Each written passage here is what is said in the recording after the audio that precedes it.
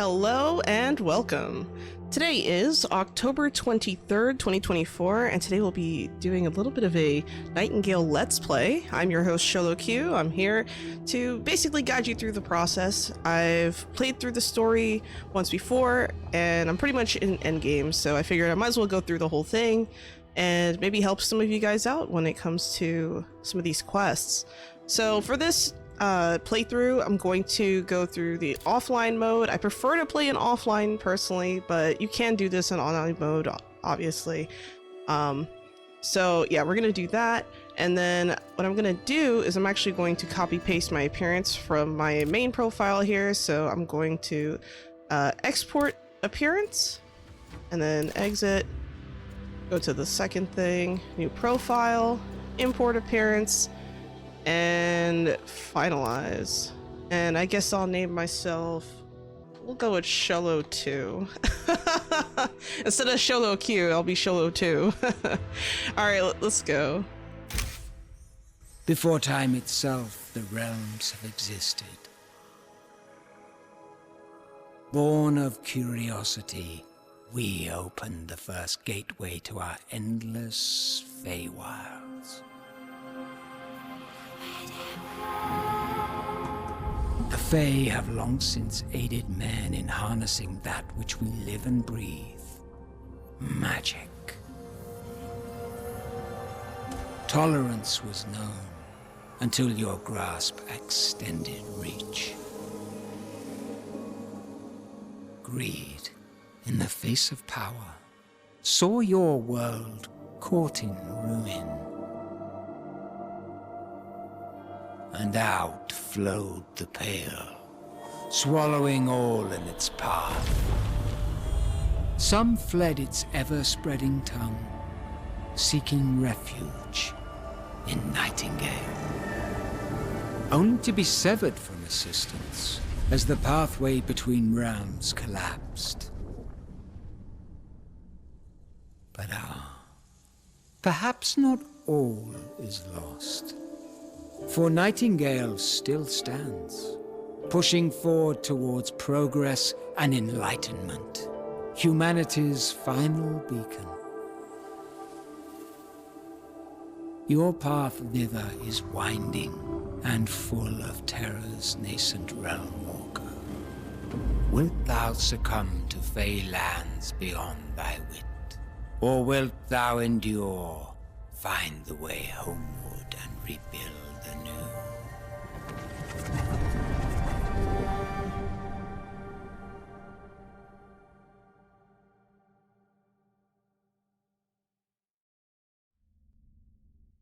Alright, so that was a great opening cutscene. I'm gonna try my best not to talk over cutscenes or character narration. But I gotta say, I really like whoever voices Puck. They're doing an excellent job. They're just killing it.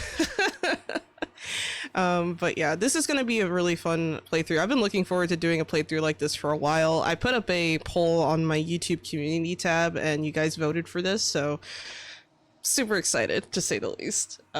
So yeah, we're going to get right into it. Hopefully. We're just waiting for the realm to prepare itself. Now, we just had an update today, and there were just some bug fixes and some minor things, it looks like. So nothing too crazy, though they did introduce a Halloween event. I'm not going to do the Halloween event as part of this playthrough, but I just thought it was worth mentioning.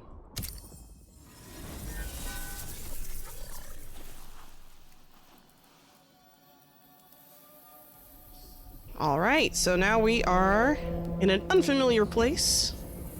Just kidding, it's familiar to me. Let my word.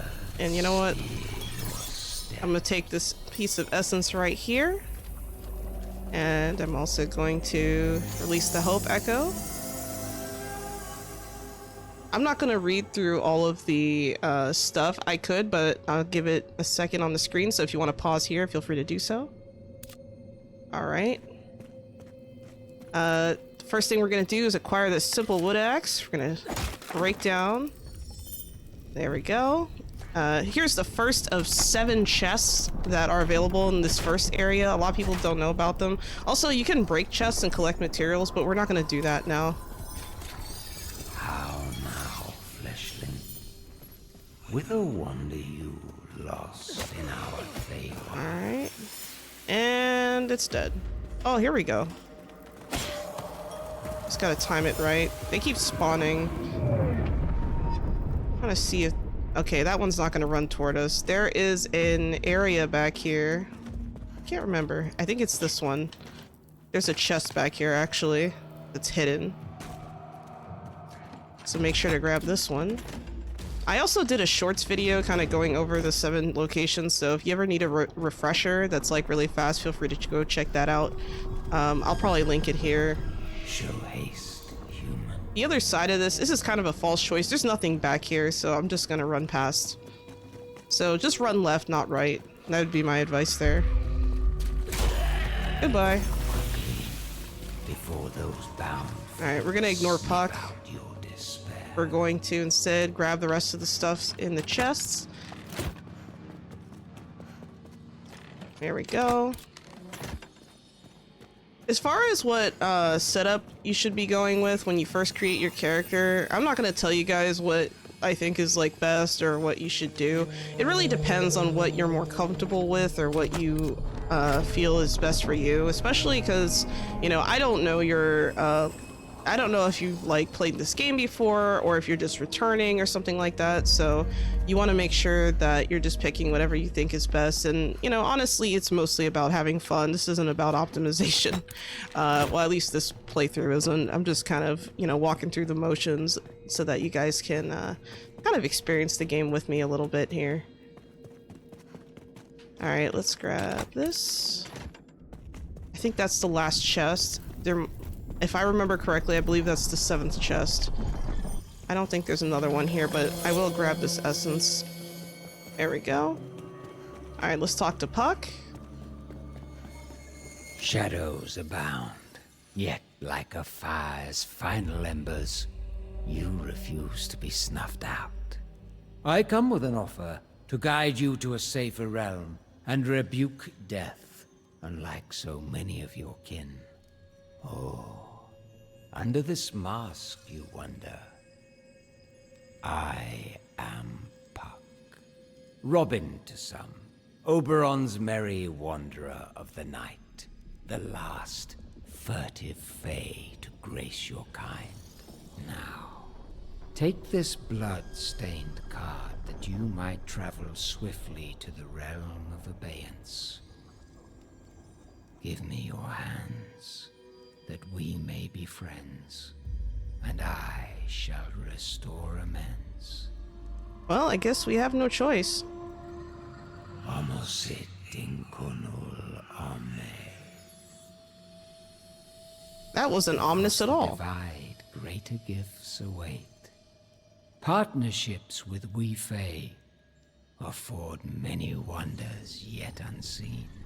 Hurry yonder toward portal and apparatus, so you, bare child of Earth, might abscond this nightmare.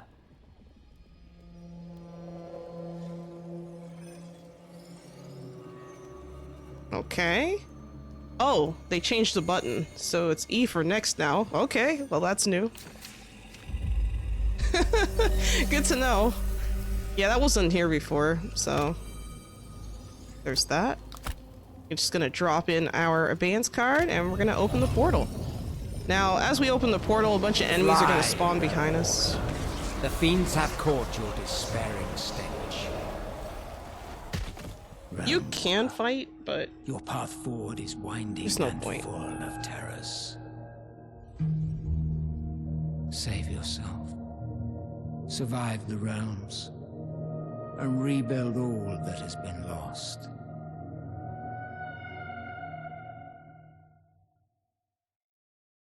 Okay.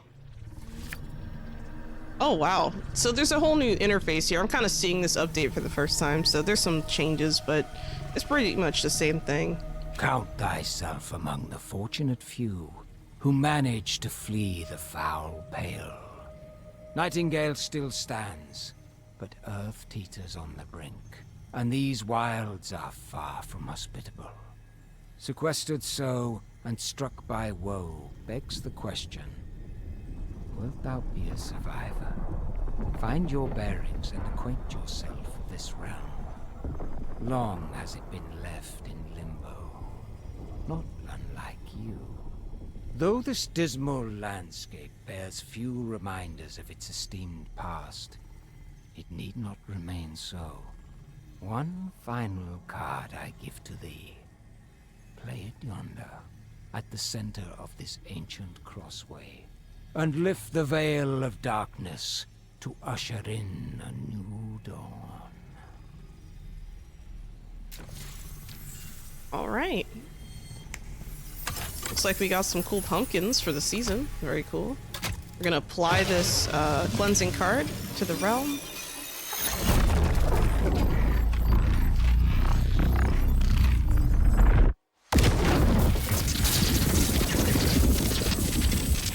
Awesome. So now things are somewhat normal. Oh, there's Puck again. Now that has made a difference. Quite the mechanism indeed. But you needn't fret over the lofty particulars just yet. More immediate concerns are at hand. The realm you've now cleansed was once the center of the Empyrean network. Long ago, it allowed lesser fae and fleshlings to travel the wilds with ease and accuracy. Though the path onward is presently dormant, it did not meet the same ruinous fate as your human-made network.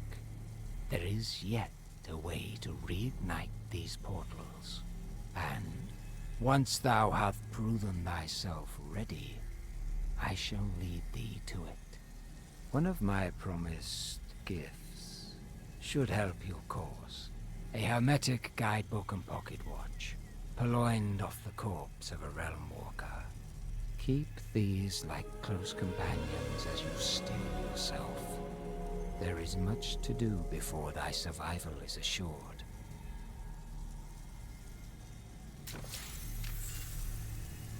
All right, cool. So we're gonna make our way down these steps. By the way, I love these pumpkins. They're so cute. My goodness. And of course, the interface has changed a little bit. Let's take a quick look at our map. So what I'm gonna do is I'm gonna start off by getting the first three things. So we have the hunting knife, mining pick, and then, you know, our first spell. And then from there, there's gonna be other things we can get as well. And there's also some NPCs we can talk to who carry some quests. So I think that's going to be the goal for this first episode. So we'll see how this all goes. I don't like to waste anything when I run past stuff, so you're going to see me picking up pretty much every single mushroom, berry, you know, kind of thing. Anything that's like food, I'm going to probably take it with me. I can also go to the progression menu and now unlock this knife because, well, actually, hold on. The simple workbench I can learn for free. Fun fact, you can also press the letter F while on this menu when you select something to learn it. Wow, so it looks like there are also some augmented variation stuff, or sorry, valid augmentation stuff listed here. That's new. That's really interesting. And good to see. And of course, we're going to learn the knife for free, and we're going to exit out of it. There's also an atlas, so we're going to, sorry, I don't know why I said that, but yeah, we have a quest log, essentially. And I'm glad that they tell you can press period to kind of flicker this on and off, because that's something that a lot of people didn't know for a while. I didn't know that for a while, and then I figured it out. So the first thing we need to do is find the treasured items. There's 12, and then we also have some main quest stuff. We're not going to worry about the main quest stuff just yet. So, well, actually we are, but we're going to focus mostly on just getting the different tools. So we're going to do the main quest for the tools, and we're just going to gradually try and get everything all at once. So let me get started here. Let's head down. We're gonna go to the second area, and we have our mining pick. There's also some food here. Now, fun fact, you can take the mining pick and use it to break these rocks, and there's a chest back here.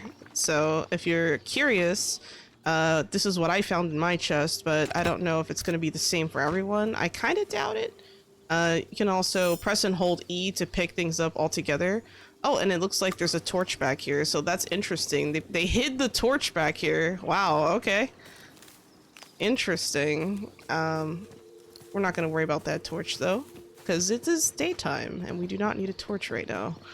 So I'm going to continue running all the way down, trying to go through this as fast as possible. What's interesting is that you have a resting start bonus, like a resting bonus when you start, of 2, so I'm going to take full advantage of that for now.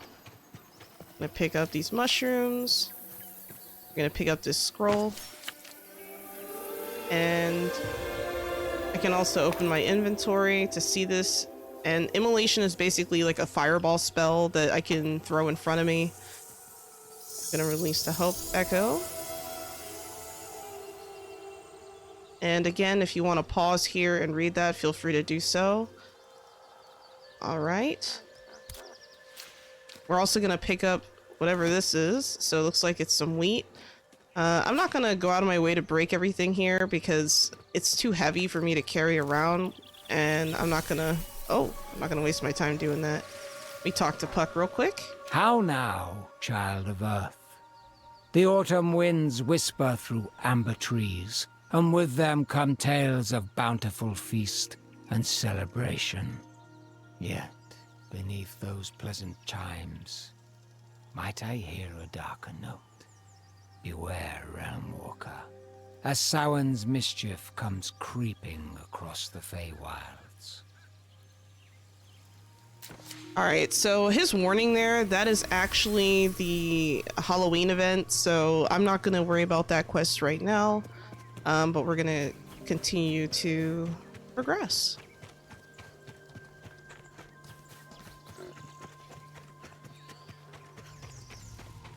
I'm actually, you know what? I think what I'm gonna do is actually complete this puzzle first, maybe. Let's see.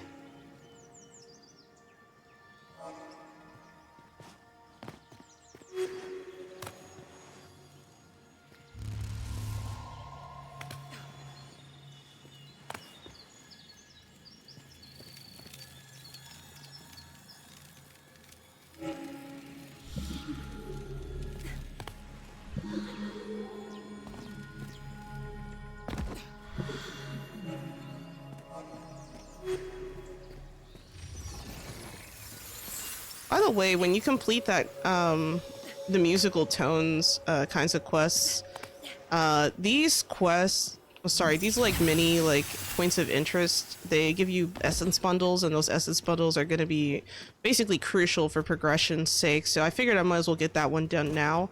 The lines that spawn from the different lights, I don't think they actually connect or spawn if you have the lowest graphics settings on. So if it looks a little bit different, don't panic. That's probably why.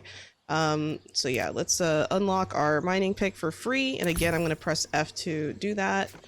And oh, I should probably reopen this tab, and we're going to unlock the Estate Karen, stick tent, the bedroll. Let's go through our consumables. So we have the simple cooking station, and then also under magic, the simple enchanter's focus. So that's all we're going to unlock for now. So yeah, it's going to make me look into my inventory, and we are good. So now, what I'm actually going to do is apply my immolation. Actually, let me double check. This is simple wood axe. All right, I'm going to apply immolation to my axe. And I'm going to enchant it.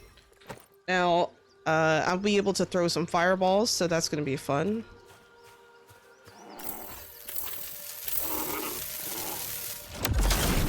And it's dead. So now I've gotten some free food. Let me make sure I chop this up. The cool thing about the carcasses is that the meat doesn't go bad in your inventory, so you don't have to worry about that, which is great. And I'm gonna, before I grab that other stuff, I'm actually gonna grab this That was, I think some more wheat, so I should be able to make some bread with that later. And some cured meat. Alright, now let's grab our actual items. So we have arrows, we have a short bow, which if I could click on it, that'd be great, and then a throwing knife.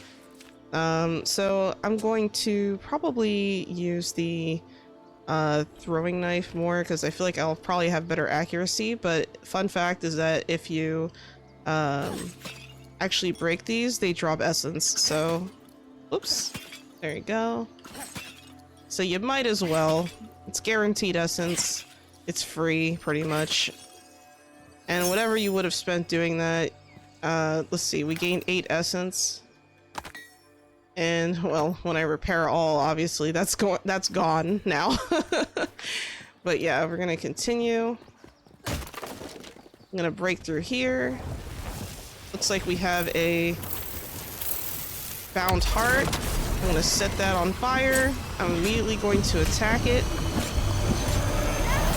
The goal is to defeat this thing or break it as fast as possible. And because I used my fireball, I just killed 3 at a time. And that was good. So we're gonna collect this essence bundle, just looking around briefly to see if there's any other items that maybe I want to pick up or take with me.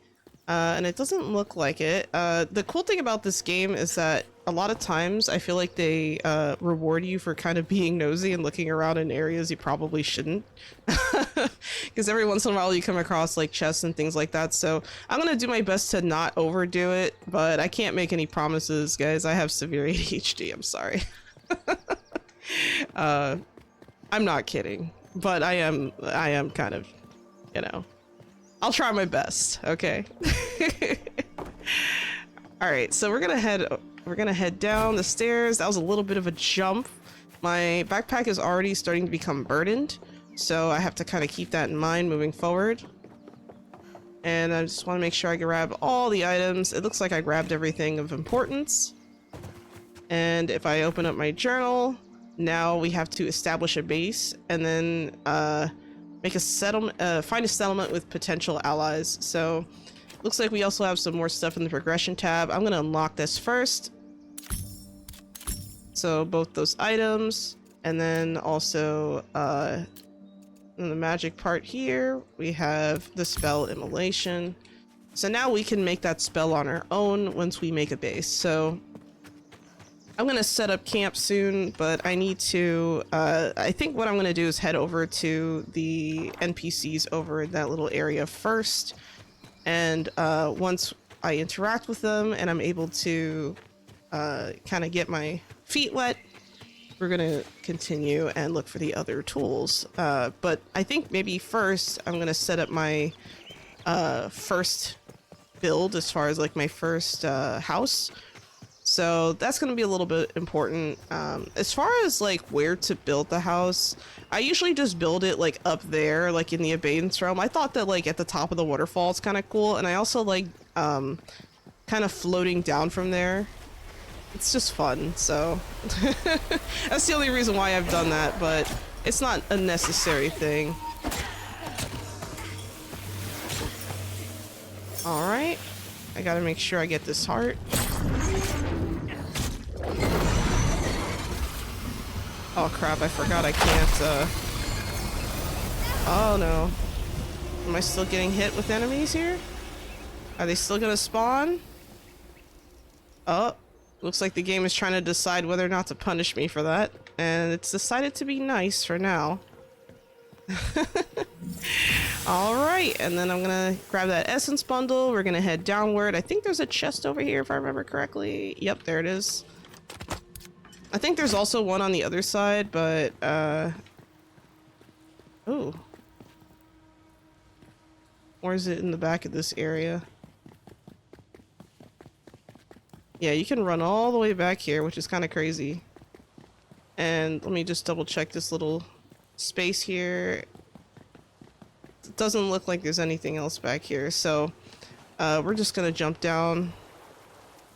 It's a little bit of a jump. I've broken my foot, but don't worry guys, it's okay. Because I also have one of these thingies. You can use that to fix injuries like that. So let me remember. I forgot what it's called. Let me see. It's called the injury salve. Well, I guess it's named pretty well.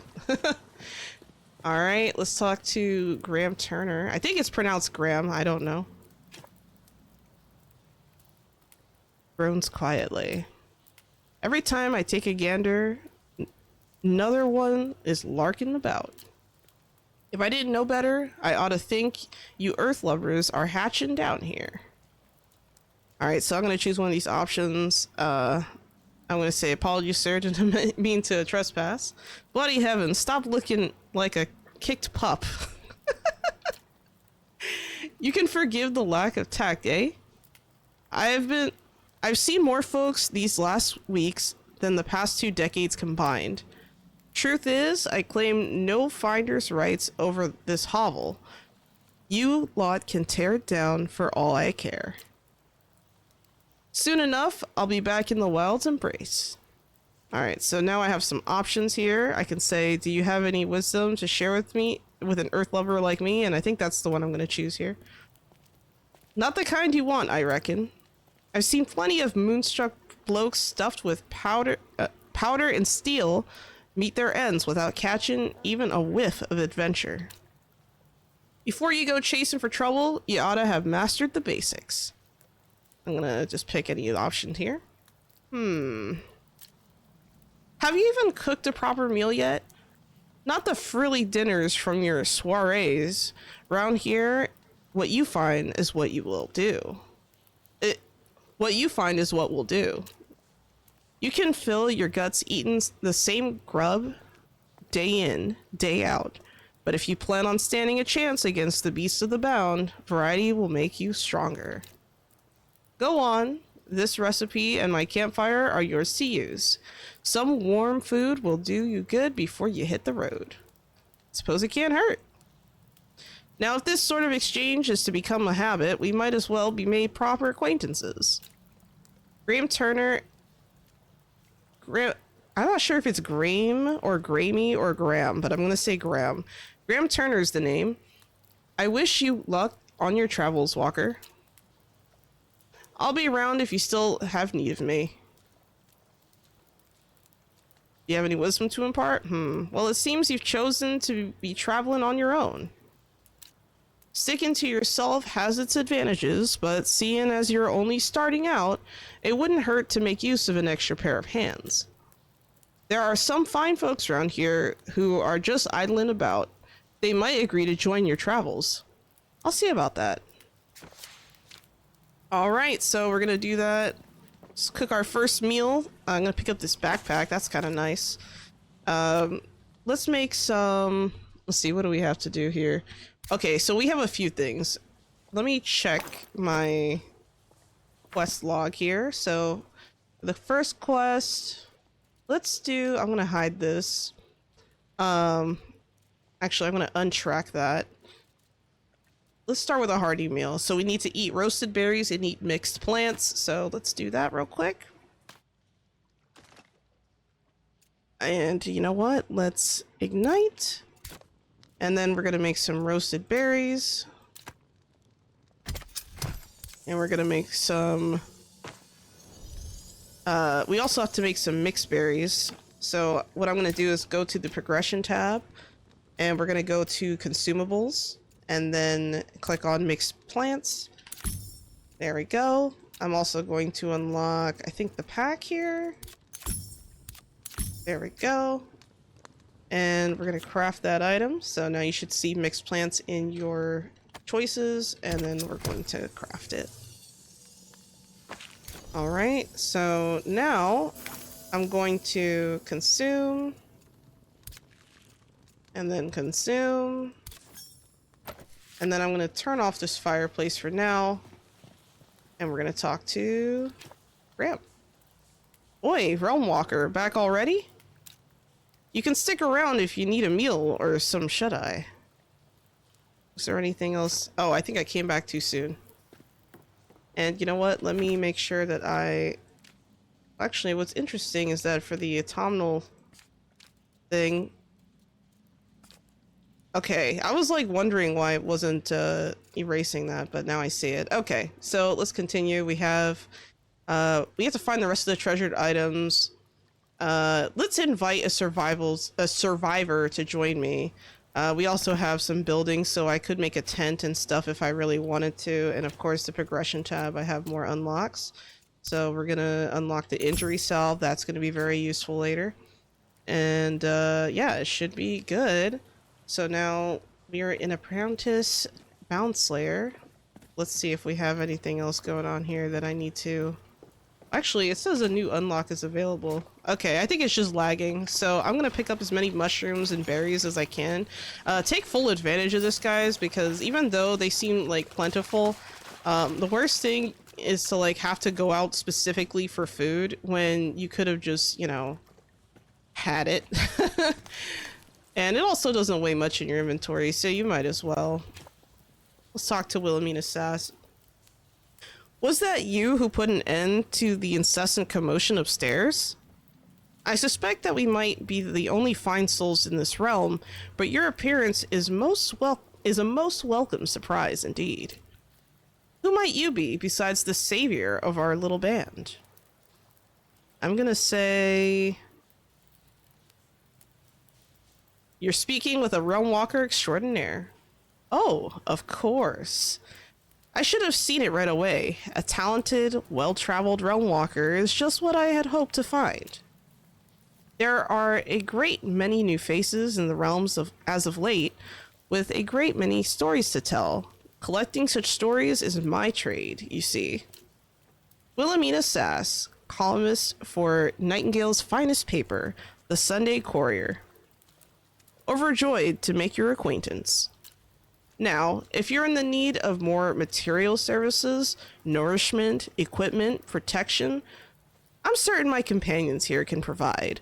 We've always time for a new customer. I'm gonna go with, have you heard any rumors lately? Always. Something particular you're looking for? Do you know of anyone who could lead me to Nightingale? Perhaps. It seems there are a great many of your fellow realm walkers about, diving from their Nightingale headquarters to realms as near as Sylvan's Cradle. I met one Aurelio Acevedo Ortega. Wait. Yeah, I said that right. Cool, I got it. As I passed through, and for a man of his years to survive the profession, he must have some level of skill or luck. Of course, I've no doubt the man was mad. Gold sickness. It had he and his traveling companion so enraptured that they dismissed my politest inquiries outright. Oh wow. Okay. So I'm not going to ask about decor. Rumors we already talked about. Let me see if she says anything new with questions. I guarantee the utmost honesty, and I could ask her questions like anything else, but I think that's all for now. That's the only quest that I need, so that's all I'm gonna inquire about. So we're gonna open up the progression menu, double check. I keep getting things saying, oh, open the progression, but it's never actually the case. It just seems kind of random. So let's pick up more of these mushrooms, more of these berries, and I'm gonna grab as many as I can before I head out of here. So we have one person we can recruit, and there was another person walking around upstairs. But either way, we're just going to, you know what, let me go with this person here. We're gonna recruit Jay. Hi Jay, how's it going? All right, tip of the hat. Let's go. Strength in numbers. Now we have done that. Gonna complete this. And then if I can get up here, that'd be great. There we go. And let me just check my quest here. So we still have to establish a first base. Let's see. Complete encounters in Fey Ruins. We haven't done that. reignite the Empyrean portal to Sylvan's Cradle. That is a more advanced quest. We're not going to be able to do that today. So yeah, let's start by building our first house. So now that I've recruited someone, I'm going to run out. We're going to go upstairs. And we're going to make sure that we start building. So here's another person. We had Lewis over here. Oh, looks like it's raining outside. Lovely. Let me take a quick look, make sure there's nothing back here. Oh, there's a random coffin. That's kind of funny. Wow, they really decorated this area a little bit. It's kind of cute. Alright, just want to make sure there's nothing else here. Because sometimes looking around is actually worth it, so... yeah, there's that. And you know what? I don't want to go too far from everything, but it might actually make sense to put my my house here like I usually do. So I'm gonna mark it on my map, and then I'm gonna rush over to that direction, and we're gonna start building. Probably, I believe that's on the waterfall, but I'll have to check once we get closer. I see some wolves in the distance. I'm going to try and avoid them for now because once they swarm you, it sucks. And I'm also currently with the wet debuff. Now, the wet debuff, what it does is my rate of stamina regeneration is drastically reduced and my clothes are soaked through.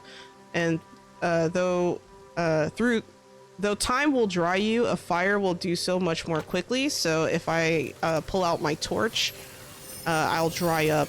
Oh, and it looks like we have some random food here. Great. The nice thing is that as you scavenge and stuff, sometimes you come across some nice little goodies like that. So you never know. It's good to look and check. We have more deer over here and things like that. I'm just going to ignore them for now. Yeah, so usually I build my house on the other side or like near the waterfall area, but I'm not going to do that this time. Also, I hear a hope echo, so I'm going to interact with that. And I'm going to show the text on the screen for a little bit. Feel free to pause. And then I'm going to close. We're going to keep going. Making our way. And basically, I'm going to choose this location because it's the closest to the very center, and we're going to have a little bit of walking around to do.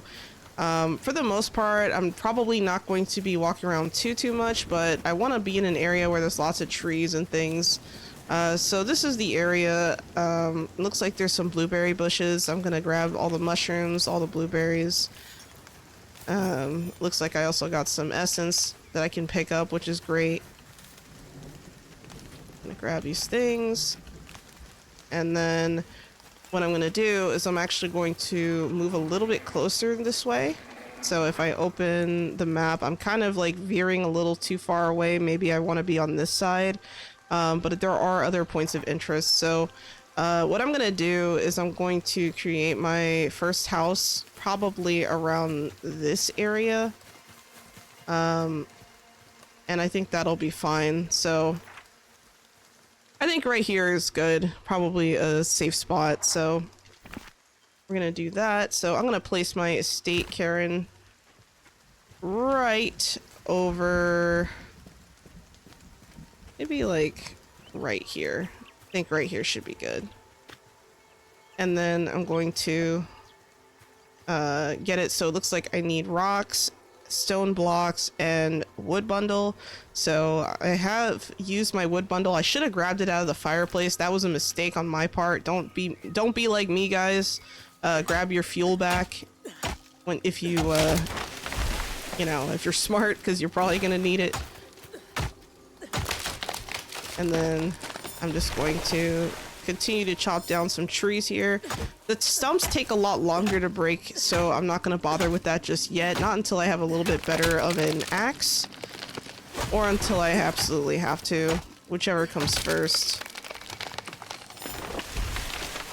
Alright, so we got our wood bundles. That should be enough.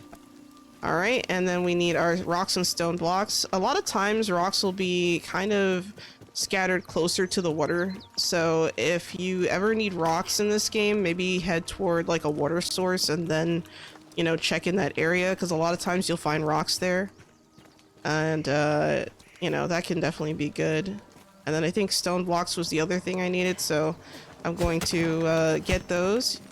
Because stone blocks, you have to break these rocks in order to get them, so we're gonna need this material anyway, so I'm just gonna gather it now while I'm at it. Grab a few of these. And of course our helper here can't really do anything in this early level because they start off with a hunting knife, which can be good, so we'll let them be, I guess. And it looks like we found some more random food laying around. We got some sticks now. You know, picking up sticks off the ground, that's great. And you know what, I'm also going to pull out my torch so that my my wet debuff goes away. It's not raining anymore, there's no reason for me to still have that. And there we go. So we established a base. Doesn't look like one, but we established it. And you know, you could press J to go into the guidebook and, you know, do all our stuff. So that was completed. So now we have to unlock the simple tanning station. That's another one we have to do. So I'm going to go to the, well, actually, let's check out the tile sets. What is this? Oh, special event items. Oh, okay. So it looks like they moved some stuff around here. That's okay. So I'm just gonna unlock everything that is glowing or flashing in blue. That is all going to be unlocked because I can unlock those items for free. And I don't have to worry about using any of my essence for that just yet. Now, keep in mind that the essence that you acquire is also used for your repairs. So try not to use it too quickly or too frivolously, if you know what I mean. So now I have a choice. I can either go with a wood foundation or like a rock foundation. So if I were to go with a foundation that is made of stone, then I need more stone blocks, and because I'm so close to the water, I think we can probably make do with a stone ground anyway, so we're just gonna do that. I think I'm going to place my first tile probably like here, and we're gonna do a little bit of stuff here. I think maybe this might be too low, so I'm actually going to press X to go to the building options and hit remove. We're gonna remove all of these, actually. It's too low.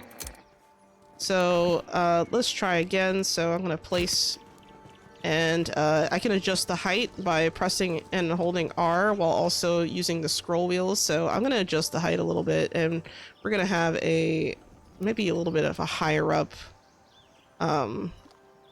building here. So we're gonna add these in. I decided to build a little bit closer. And I think a 2x3 stone tile should work. I'm gonna add the materials. Looks like I need some more stone blocks. That is okay. I'm gonna exit out of the building menu. I keep trying to block with it because I'm used to using an axe pick, so if I randomly block, I'm sorry. That's just force of habit. I'm just gonna grab these items here. Now, what I'm not going to do is I'm not going to use stone for the walls. I think I'm just gonna use some sticks, and we should be fine. All right. Just gonna add everything else. Now I'm gonna move the estate cairn, so I'm gonna press X, and then I'm going to move it using R, and I think I'm going to move it probably right here. Next, I'm gonna put up my first walls. So the cool thing is that I can pre-build everything I need to build, essentially, and then just like place everything after. So I'm gonna put my windows here so at least I can see outside. Part of the reason why I like to have windows is that if for some reason there are enemies or like maybe deer or something sitting outside, I can just snipe them without any issues. So that is definitely a huge advantage to that. I'm also gonna place a door frame. We're gonna go with a crude slated or crude slatted. I don't know, it's weirdly spelled. Door there. I decided I'm going to change this one up, so I'm going to remove this wall, and we're going to put a door right over here as well, and then I'm going to press E, and it's going to fill up as many spaces as it can, depending on the materials I need. So it looks like I still need sticks and wood bundles. So I'm going to go and retrieve that. Now, actually, I should have gone this way. Wrong way. That was a little bit embarrassing. Part of the reason why I'm building my house first is because it's a free teleport, and it's really, it can be helpful later just having, oh, wrong tool. Can't use a pickaxe on a tree. That's not going to be very effective, I don't think. And also there is fall damage, so be careful when you chop these trees, because if you get hit with that, that's gonna suck. Also, if your helper knocks down a tree, pay attention, because if you get hit by that, it's also going to suck. So, just a heads up. You don't want to get bonked on the head with one of these trees. Especially at this early level, that could be kind of, I wouldn't say devastating, but it wouldn't be good. Alright, I think I might have enough. I might not have enough sticks, but, you know, as you continue to get stuff, you're gonna learn what materials grab what. So anything that looks kind of like this, obviously it's gonna be plant fiber. Anything that kind of stands up like this with kind of a sturdy-ish, you know, base to it. So something like this or something like this, these are gonna give, well, that's gonna give crude fiber, but something more sturdy like this with like a wood center, that's gonna give crude sticks. So make sure that you, you know, are able to identify those early. And we're also gonna place down, actually, I'm gonna place down some stone stairs, because I feel like if I don't, I'm gonna regret it. So we're gonna get more stone blocks. I'm actually going to go all the way down this way, and we're gonna run to the other side of this water here. I'm gonna change to my pickaxe.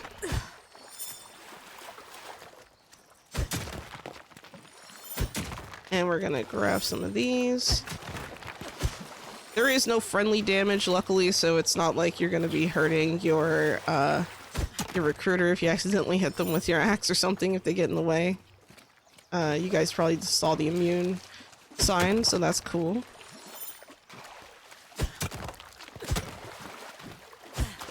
We also have some ore here. I'm gonna grab some of this ore, actually. And now I have even less stamina because of the,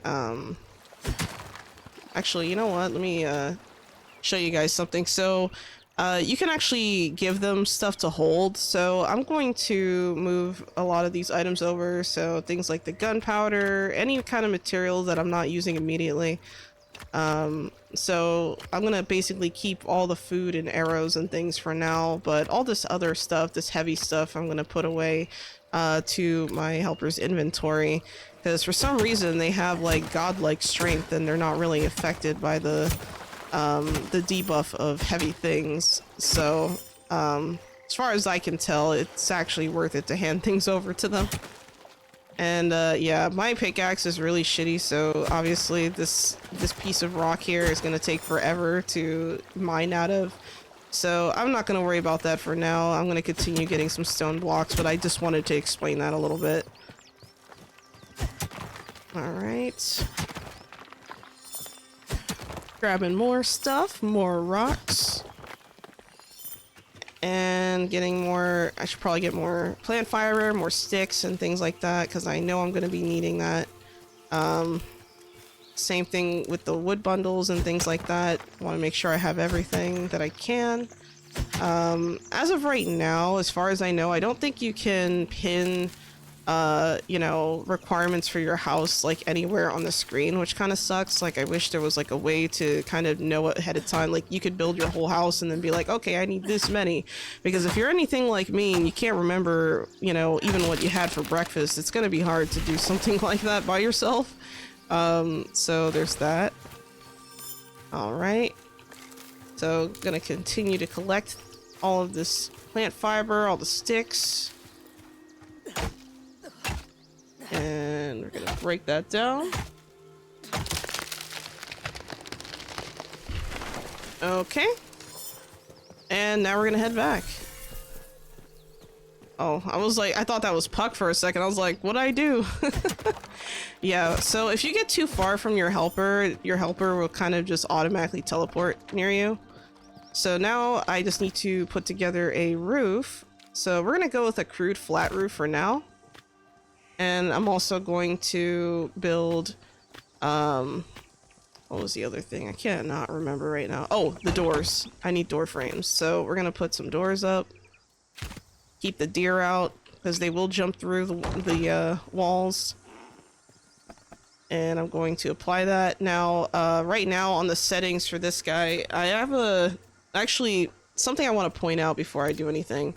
If you interact with your survivor, I call them my helper because they're basically, you know, an extra pair of hands, but I'm going to go over this menu a little bit so that you kind of have an idea of what to look at. So there's the movement so they can follow you. Work here will just mean that they stand in place and do whatever task they're like able to do essentially. So if they're holding, you know, so if they're holding like a pickaxe, for example, they'll just be mining in that area.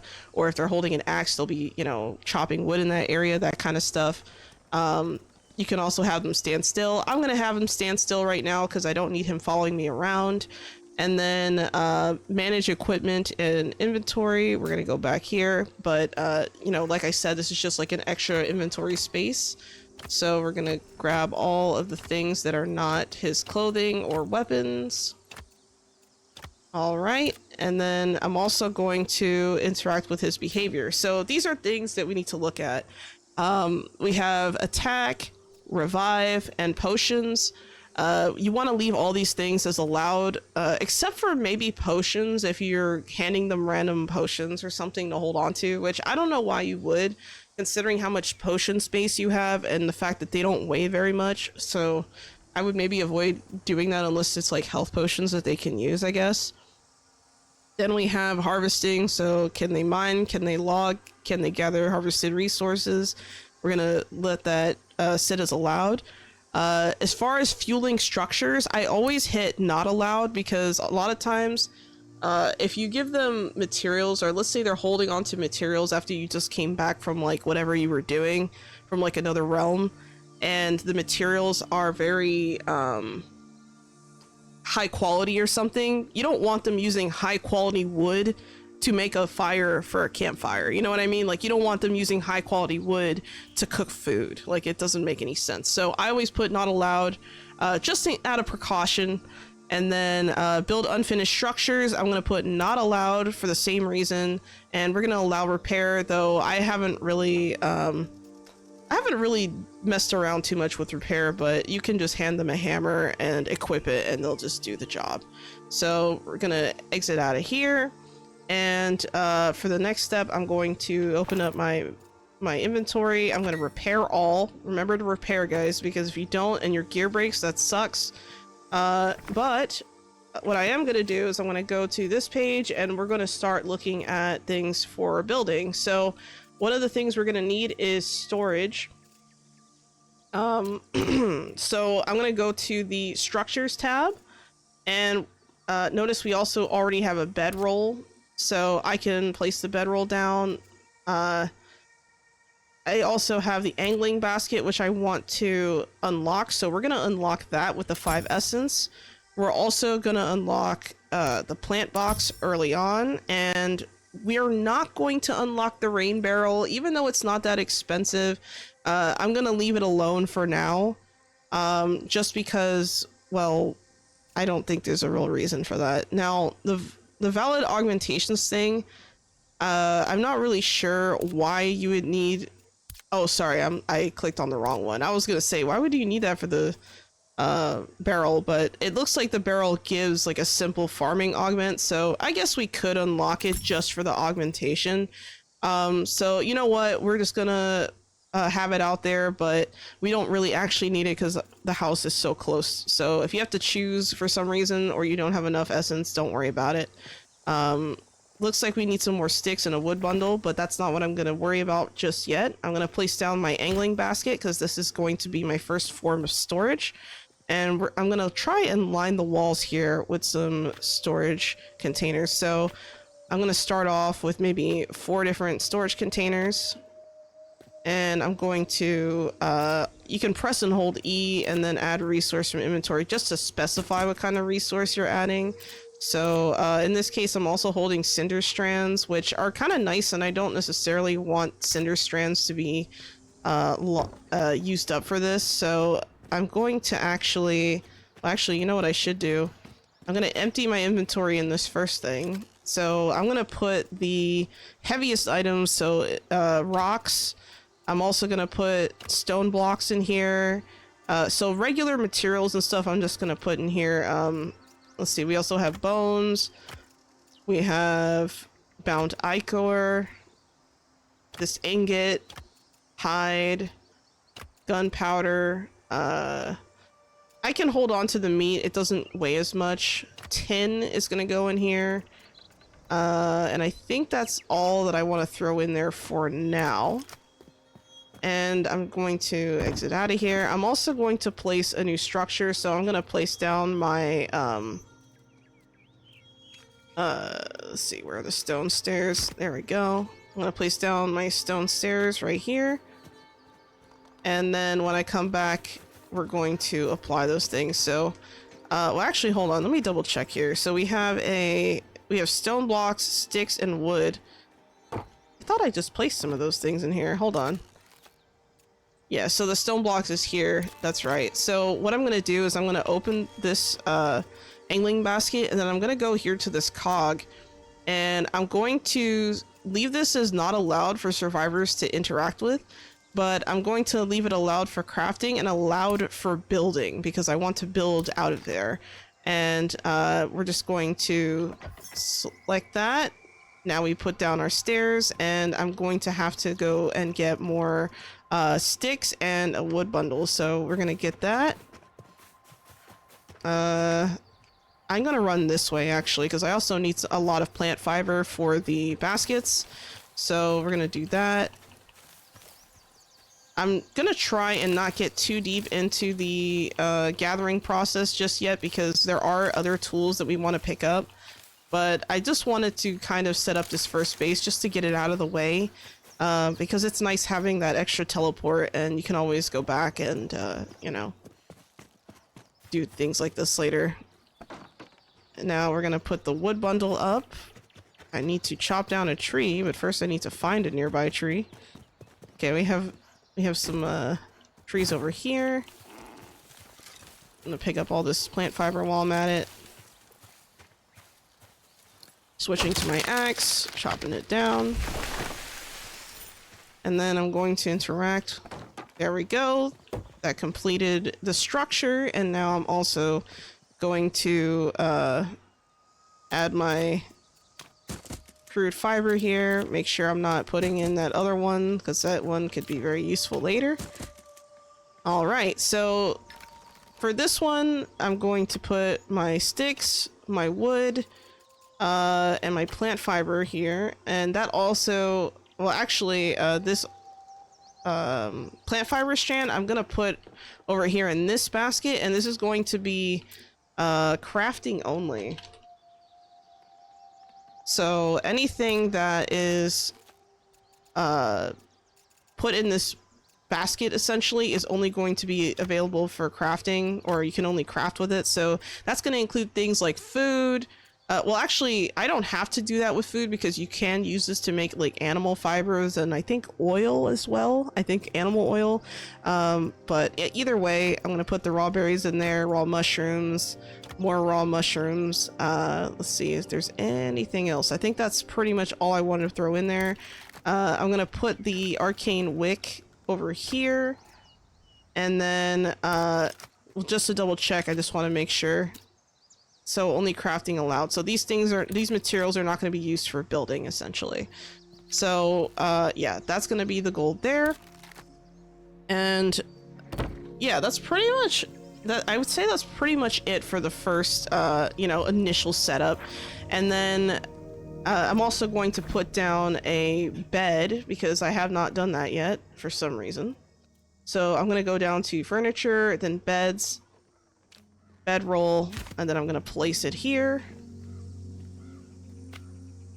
and now I'm going to just auto add resources. Looks like I'm still low on plant fiber somehow, but what's funny is that I'm gonna have so much of it later that it's just not even gonna matter, so I'm not too worried about it. But yeah, the cool thing is that once you get your sickle, or once you either craft or obtain one, the sickle gives you like a higher yield when you kill plants and things, or when you harvest plants. So that's definitely really good. I'm also going to place down a, let's see, not this. I want to place down a fireplace. Here we go. Simple cooking station. That's basically your fireplace. So I'm going to put the simple cooking station in the very center. Actually, I'm not going to put it too close to the bed. Not because I think it'll catch on fire or anything like that, but because that's not why I need it. When things are warm, or when the area is warm and well lit, that also helps the other crafting stations. So that's something to kind of keep in mind. We're going to put some sticks there, and we're not going to ignite it just yet. But what we can do is we can also, well, actually, I should also unlock the simple tanning station, because that was one of the quests we had earlier. So we have the simple solid table, but here's the simple tanning station right here. We're going to learn that, and then we're also going to make leather. We're going to learn that, and as far as chitinous bone goes, we don't really need that right now, but it is nice to have. And it looks like they also changed the icon for chitinous hide, so that's interesting. All right, so now that that's done, I'm going to choose some items to make. So we're going to have some roasted meat. I'm going to autofill this. Oh, that's a mistake. Oh, well. There we go. That's all the meat. And then I'm also going to make some roasted berries. We're going to go with maybe, I'm going to make like 5, whoops, not 54. We're going to make like 5 of these. And then I think I'm also going to make oh, actually I could do more of these than I realized. So I'll do 10 of these. We're gonna go back and make for the roasted berries maybe another 5 more, maybe 10 more, but either way it's going to be made, and we're gonna let that cook. Now while that's cooking, we're gonna take full advantage of that, because now if you notice, the bedroll gives you a sleeping comfort level of 4. So I'm gonna rest now, and then I'm gonna reset to dawn the next day. Hello and welcome back. We are here for part 2 of this series. If you haven't seen part 1 yet, please go check that out. But I'm going to continue as if you know everything that has happened, and yeah, so we're on day 2. So now we've woken up. I'm just going to collect the items I cooked at the simple cooking station, and it looks like I'm going to be good for a little bit. I have to swap out my food here. What else am I going to swap? Let's see, we have 2 different types of food. So actually we have many different types of food. One of the first things I'm going to do is move my health potions over to the very first part there, because if I move it to the very first part, or very first square, it moves it to the Q button on my hotbar, and I want to have that readily available without delay. So there's that. I think I'm going to try and organize my inventory a little bit here. So I'm going to put food items here. Actually, no, I should put cooked food and spices. We're going to start with cooked food and spices. So anything that overflows that I can't really hold at the same time is going to go in there. And let's see. Let me put this in here. And I think this one was the, yep, this is the no, like this is just crafting but not building. So let me just move these over. And you know what? Let's also move the wheat flour. And make sure that we are good. All right, cool. So now that that's done, I need to probably start looking for some of these other weapons for the main quest for the Abeyance Realm. We also have to complete encounters in Faerun's, which we'll be able to do along the way, so I'm not really worried about that. But the first place I think I'm going to go is up here, but before I do that, I'm probably going to complete this point of interest, and then I'm going to make my way up here. The reason why is because I want to start all the way up here, and then head all the way over. So we're gonna do that. All right, so let me just make sure I eat my food so I get my bonuses. I think going out and adventuring as far as like looking for things early can be a really good idea, especially so that you're not having to make a lot of these tools by yourself and use up essence for no reason. So you might as well get the free items, because once you obtain the item, you're able to build it or craft it. I mean, not build, but you know, well, hopefully that made sense. Hopefully that made sense. All right, we're gonna head all the way down this way. Some essence, some deer. We're gonna interact with this here. We're gonna break the bound heart like we did last time. I'm just gonna start whacking at it at this point. Oh, there we go.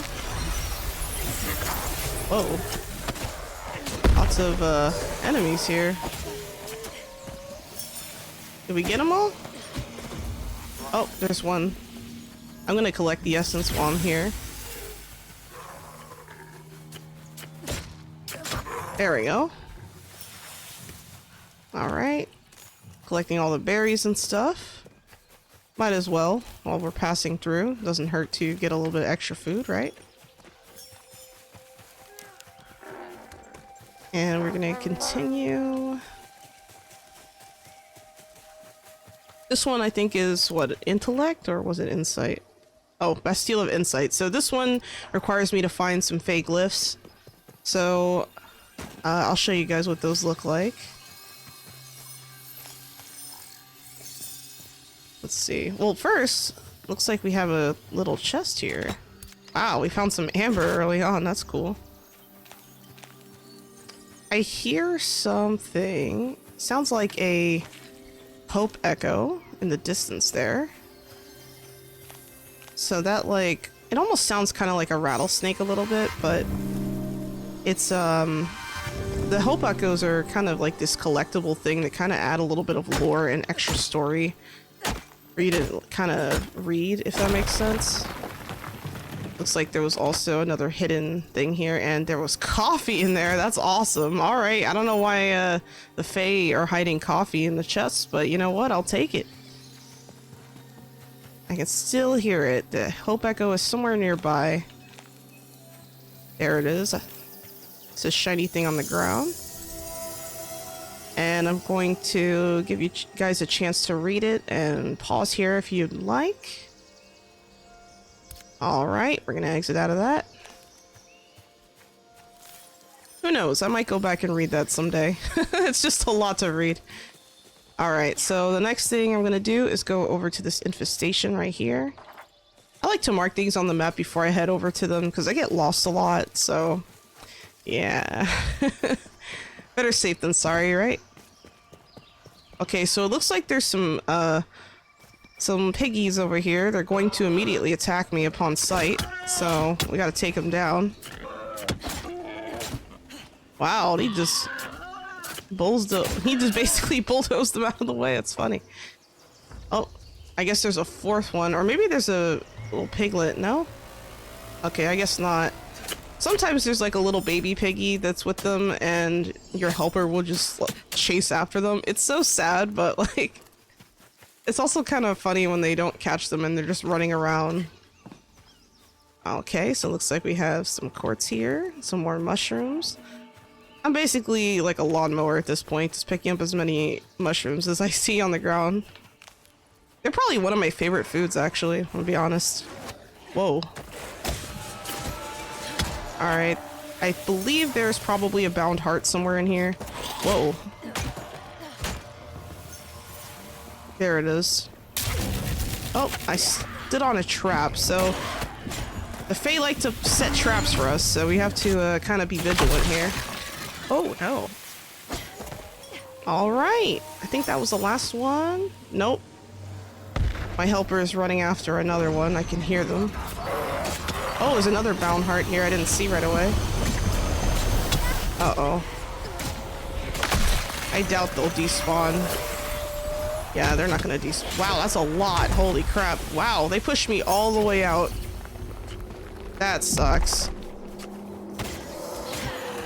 Well, a couple of them found their way to me. Just gonna heal up real quick, make sure I'm not getting too low. Alright. Time to get the essence bundle. There might be 2 bundles? I don't know. Maybe not. I just thought it was weird there were 2 hearts here. Let's keep going. Make sure there's nothing else. Oh, not sure what's in here. Let me switch to a pickaxe, actually. Okay, so it looks like we didn't luck out there, unfortunately.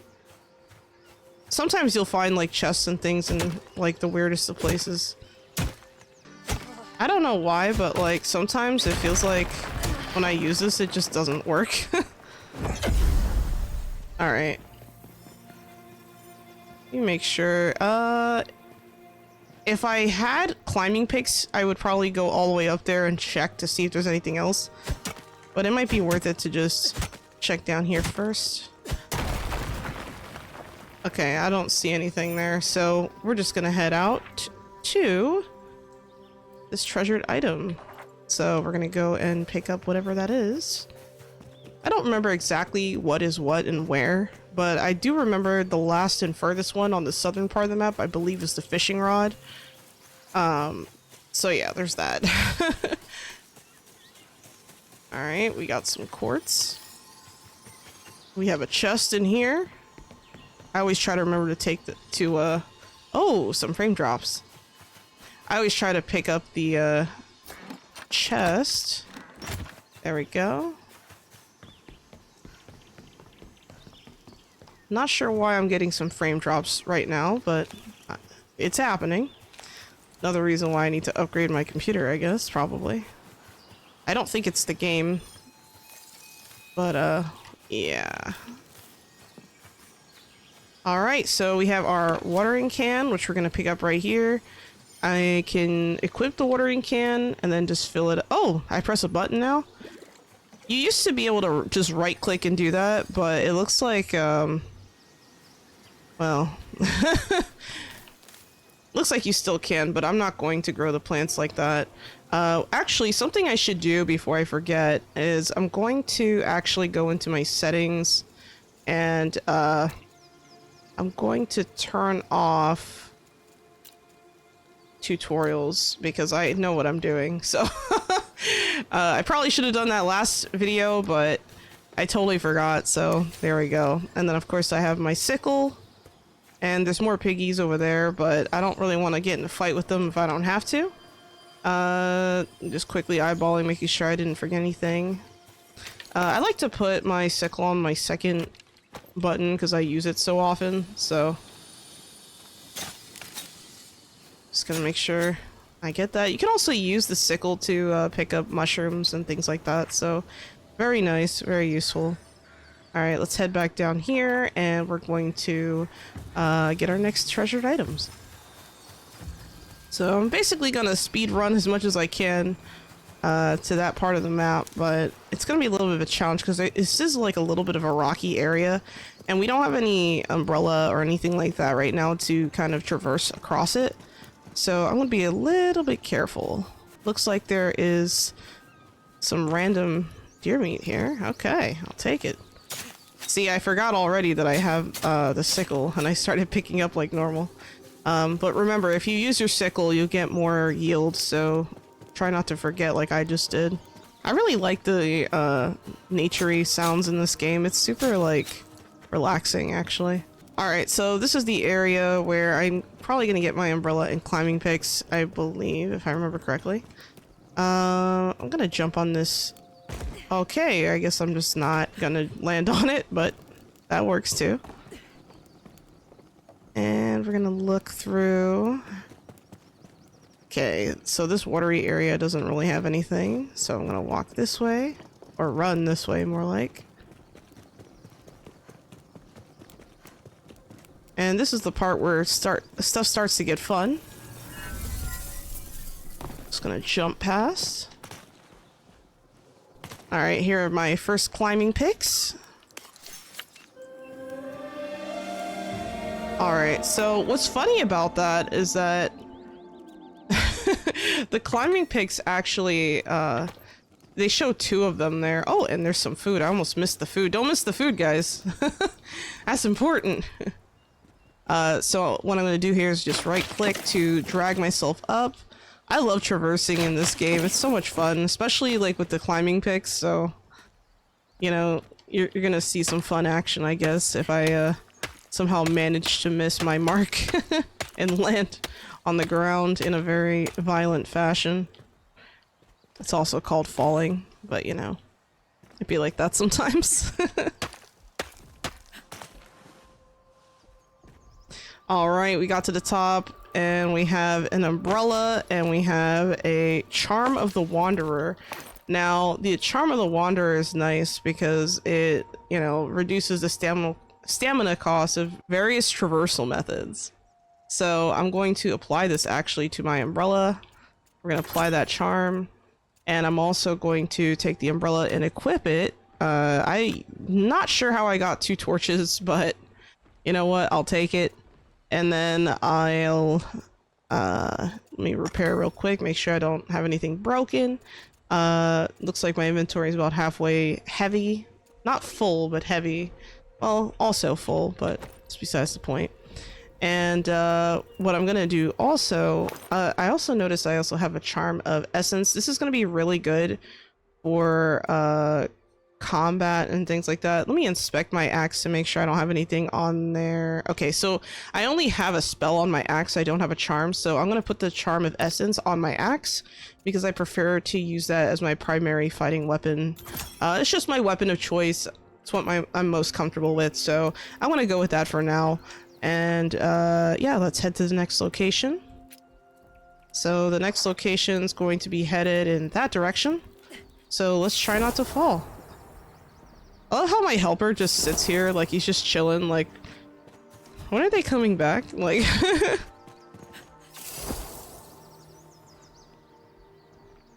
floating on your umbrella initially is like super slow and just, you know, you get a nice view of what's going on around you, but you don't really have that much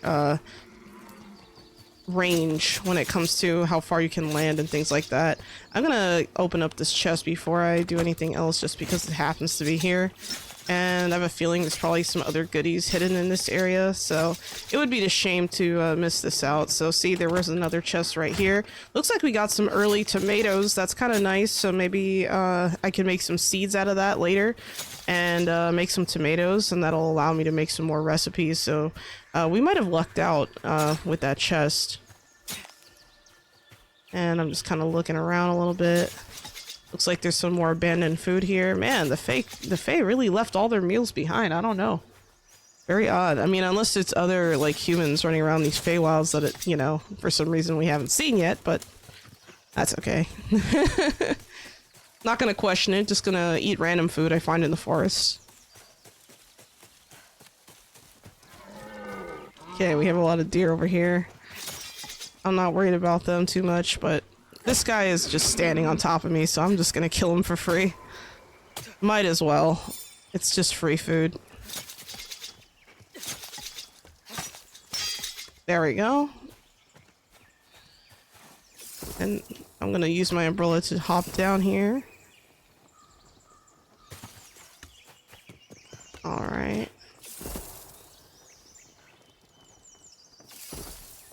Eventually, as you continue to progress, you're going to get better and better at navigating with that.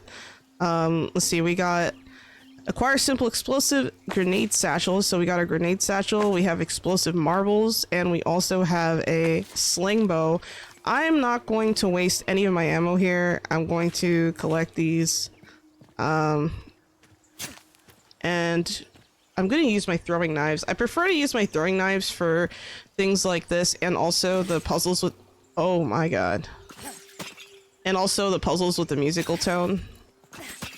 Because the musical tones, type puzzles, they're very,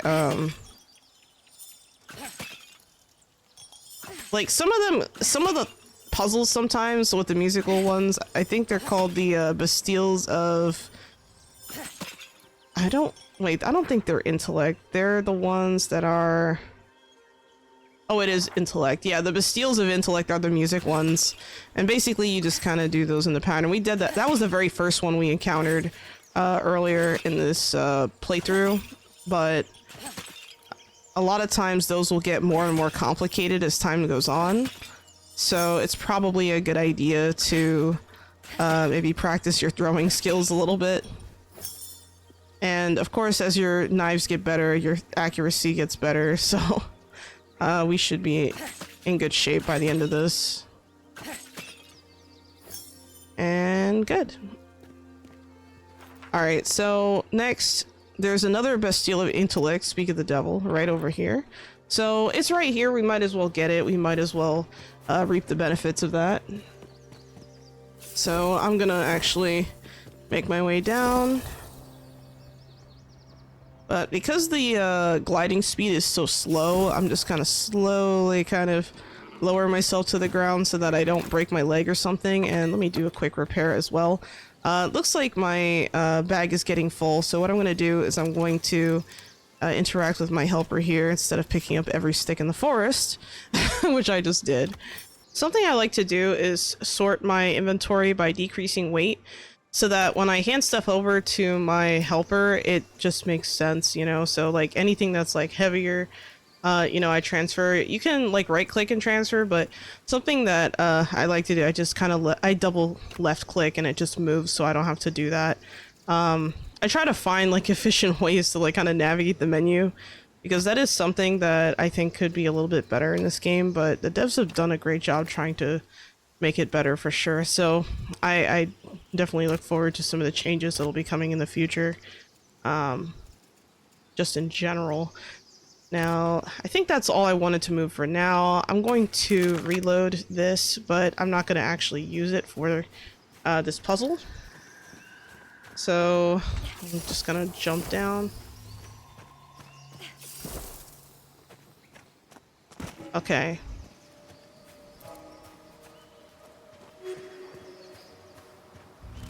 Alright, let's see the pattern here.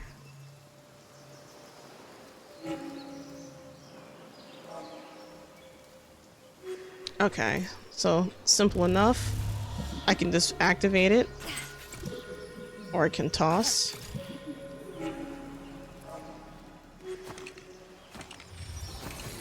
Looks like I'm a little too low to the ground. There we go. Uh-oh. That did not work. Let me try again. I like that they changed the indicator so it's easier to know how close you are to being able to latch onto something. So, you know, if something is a little bit out of reach, you can kind of tell now, like, oh, look how far it is. But you could tell, oh, this corner might work better, you know. So that indicator is actually kind of nice. That just came with the newest update, so that's actually such a good idea. And the more I think about it. All right, so let's move on to the next area. Where we'll be picking up some more tools or more treasures left behind, I guess. I'm sure I'll probably come across it at some point.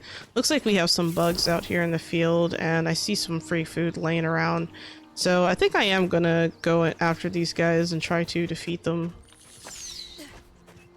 Oh, okay. These bugs are very aggressive. I recommend using either a maul or a pickaxe against these. The maul especially does a lot of damage against bugs, but you know, this is more of just a small thing I'm doing right now. There we go.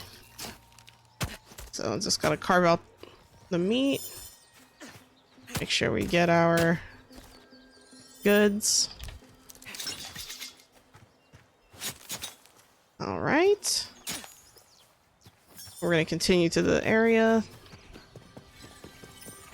Looks like there's some more food laying around here. Man, someone's really losing their lunch. I don't know who it is, but kind of interesting. You know, part of me kind of wonders if Puck just like randomly puts food like everywhere just to fuck with me. Like he just wants me to think that, you know, it's just left behind or something, but really it's just him putting food there. Because he doesn't believe in my ability to traverse the realms? I don't know.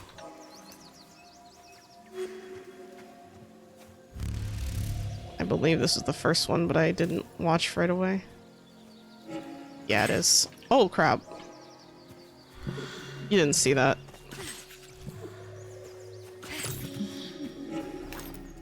Gonna repair. Every time you throw your knives take a durability hit, so just kind of keep that in mind. So if you're trying to choose between your knife and other things, you know, just kind of keep it in mind in general. But the good thing about it is that it's like the ammo for the knives are just, well, the throwing knives in particular, not the hunting knife, because the hunting knife is a different thing, but the throwing knives have a, forgot what I was gonna say. Oh. Let's kill these bugs too while we're at it. I see some more food laying around in the distance. And there's also a random ingot here. But yeah, your throwing knives, they take a durability hit every time you throw one, but the ammo is unlimited. So if you need something to throw, but you're out of like ammo of whatever weapon you're using, your throwing knives might come in handy as like a secondary, like fallback kind of item. Now, I have the arachnophobia mode on, so I think those bugs are supposed to be spiders. So if you come across spiders instead, can't say I didn't warn you.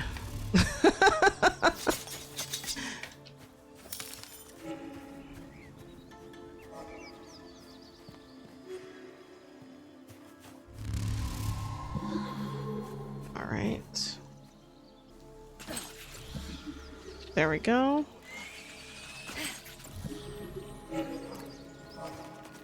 Wow, these bugs are fighting the deer over here. That's crazy.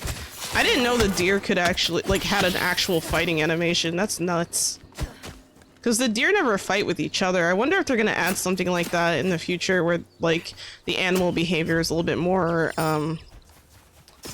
natural, I guess? I don't know. Oh. Where is it? I hear a bug, but where is it?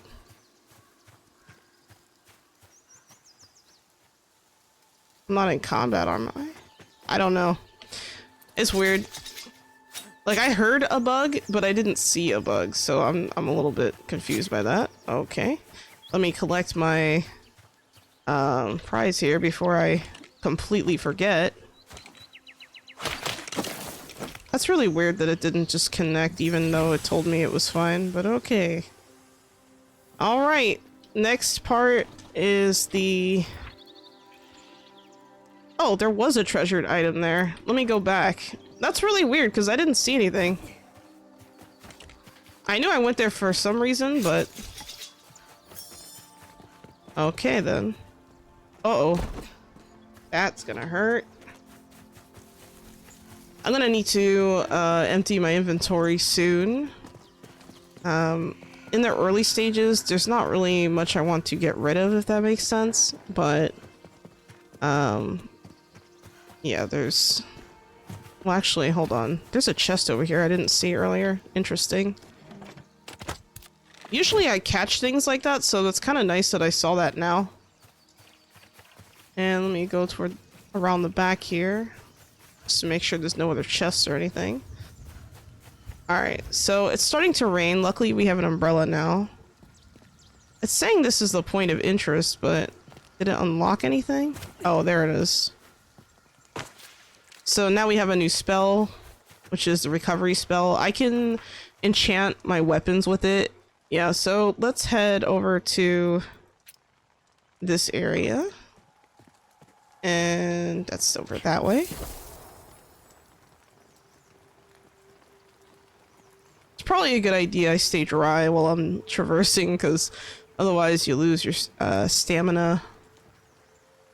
Or you lose, I think it's maximum stamina. I have to double check that. I know I went over the debuff last time, but it's to escape me exactly how it functions every time, but I always think, you know, any kind of water like that is bad. Oh. Well then.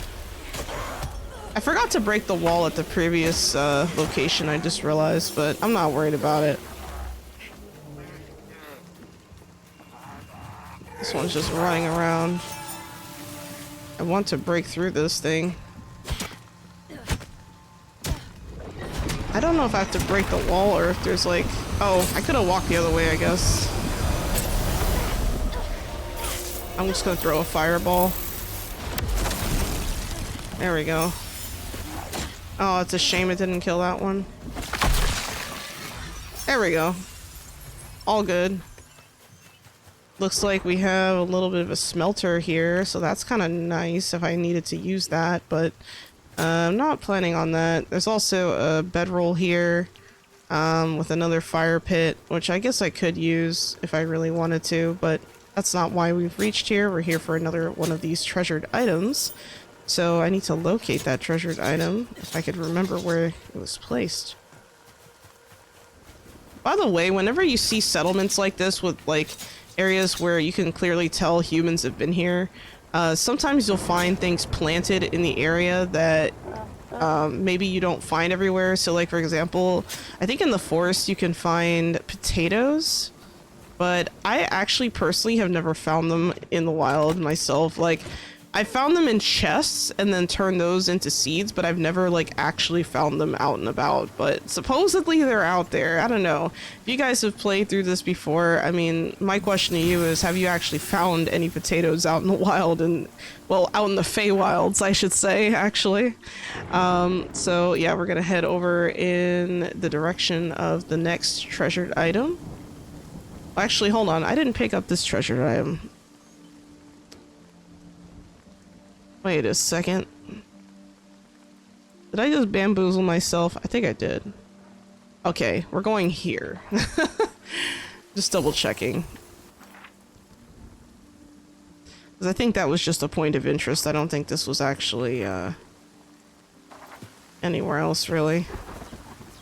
Something I've noticed is that whenever you're in flight, the AI from the helper doesn't seem to know where you are. It's almost like it thinks that you... Hold on, I think I heard a hope echo. Oh, here it is. Here's one right here. Now I found that hope echo. I'm just gonna give you guys a chance to read it, so pause here if you'd like to read through this. Okay. And continuing.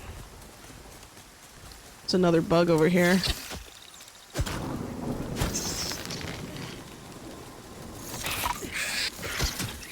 They're very aggressive.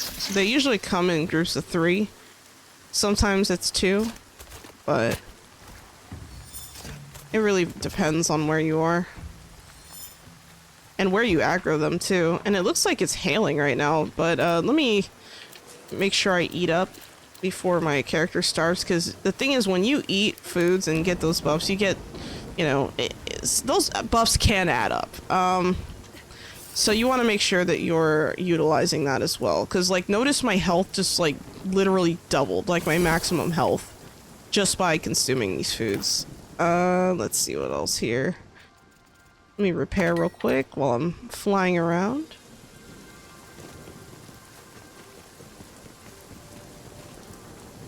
We're gonna make sure we pick up this random food thing here. I don't know, guys. I'm starting to really think Puck is just leaving these behind. I don't know. Maybe he needs to, like, stop leaving his lunch everywhere. I don't know. Very odd. Alright, let's pick up some of these items. So, we got some fish right here. We have wheat, and we have blueberries. And we're going to pick up the simple sandstone hammer. That hammer is going to... be very useful for repairing stuff. I think, actually, is this structure actually already busted, or? I wonder, because they give you a hammer, but, I mean, you don't really have anywhere to use it here, but it's really good for, like, your own respite. Oh, I got it. Yeah, sometimes you can even, hunt some of these guys with your sickle if you're good enough with the aim, which is kind of cool. Alright, let's go down to this area. I'm not gonna go into the caves because the caves are... Well, there's 2 reasons. One, I don't want to spend a lot of time mining when I have a shitty pickaxe. It takes a lot of time away from what I could be doing. I'm gonna ignore those bugs since they didn't see me. And two, I don't have enough carrying capacity to bring home a lot of materials, and most of the materials in the caves already are probably not going to be very easy for me to acquire anyway, because the thing is with rocks, and well, not so much with trees, but with rocks, there's a limit to the kinds of, you know, things you can gather depending on the strength of your pickaxe, or later on if you have an axe pick. But you know, with trees, you can chop down a really big tree even at low level, but it'll just take forever. So that's like a major difference between like the you know, mining and felling of trees, if that makes sense. Alright, we've gotten to our last location here, and we're gonna pick up our fishing rod. I also hear a Hope Echo right here, so we're gonna pick that up as well. And feel free to pause here if you wish to read.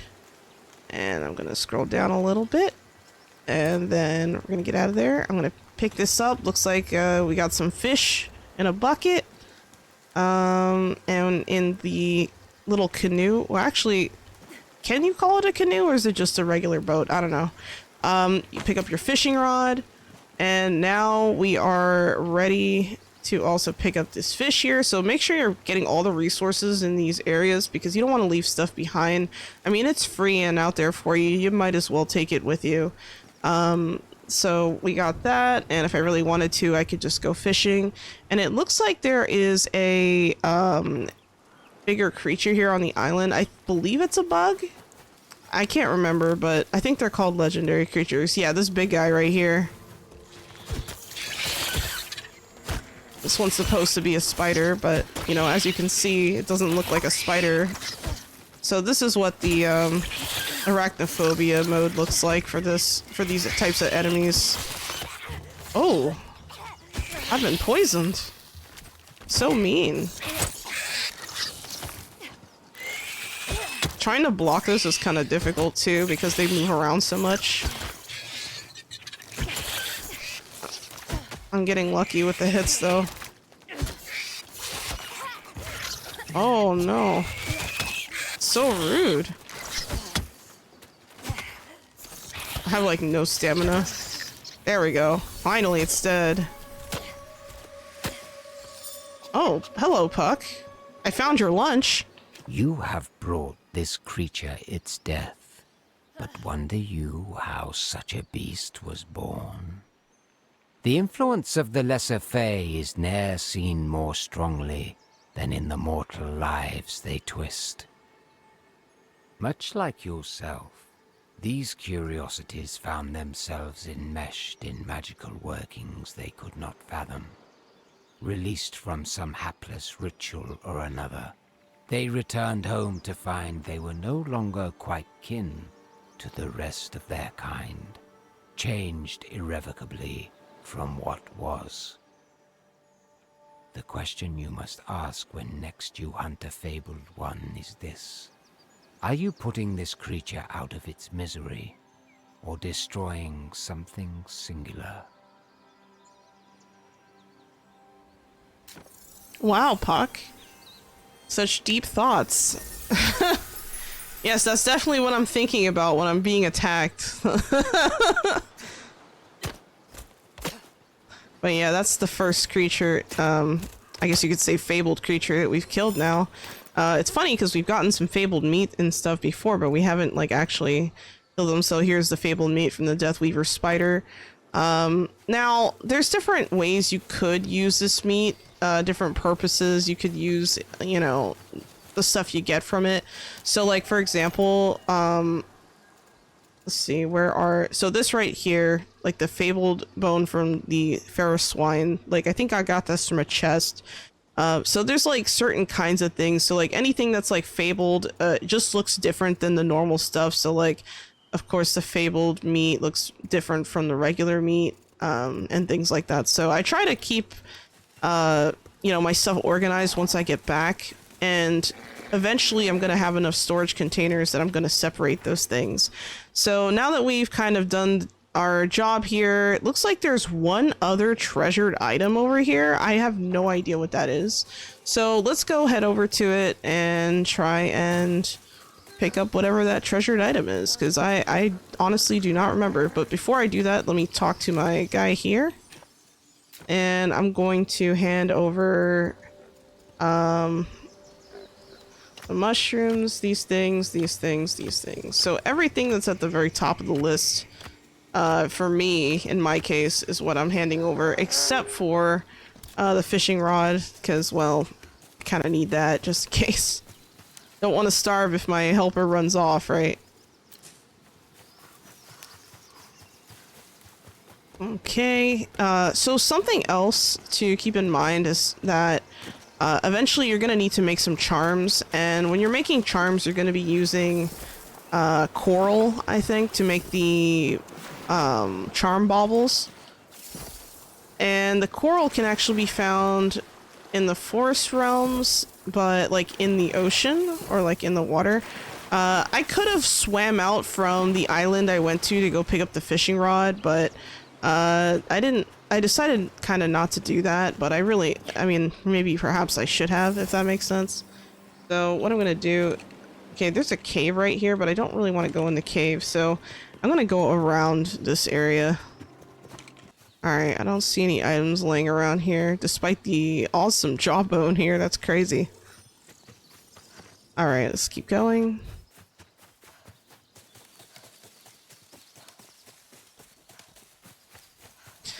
Now we're headed back in the direction of one of the areas we went through earlier, but we're going to walk past it. Or run past it, that is.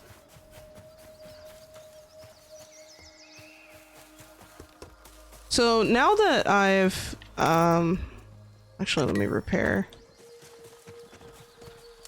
Uh-oh. There we go.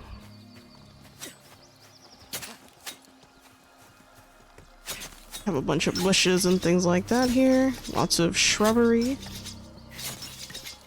Chop everything down that I can. And I'm going to open up this chest. Looks like we have some goodies in here. Looks like there's another chest here. More goodies. And we got a Utopia card. Okay.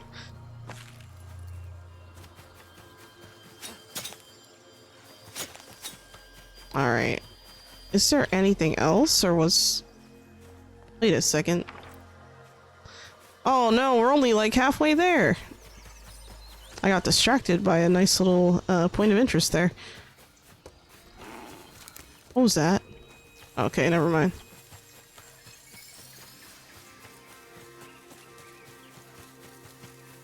Yeah, whenever I'm playing this game, I try to listen for hope echoes because I like to collect the little things for the codex. I don't know how many there are in total that you can collect, but I just figured I'd mention that.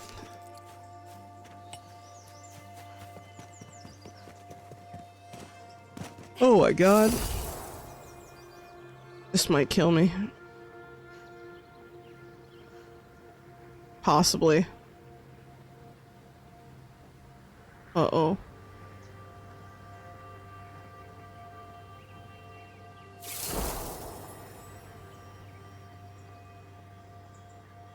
Just trying to take it easy so I don't die here.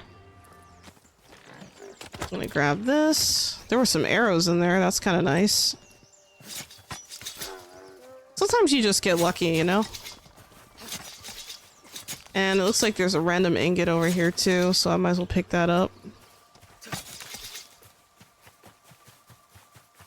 And I don't think there's anything up there.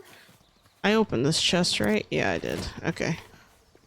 Let's continue. I'm also going to refresh my food buffs. I still I was gonna say I still have my sleeping buff from earlier.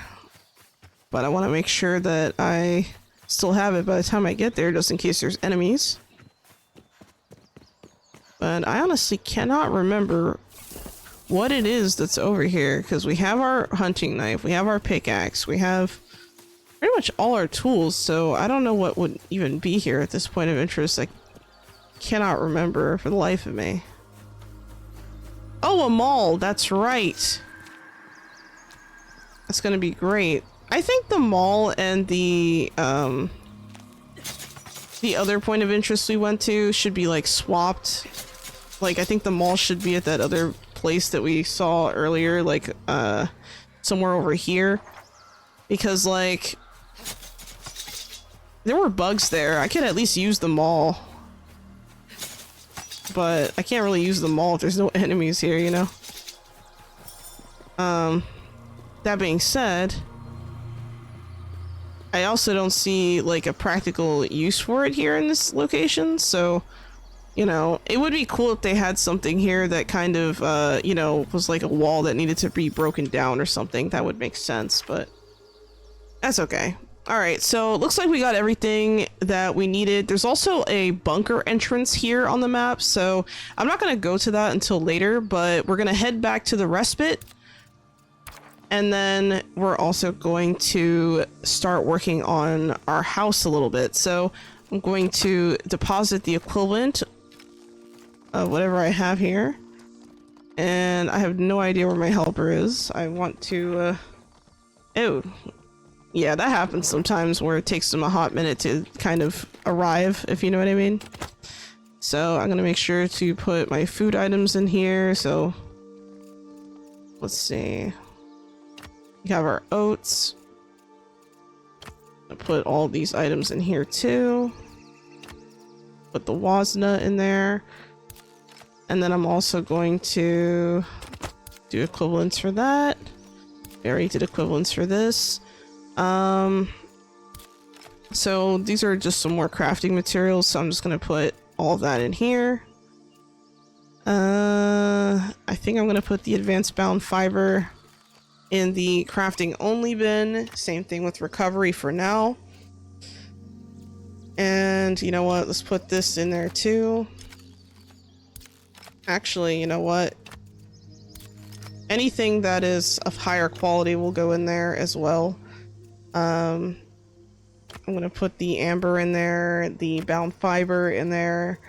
I think that's, oh, and the chitin, which is like essentially it's the bug meat we got from that Deathweaver spider earlier. And I'm gonna put quartz in here. I'm also going to change my thing to grouped so that I can see, okay, we have this many of this many of that. So we have a lot of sticks, so this is also going to be allowed for building, and this will be matte spillover. Okay, so now that we have that kind of labeled and figured out, I'm going to... Why is there a random deer sitting here just chilling? Excuse me, ma'am. You seem to be lost. Would you like to escape? Will you go out if I open the door? Come on. Yes! Good! Be free! Alright, now I don't have to eat her. I have plenty of meat, so I have no reason to do that. But what I will do is add some fuel with the sticks. It's really important that I always keep this fireplace at least somewhat filled with, you know, some kind of fuel, because when I start crafting, having a warm, well-lit place is going to decrease the time it takes to craft stuff. So it's kind of important early on. Now, what I'm going to do is I'm going to go to the progression tab first. That's going to be like the first step. And I'm just going to casually unlock everything that's like, you know, shining and, you know, blue and all that good stuff. Because then I know that this stuff is going to be free. We also have some augmentations I can unlock. So depending on what I want to do here, I might do that. Or I might unlock that, but it might not be the very first priority, if that makes sense. Yeah, so we have... I just want to make sure there's nothing here that I want to make right away. I think that's good. Let's see. We're gonna have to start with our various refinement stations. So the tanning station's already unlocked. I'm gonna unlock the saw table, which unlocks lumber by default. And I'm not gonna unlock the poles just yet. Well, actually I should, because we're probably gonna need that. I'm also gonna unlock paper because I know I'm gonna need paper to make cards. Gonna unlock the simple textile station along with the wick. Simple smelter with the shaft and the glass, and then and the wire. That's important. I'm also going to unlock the simple mortar station with the seeds. We're gonna leave these alone for now because we're just gonna accumulate more and more seeds. And alchemical ink is gonna be important for making the cards. The simple masonry bench is also going to be used, so we gotta use that for charm baubles and stone powder. I'm not gonna worry about gunpowder right away because I don't have any guns just yet, and we're not gonna have any until maybe a little bit later on. As far as which guns I'm gonna use, I usually go for like rifles and pistols, but I might go for a shotgun this time around just to test it out. Maybe the blunderbuss or something, just for fun. Who knows? And then we're gonna also go to the tools, make sure everything is good. I'm just kind of looking around. All right, so what I'm gonna do is I'm going to actually unlock these augmentations. So all these card looking things are all augmentations, and they all provide some kind of augment, right?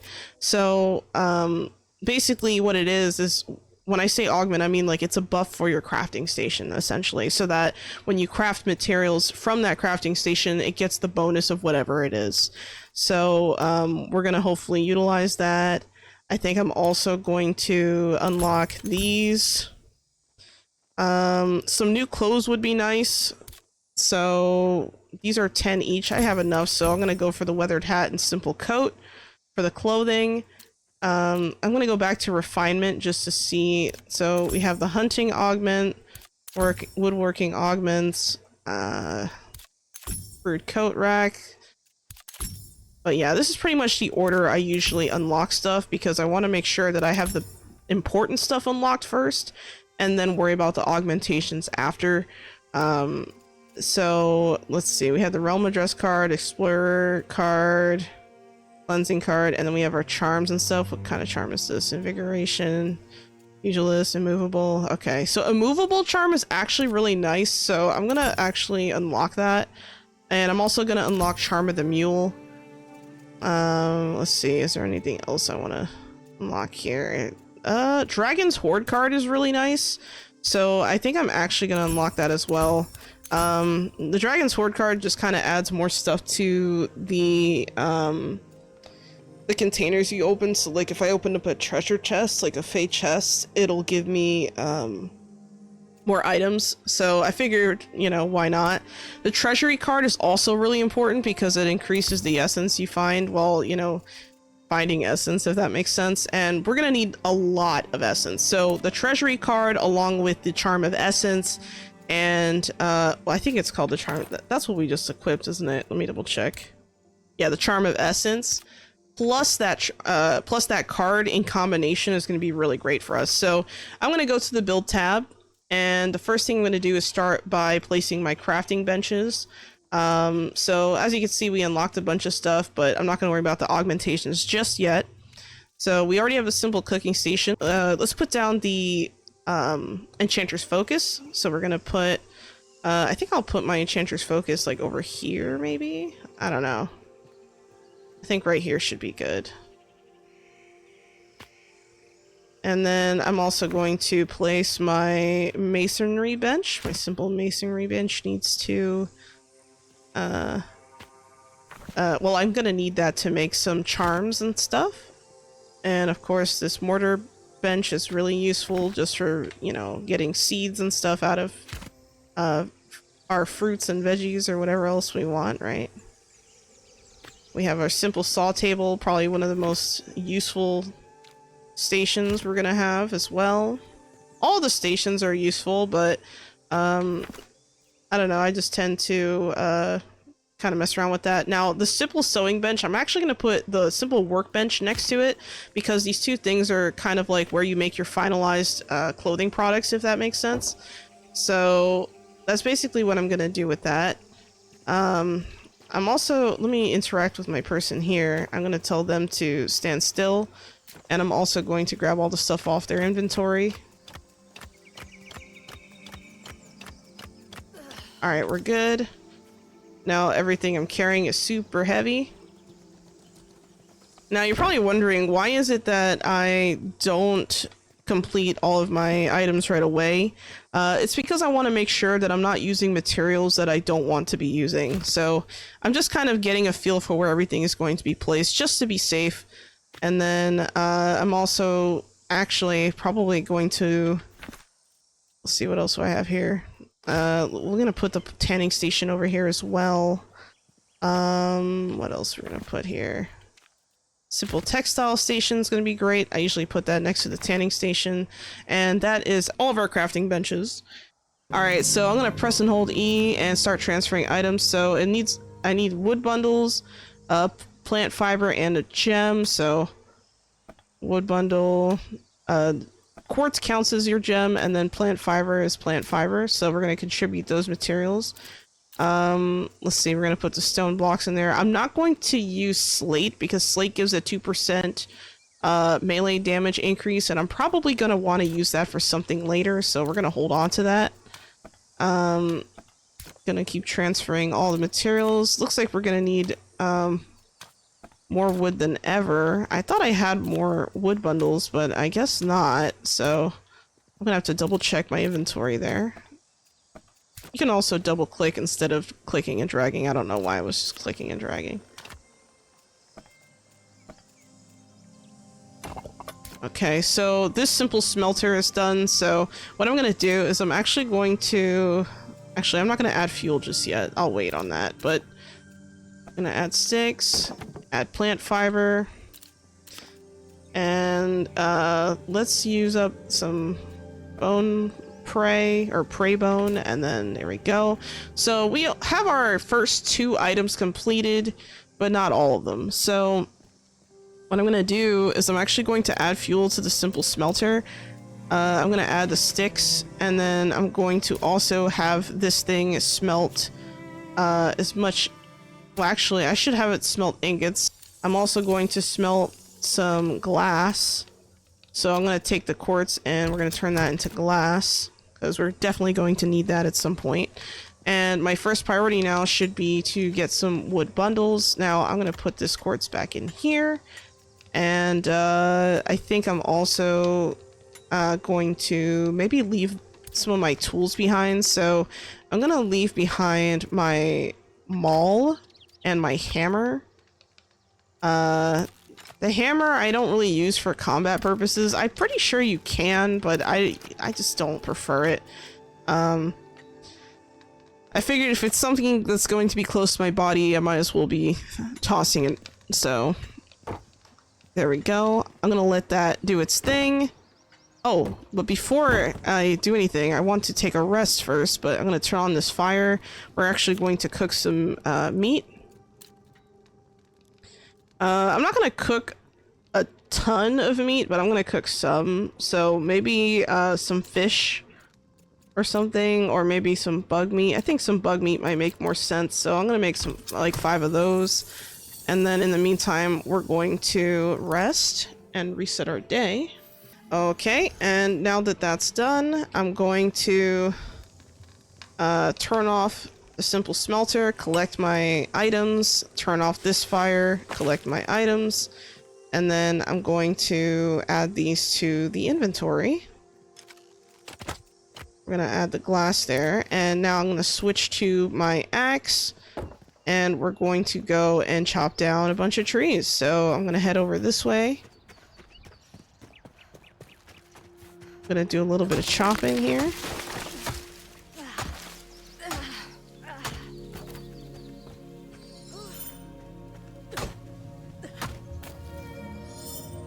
I think my helper is still, I think I told him to stand still, so he's probably not going to follow me all the way out here.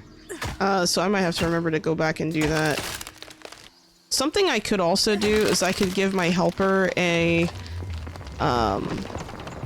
axe so they can also help me fell trees. So what I'm going to do is I'm actually going to make my little crafting station. Let me interact with my recruited. Make sure they know it's okay to move. But yeah, I'm gonna add some wood over here. And I think this also needed wood. What else needed wood? This needed wood. That needed wood. This needed wood. That needed wood. Is there anything else? That needed wood. Okay.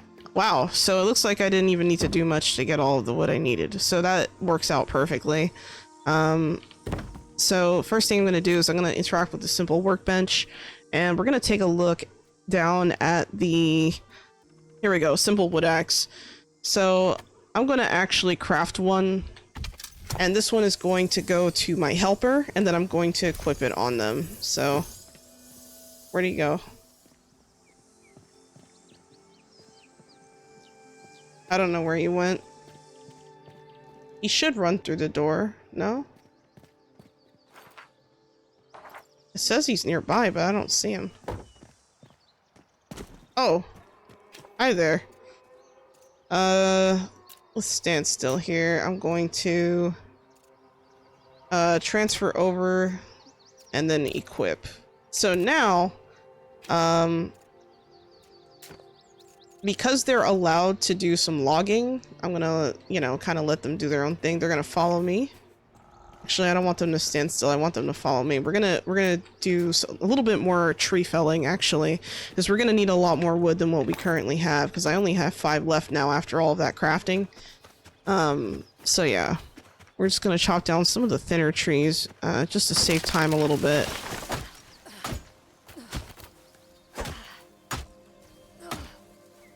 And of course, I'm gonna add some augmentations when we get back as well. And you know what? I'm going to tell him to work here. So you go do your thing.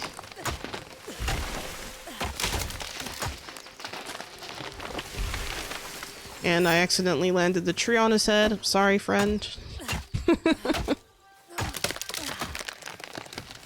What can I say? He wasn't paying attention. He was in the way. The stumps take forever to break, so I try to avoid just doing the stumps in general early game because it just takes so long. You might as well just move on to another tree. Meanwhile, he's over there chopping some wood, so we are making a good team. That's the nice thing about having that NPC helper is that, you know, trying to live out here in the Feywilds by yourself can be a very,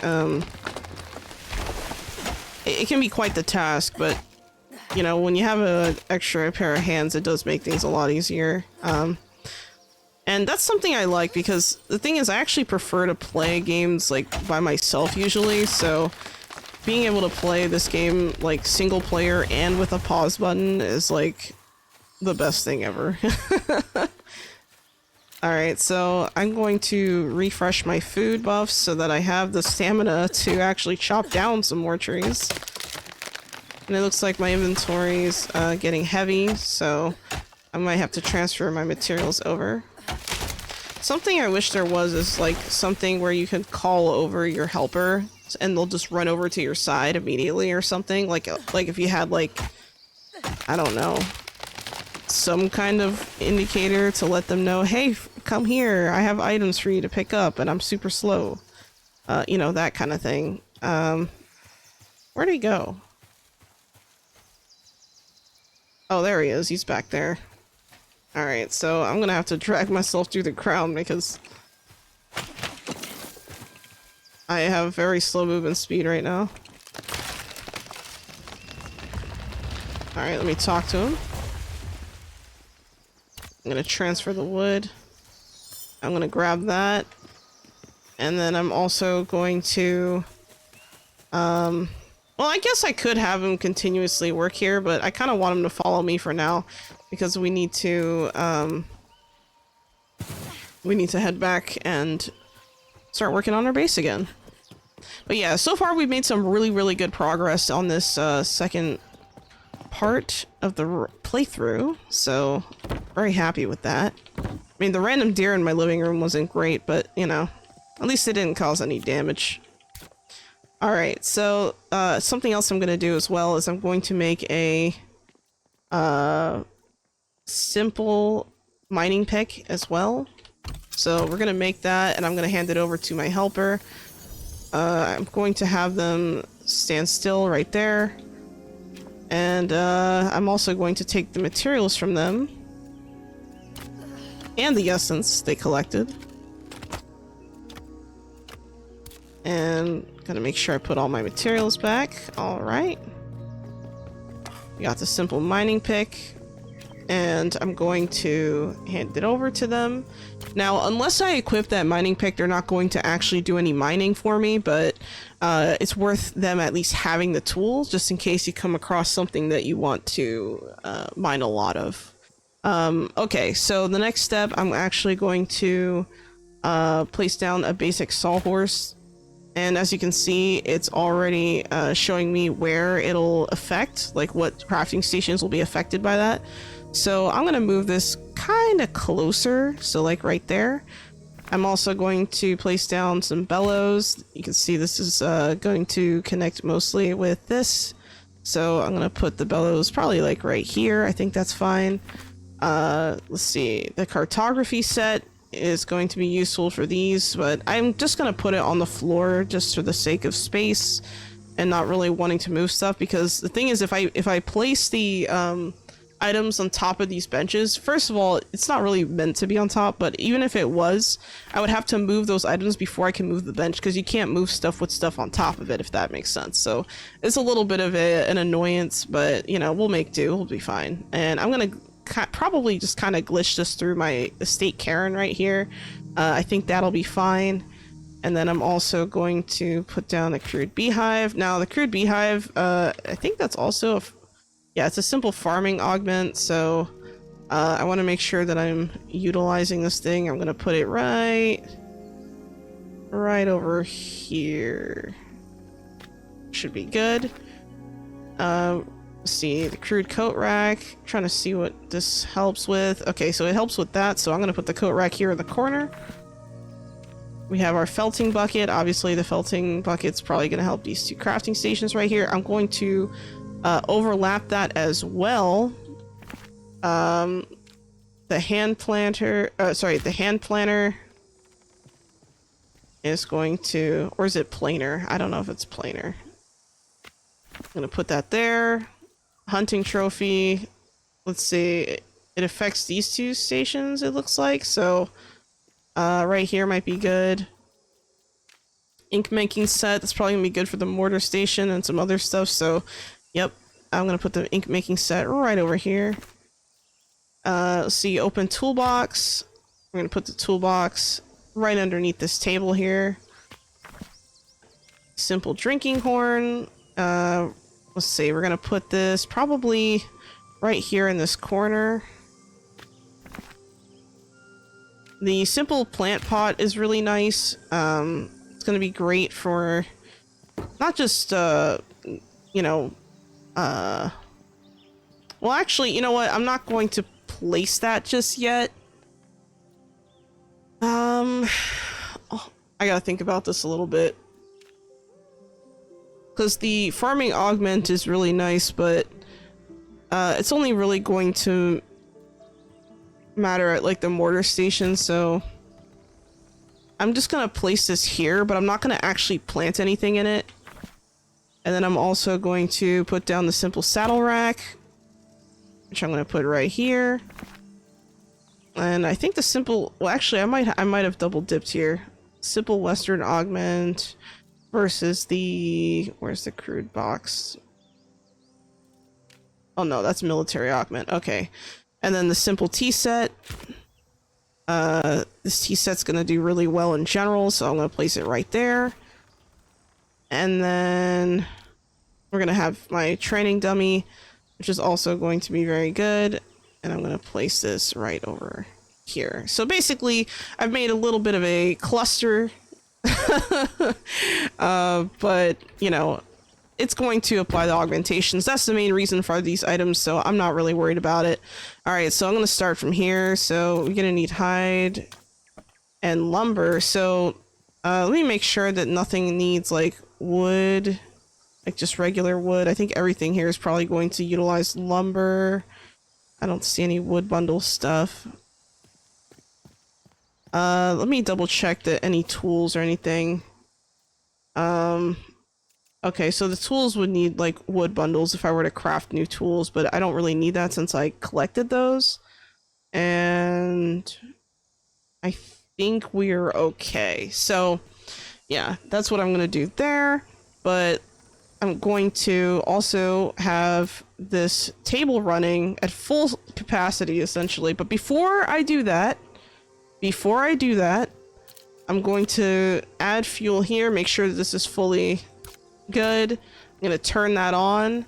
And then now, when I interact with this, if I inspect it, it says it's warm, so the time is decreased by 10 seconds for refinement time. So, let me just do that. And we're going to maximize and hit craft. So this thing is going to be doing its thing. This is going to take a little bit, so I think now is a good place to stop, and then we'll move on to the next section. So I'm going, sorry, not the next section. I don't know why I said it like it was some kind of presentation. But yeah, I'm going to let that go and do its thing. It looks like I'm going to need hide for a lot of these things, hide and ingots. So let me try and apply some of this stuff. So the tin and the hide. That's gonna be fine. Tin. Looks like I need lumber for that. Put some bones there. What else do we need? I'm gonna need some ink, paper, and twine. I'm not going to use the bound ichor for the ink. I think that's incredibly wasteful at this point, so I'm just not even gonna do that. There we go. And of course, you know, I'm gonna need to make some wearable items for myself because I need to upgrade my gear soon. So what I'm gonna do is also make some twine so that when I rest for the day, it's gonna be done, as well as the other stuff. So I'm not gonna add the ink from that. Okay, so again, we need carved stone, twine, and lumber. So since we only need, how many carved stone did it say? 2 carved stone. So I'm gonna go to the masonry bench. We're gonna make a couple of carved stones. I'm gonna let that do its thing. For the mortar station, I'm going to make some refined pigment. And I'm going to do it with some mushrooms, so I'm going to maybe make like, let's go with 10 for now. And I think I'm also going to make some tomato seeds and coffee cherry seeds. So let's do that so we can maximize our output when we start planting later. And I'm also going to need to make my twine, so let's do that. And let's say we you know what, let's go with like 25. I think 25 twine is good. And then for leather and straps and all that good stuff, that's going to be a little bit harder. Because, you know, I need straps for certain things, whereas like I'm going to need leather for other things. So before I even get into that, I'm going to leave that alone for now. And we're just going to let all these crafting stations do their thing. Now I'm going to add more fuel to the station here. In the meantime, I'm also going to be cooking stuff, so you know, let's make some more injury salves. I tend to break my legs a lot, so maybe 10 more of these wouldn't hurt. As far as meat goes, maybe maybe a little bit more of this bug meat, and then we'll go with some roasted berries again, so maybe some barberries. Let's go with like 5, and then we'll go with like another 5 of the roasted blueberries. How about that? All right, so, oh, sorry, hold on. I think I mixed up my, oops. I think I mixed up my berries here. I meant to, not these blueberries. I meant to make mixed plants, but with blueberries, maybe. So, there we go. Mushrooms, blueberries, and then... there we go. Cool. So, now I'm just going to rest, and then I'll see you in the next episode.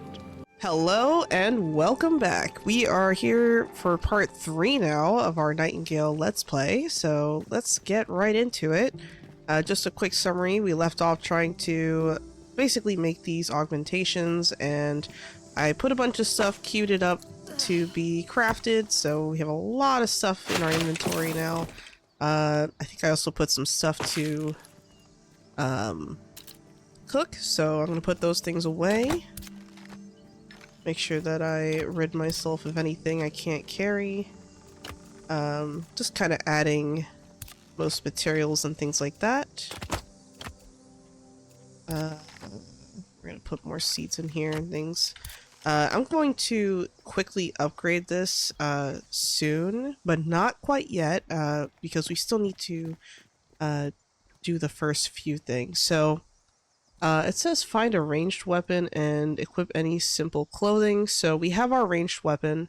As far as the simple clothing go, we need to craft a whole set. So I'm going to start off with that. I'm not going to necessarily start off with this other stuff, but I will add or contribute the materials for the pieces that need lumber first. So I'm going to take care of that. Looks like we're also going to need some animal fibers, so I'm going to try and build up whatever I can that is available to me, but if for some reason I don't have enough materials, I will also go and make the rest. So right now we're just trying to get all of these materials. I keep hitting escape for some reason. I don't know why that is, but you know, silly me, I guess. Alright, so now we're gonna need some twine. Oh, looks like I already made some. Good on me. Going to make sure I add the twine here. Oh, I might have used my bound ichor here by accident, so let me make sure that I can... Well, actually, what I should have done is I should have made a copy of the cartography set first, which I did not, but let me make sure that I'm submitting the correct materials and not just, you know, some other thing I don't want to do. So, alright, we got the twine, the paper, and we have the lumber, but that's not the kind of ink I want to use. So, to make the ink, I'm going to use the simple mortar station. Looks like, let's see, refined pigment and glass. I should be able to make some refined pigment. Let's use some mushrooms to do that. So I'm gonna make 6. And then for... oh yeah, I also need some animal fiber, so I'm going to see if I can make some. So I'm gonna go to the refinement category here. Right here. So we're gonna unlock animal fiber. And we're gonna make... I think I'm gonna take the... I'm gonna decide between... you know what? Let's use the prey one. We'll use the prey one. And then, we also need our ink, so... gonna get the pigment. Then we're gonna put some glass in there, so I need glass. Gonna have the smelter make some glass for me. I do not have enough quartz. That's not good. So I won't be able to complete that just yet. I need one more carved stone. Let's see if I can make another. There we go. And then twine, animal fiber. Just make sure I got everything else. So the only other thing I need is ink, carved stone, lumber, twine, and what's in here? Carved stone, twine, and lumber. I didn't even realize I needed more carved stone, so I guess it'll be 2 more. But yeah, this is just a pretty simple process. As long as we unlock the things we need, we should be good. Lumber. What does this do? Lumber and twine. And this one is also lumber and twine. What's that? Lumber and ingot. So we have some tin ingots. Should be easy. There we go. And the only other thing we're gonna need now is glass and carved stone. So while that's processing, I'm going to... Oh, there's some little baby deer out here. While that's processing, I'm going to go and look for some quartz. Usually quartz can be found around the mountain area, but I'm not sure if there's some across the water there. There might be. I'm just gonna quickly kind of look in this direction. Oh, I see some down there, so I'm just gonna swim across. I guess I didn't have to do that. That was probably not the smartest thing. Let me just eat some food. Give myself a little bit of a benefit here.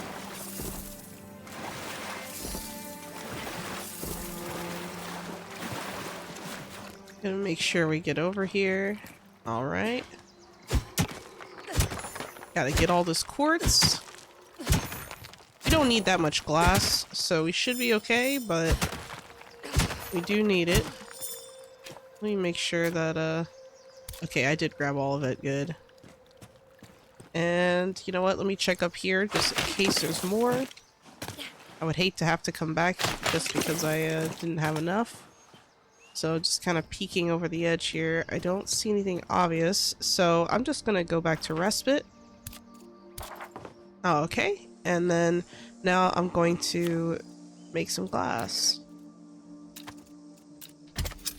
Looks like I can make 3 out of this, so it should be okay. I think it's only this that needs the ink. Let's see, 1 ink. How many? 3 ink? Oh, that's perfect. So if we have 3 glass, we should be able to do that. No problem. And here we go. Carved stone. Carved stone. We got the glass. And then now we're going to make our alchemical ink. And it looks like I can make a lot more than I realized. So I think I'm... Oh, that was a mistake. I only want to make like 6. I have more materials in my inventory now as a result of that though, so I have to make sure to put that back before I go. We're gonna put some ink in there. We're gonna put some ink in there. And now I believe that is every item. Oh, no, I missed one up here. See, this is why I gotta double check. So, twine, lumber, there we go. And I think that's all the ones I have unlocked for now. So, my next step is to just quickly empty my inventory, of course. I'm going to reorganize all these materials later, but for now, I'm just kind of putting them a little bit sloppily into these containers, admittedly. But yeah, our first priority is to make our next set of gear. So I'm going to start off by crafting a few things. First, I'm going to make some more ammunition. So right now I have 68 arrows and 19 explosive marbles. I need more explosive marbles, so I think I'll make maybe 25 of these. Those are going to be for my helper, I think, if I remember correctly. And I'm also going to make myself some simple clothes. So simple breeches, for example, I need to make. I could use... Okay, it looks like I only have prey hide, and then for the plant fiber, I can use... I could use bound fiber. I mean, it's, you know, tier 1, so it's like not really saying much. So yeah, let's do tier 1. Make sure that I have, that I get my benefits here. I also need a top item, so, let's see. Simple shirt, probably a good idea. And I'm gonna get some prey hide again, and some bound fiber again. Just gonna combine that. Alright. So now we've completed that quest, and we're fully dressed.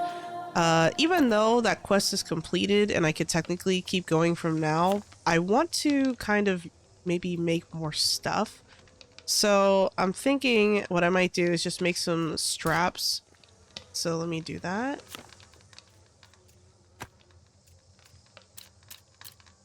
We're gonna make like 12 straps. Alright, I got my explosive marbles. And let's see, the simple coat uses leather, so I'm gonna need some leather for that. I think I'm actually going to have everything else made into leather. Let's make some simple boots. Make sure I have the bound fiber boots on. I mean, these shoes are not as glamorous as the ones I'm currently wearing, but they're way better. They're like twice the item level, so might as well. Simple gloves, we're gonna do the same thing. Looks like we don't have enough bound fiber, so we're just gonna use crude. That is a-okay for now. I'm going to also wear this. What else do I need? Looks like my backpack's alright. Let's go with a... I'm gonna need a coat and a hat, so... I could do a simple head wrap. What's this? A weathered hat? Weathered hat could be really cool. I like the hat, but it uses leather and twine, which we have, so... Let's see. Let me work on the coat first. So we have the coat, we have the fibers, and we're gonna craft. And then for the hat, I'm gonna actually go with the weathered hat, because I just like this style more.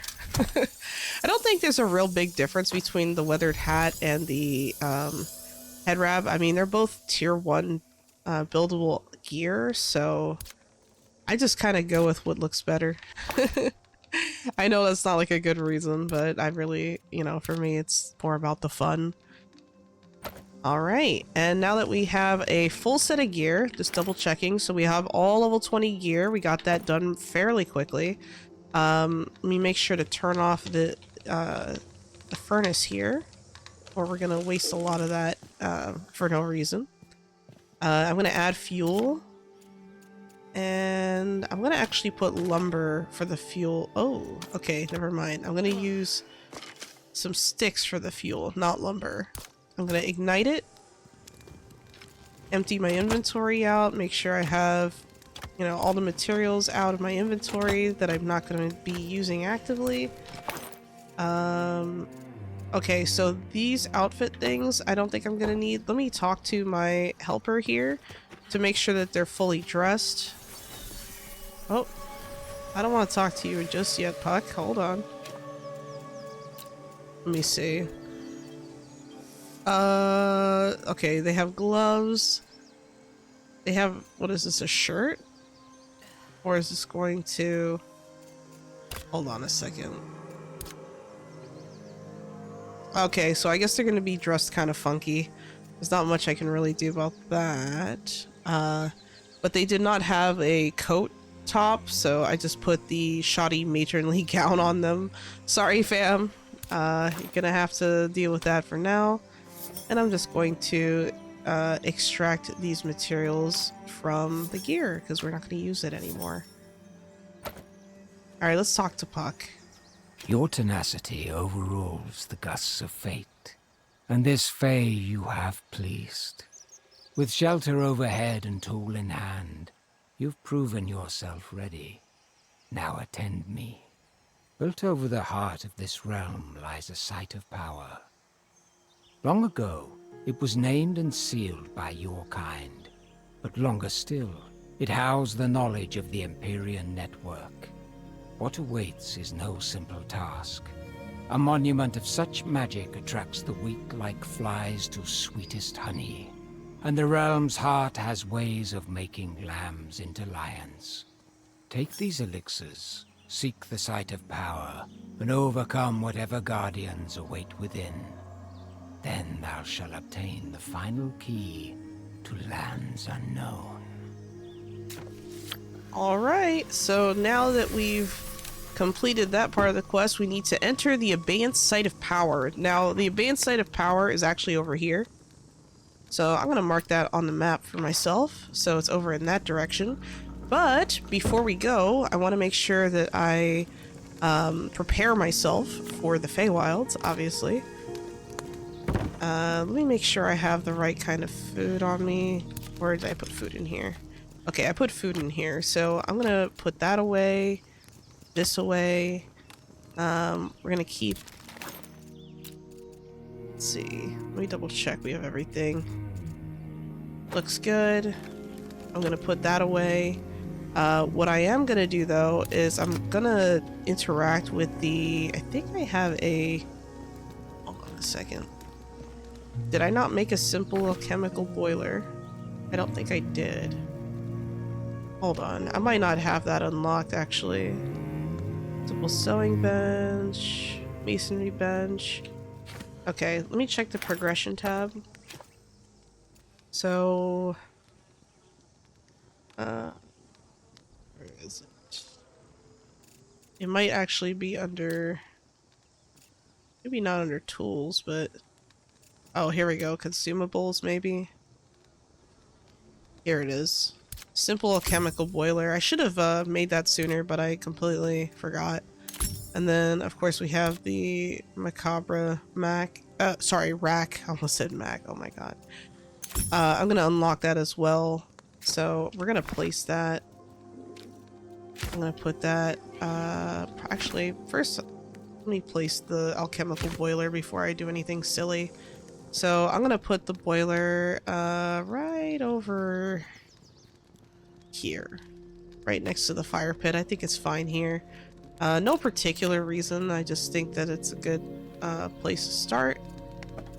And then plant fiber. It looks like we're missing wood, unfortunately. So it looks like I'm gonna have to go out and look for a wood bundle just for that. Just for that particular item. So we're just gonna do that real quick. All right. Cool. So now the rest of the wood bundles will go there. And the slight health potion is something that I kind of want to make, so we're gonna put that in the queue, but I need to add fuel first. So we're gonna fuel it with some sticks. And I'll let that do its thing. I'm gonna close this door for now. Put that away. And in the meantime, I'm going to also I think I made... Alright, I remember now. I already made the injury salve, so I'm just going to rest. Now remember, I want to turn the fire on before I rest so that I get the bonus, because if I turn off the fire, you notice it's only... Oh, sorry. If I turn off both these fires, technically, because this one also counts toward it. So if I turn off the fire and I try to interact, you see the comfort level is only 3, but if I use that, the comfort level is 4. So we're gonna rest, and then we're gonna head right over to the abeyance site of power. Alright, it is the next day. I'm going to consume my fruits and veggies, I guess you could say. Not really, they're not really fruits, but what we will do is interact with our little helper here, and I'm gonna ask him to follow me. And let's go.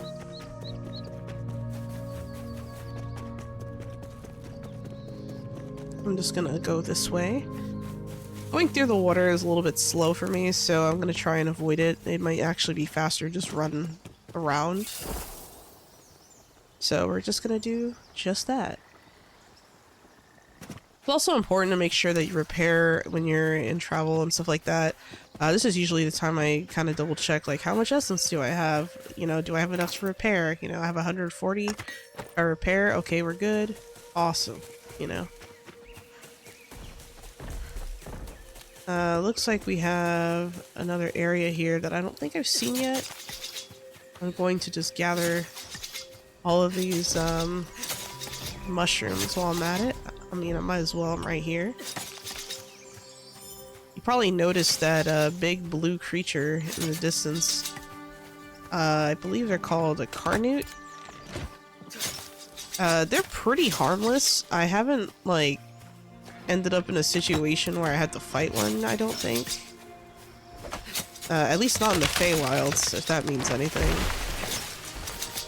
So, yeah. Hold on a second, I didn't see this. Oh, I did see that. There we go.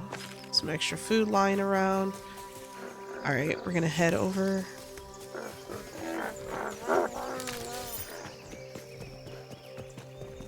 And we're gonna continue to head over.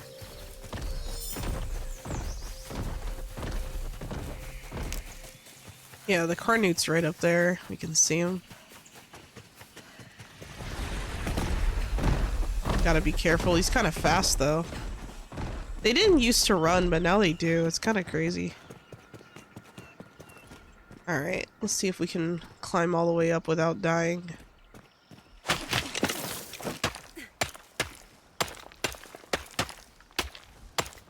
My backpack is already getting full, and we haven't even gotten to the point yet where we've reached our destination, so that's kind of crazy. Let's see. I also didn't take the time to make myself any charms, and it looks like there's some rocks up here we could use potentially in the future, which would be really nice. What kind of rock is this? Can't remember.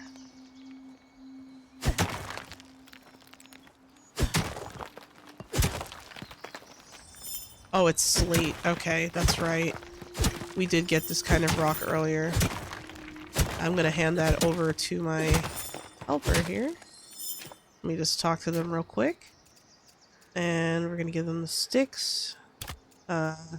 Stones, logs, lumber.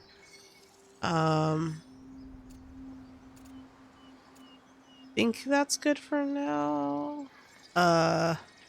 Hold on, it says there's like 10 bug meat. I didn't think I carried so much on me, but you know what? Let me just hand that over and they can deal with it. So yeah. I'm gonna switch over to my umbrella. I think what I'm gonna do actually is mark on the map that there's like slate here, so I'll put like little rocks here on the map. Alright, so there's a big gap here. Good thing I didn't just jump, because that could have been tragic. Imagine.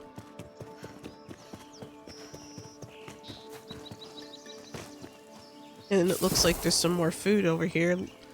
Man, Puck's really leaving his lunch everywhere, man. I'm telling you. Finders keepers, I guess. And there's some more meat here, which is awesome. So we're getting a lot of freebies as we're going around here, which is great. Oh, there's some bugs over there. I'm gonna ignore them. They haven't spotted me. So there's no reason to fight them right now.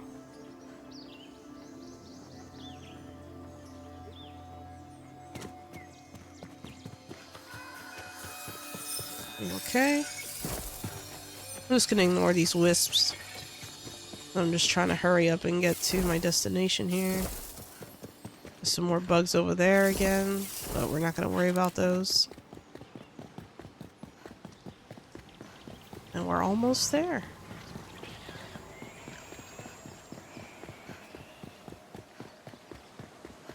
This is the fun part.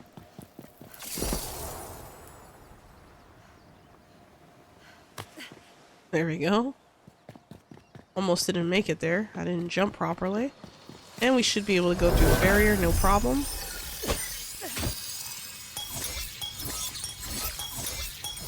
Gonna empty that wisp. There's gonna be lots of random things we can find in here. Lots of vases and things. Gonna do a quick look around. Oh! Might be something behind this wall. Looks like there were two glasses back here. Oh, there's another one over here. They're everywhere, actually. Oh man, that poor skeleton. They look kind of human to me.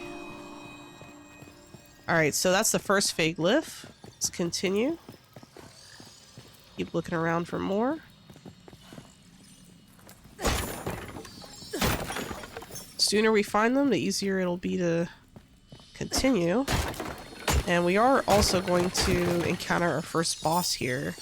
So we need to kind of be on our toes a little bit. Well, not quite yet, but soon.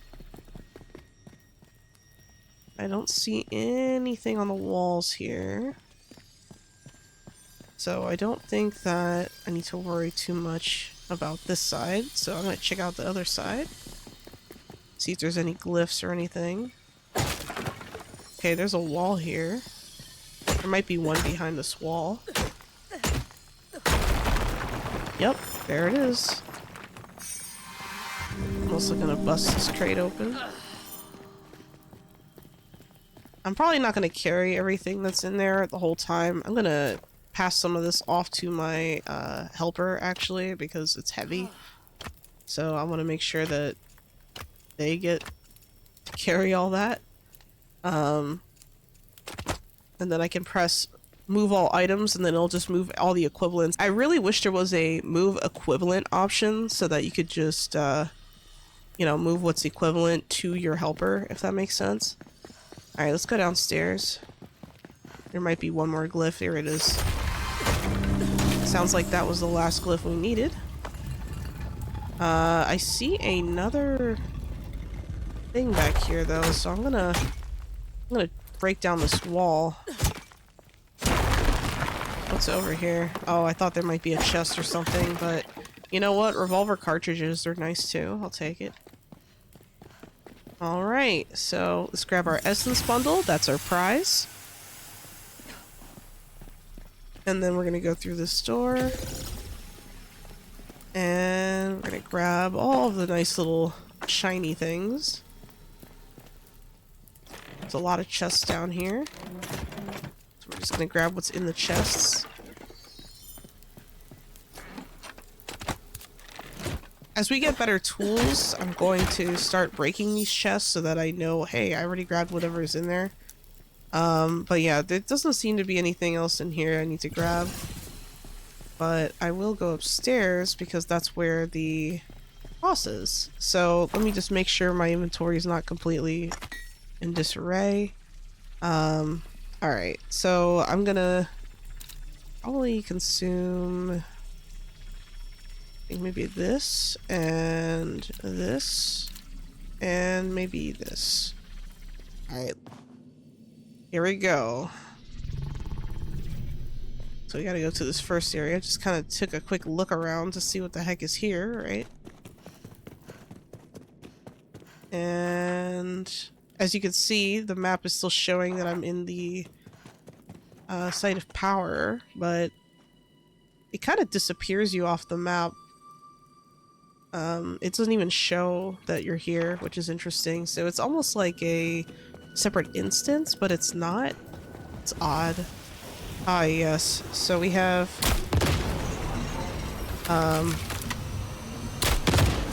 some bound hearts here we have to deal with. Trying to destroy it as fast as I can. Alright, here we go. Sooner we destroy it, the better. There's another guy back here. Awesome. There should be more bound hearts around here somewhere, I think. I'm also going to do a quick look around to see if I find anything of interest in this area. It's kind of interesting how these chairs are just chilling here. Makes you wonder what the Fae were doing. Oh yeah, these mushrooms, I don't really like them too much. They kind of explode and they hurt and they slow you down, I think. Well, they also knock you back. The knockback is probably the thing that's most dangerous about those shrooms, honestly. Because the shrooms themselves don't do much damage, but you know what, let me see. Oh no. I'm trying to destroy the heart before it destroys me. Looks like my helper's already on the case on the other side. I'll let that do its thing. I'm gonna jump through this window here. I'll walk up and I'm just going to absorb all of that.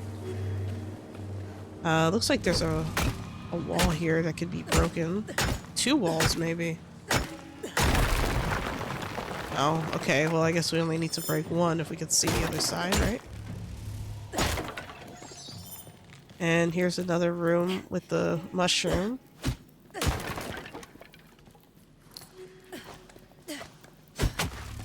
I don't think you can break these, but I mean, it's worth trying. Yeah, see, it just knocked me back and slowed me. Didn't really do anything serious, but it's still a little bit annoying. Alright, so we're just kind of looking around. I can already hear the puzzle. Because if you listen carefully, you can hear the musical tones. So we're going to go back to the main area here and go up. Gonna walk through here, break these. Alright, now we have a lot of stuff in our inventory, so we have to be a little bit careful. And I believe that the musical tone things is up here in this room. There it is. I believe it's just 3, but we'll listen carefully.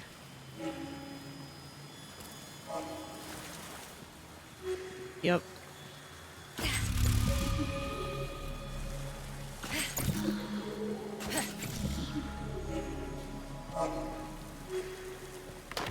Alright, and now we just opened up the passageway to the next area. So I'm going to hand over more stuff to my helper here.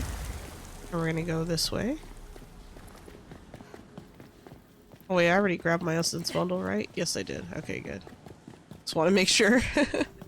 That would be tragic. Imagine I go all this way.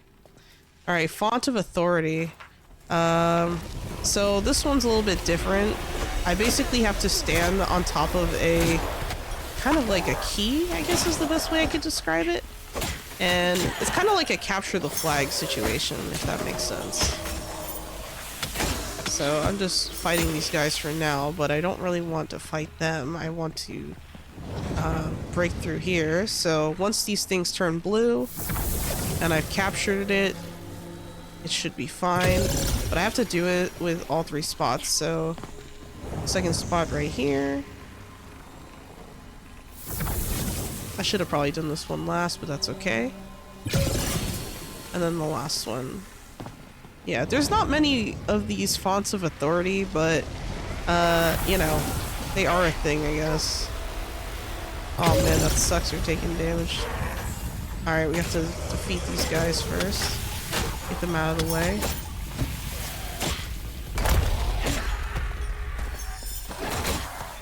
Alright. They've been defeated. We're gonna claim our essence, and then we're gonna hop back down and go through the walkway. Alright, looks like we completed it. So we're gonna release that essence bundle, and then we're gonna head all the way down this way. And this is where we're gonna fight our first boss. So just gonna wait for my helper to get here. I'm going to trade off a bunch of items. Alright, and let's... Oh wait, let me repair real quick. Oh, Charm of the Mule. That's another thing I should probably equip. So I'm actually going to apply this to my backpack. I should have done that sooner, but I'm gonna do it now. There we go. And I'm going to select the destination. And I guess Heart of the Realm 1? Yeah, I think it's Heart of the Realm 1. Oh, maybe not. Let me double check. Heart of the Realm 2? Oh, I think I'm so dumb. I totally forgot. I have to go up these stairs. That's just like kind of like your way of getting there, if that makes sense. So like you can basically use that as a shortcut to get to this area.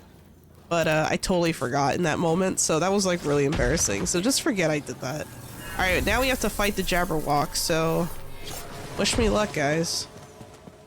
This guy likes to make clones of himself, so I have no choice but to essentially, you know, roast him probably. Oh man, he just jumped at me. That sucks.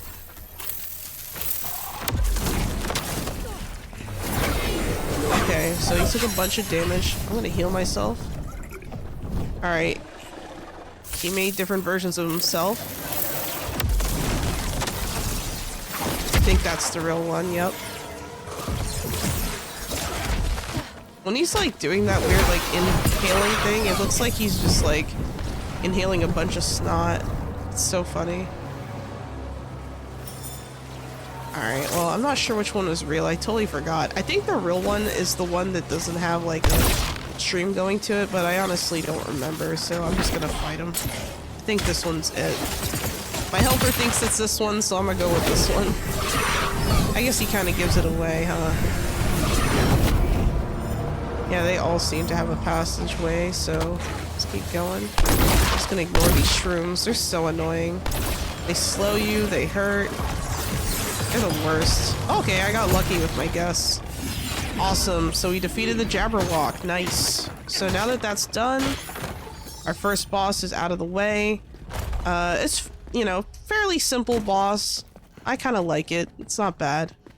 To be fair, I'm kind of, like, used to doing this fight, so it's not as hard for me, but, like, I could see someone, like, first time, like, kind of struggling a little bit just to figure out which one is which, but I wish I had some advice.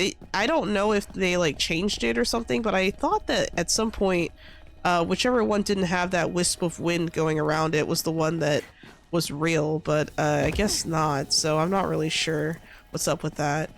But yeah, we have our prize here. We get 5 fabled meat for Jabberwock. We also have 5 fabled bone, and then 5 fabled hide. This is all going to be useful for when we make our next set of gear. So yeah, that's definitely great. We're gonna get our essence bundle. Let's make sure we got everything.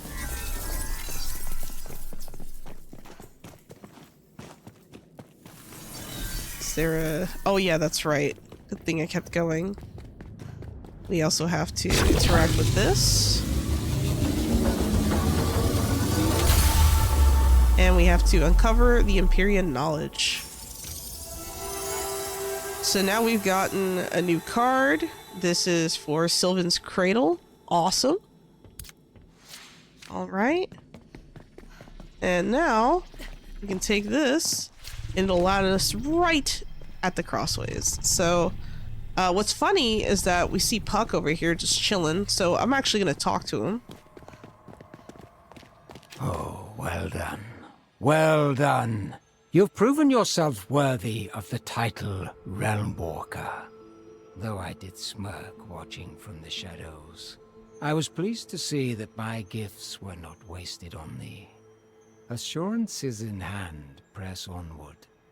Awaken one of yonder portals, where a storied realm awaits, known to me by many names.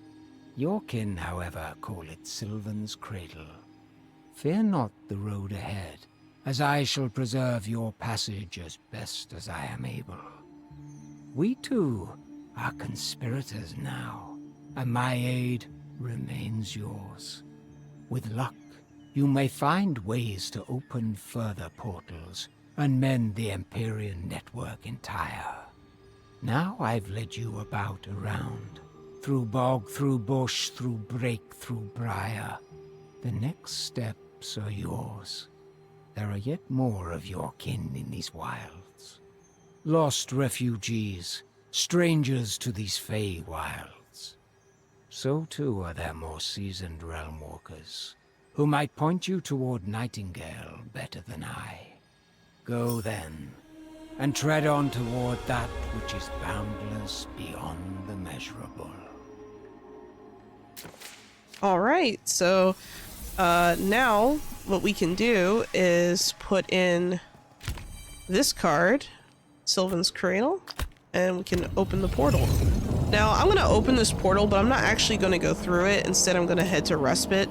But I'm opening up the portal now because it takes a second for it to channel and, you know, create its thing. So I'll let that work in the background. Meanwhile, I'm going to make a stop at home. Now, when we go to this new area of Sylvan's Cradle, we're going to encounter basically this tier 2 essence. So the tier 2 essence is basically going to give us a chance to upgrade our, you know, pretty much all of our crafting stations and stuff like that. We're going to have way more recipes and things. For now, though, I'm just going to take a look at what we have here. So let me make sure that all of my items are good.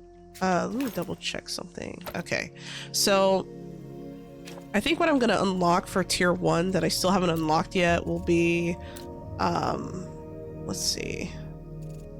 All the tools are unlocked. All the clothing is unlocked. Not all the food recipes are unlocked though, so I could unlock tack, wasna, and grilled fish. Stamina potions are nice, but they're not like the end of the world. Cure potions are nice, but they're not the end of the world. I think I'm also going to, well, I could use it. I could get a cleansing card. Cleansing card could be useful, but not really for what I'm trying to do. My card we're not going to need right now. I think the explorer card might be a good idea for the next realm, possibly. I'm gonna have to check to see if I've already made some. I don't remember if I have or haven't. And you know what? I think we are good. So all I can do right now is basically enhance the gear I have. So I think it's important that we just do that. I'm going to go to the Enchanter's Focus here. And we have different options. So we have Charm of the Immovable, which I think is kind of possibly useful. Charm of the Mule I'm already wearing, and Charm of the Wanderer I'm also already wearing, but I think it's on my umbrella. Yeah, it's on my umbrella, and you can see Charm of the Mule on here. Now, Charm of the Immovable, it prevents you from being moved while blocking and allows you to block more attacks before being injured. So there's that. Charm of the Mule increases maximum carry weight but decreases stealth. And then Charm of the Wanderer drastically decreases the stamina cost of various traversal methods. So I'm just kind of reviewing that real quick for, because we haven't really talked about this since, like, I think the first episodes of this series. So I just wanted to mention that here. Immolation is that fire spell. Recovery is another spell that could be really useful. I don't know if I have recovery on here. Let me check. I do have a recovery spell. So I think I'm actually going to cast recovery on my axe. So let's do that for now. I'm going to apply this. We're going to put that on my... Oh, that's right. I only have one slot. So I'm going to have to put this on something else. So I think I'm actually going to place it on... just kind of a tough choice. But I think it might make more sense to apply it onto my knife for now. So we're going to put recovery on my knife. That way I can give myself some healing if I really need to in the clutch situation. Never hurts to have that. In the meantime, though, I'm also going to make an extra storage space here. Make a couple of them, actually. I'm going to use the plant fiber. And this is just to temporarily hold stuff that I really don't want to keep on me right now. So I'm actually going to put all of the ammo in the bag.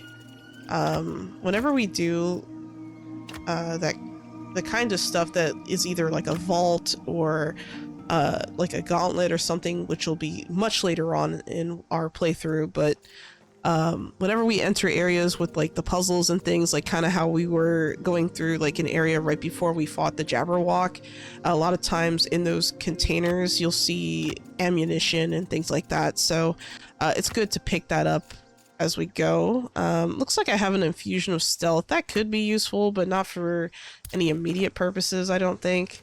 Let's see if there's anything else I want to throw in there for the sake of throwing things in there. Let's see, we're gonna put some coal away. We have some seals away. Okay, and then what is the last thing I needed? Charm of the Immovable I think is gonna be important to have because we don't want to be tossed off a cliff, because you can die from fall damage if you fall hard enough, and like it'll break your legs or something. So I think a charm bauble and a charm cord heart might not be a bad idea. Let's see if I have the recipes for that. I do not, so I'm gonna check the progression tab, see if I can even make these things. Let's see, we have Okay, this is Charm Cord Heart, so that's the one we need. But they're all probably a good idea to unlock, so let's unlock all the rest of this just to get it out of the way. Make sure that there's no items that I can't make that I should be able to make, if that makes sense. So these seals are kind of important. I'm also going to unlock the augmentations. I'm not going to place them yet, though. I tend to forget about augmentations from time to time, but they do help when you make items because they provide bonuses to things that you craft, and sometimes it, you know, it just enhances like the base stats of it based on, you know, your crafting bench. But it's good to just have these things in general, so I'm just going to be unlocking everything. Let's see. We got this and that, and these and those. For magic, for cards, I'm not going to worry about that too much. For tile sets, we're not going to be building anything extravagant anytime soon. We're just going to have a very simple setup for a while. So I'm not really worried about unlocking any of these tile sets. In fact, I would maybe even wait for the tier 2 stuff for the tutor set. So like here, I can actually learn these for free. So I think I just unlock these, and we'll be able to make our tutor set, which is really cool. I'm trying to see if there's anything else I want to do. Also, of course, we have the Halloween event going on, but you know, that's not part of this playthrough. Let me make sure there's nothing else. Okay, so now I'm going to unlock the cards. So we're going to go with the Cleanse card, Might card, Utopia, Angler, Feast, Blood Moon, Forsworn, and I think we have enough essence to unlock everything else on this panel. Yes, we do. Awesome. And then now that I've unlocked everything, I'm going to double check, make sure there's nothing else I want to do. I could make like a little pet bed and stuff, but that's not really my priority right now. And I think we are good. So now we pretty much unlocked everything in the progression tab that we're going to want for tier 1. So yeah, I'm going to leave that alone. I'm going to repair my gear. And then I'm also going to, let's see, we only have one simple grenade. I don't want to keep a single grenade in my inventory if it's just the one. So I think I'm going to leave that at home as well. Let's see, we have plenty of food. We have plenty of variety of stuff. So I think we are good. I have enough arrows and things like that. Now let me interact with my friend here. And they're obviously carrying a bunch of stuff that we abandoned back at, like on our way over, that is. I shouldn't say back at, but that, you know, while we were at the abeyance site of power. Just kind of emptying my inventory now.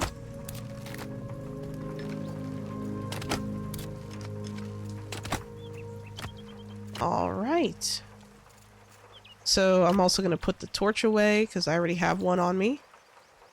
And let's make sure I don't have any extra unnecessary items. Looks good. And we are ready to continue. So I'm not going to put any infusions yet on my gear, I don't think. Mostly because I don't have that much essence and I want to hold this for repairs. And you need essence, like repair essence to like kind of... Sorry, not repair essence. I shouldn't say that. You need tier 1 essence to make tier 1 infusions. Now, remember, we have like 3 different types of things we can equip on our gear. We have charms, so like the Charm of the Mule, for example, or we have enchantments, which is kind of like, I think it's called immolation. Yeah, there we go. Immolation, which is, you know, a spell. And then we have infusions. So the only infusion I own right now is this stealth infusion, so I'm just going to equip it. It's not very helpful per se, but I think it's fine. I'll just put it on my backpack. Why not? Alright, so now that that is done, I'm going to reset my day. I'm going to add a little bit of fuel here to the fire. Ignite it, and then we're going to rest. Alright, now that we've rested, I'm going to see what kind of cards I can make real quick. I think I'm probably going to want a Dragon's Horde card and maybe a treasury card might make more sense actually. So I think I'm going to replace the sink. Make sure that you check your materials. Like, you can autofill, right? So like, for example, if I open this up and I press F to autofill, obviously it's just going to autofill a bunch of random stuff. But I don't like to mess around too much with that. Instead, I'd like to actually just kind of go in after I do that and just kind of manually choose. So I'm going to choose a less noteworthy item, obviously, here to make the same thing. Looks like we have enough to make 2 treasury cards. So I'm going to do that. I'm also going to make some more alchemical ink. So we're going to have to go to the... okay, looks like we don't have enough glass. So I'm actually going to check and see. Can I make any more glass? Yes. So we have more quartz. So I'm going to have the quartz smelted here. And once we make some glass, we'll be okay. And I think I'm going to make a Dragon's Hoard card. Now, the cards I'm kind of making right now are minor cards. Now, there's 2 different types of card categories. No, sorry. You have the major cards and then you have the minor cards. So the major cards are basically like, you know, desert or, you know, like desert gloom or desert antiquarian or forest hunt or forest or swamp provisioner. You know, these are the kinds of realms that are like major cards, but we don't have any of those yet. We only have Sylvan's Cradle, which is like a realm card, so we don't have to worry about that. You only need the 1 card. You can reuse it over and over, which is really nice. And then the reason why I want to use the Dragon's Hoard card is because if you play this card, it grows the contents of encounter reward chests and grants the chance to find rare gems within them while lowering your damage resistance. So yeah, you take more damage, but the trade-off is kind of nice. So it might actually be worth it. And I just realized I'm out of paper, so silly me, I guess. And oh, looks like I don't even have the wood bundles to utilize the paper, but it's okay. I think having the essence first will be great, and we can always make paper later once we're over in the realms. I'm pretty sure we're gonna come across some kind of workstation where if we really wanted to, we could just utilize that. So I'm not too worried about it. So what I'm gonna do is I'm going to eat my food here, and then I'm going to return to Crossways. Well, actually, let me close the door before I let another deer in randomly. Return to Crossways. All right, and now that we've returned to Crossways, you see the portal has been opened, and we're gonna go right through it.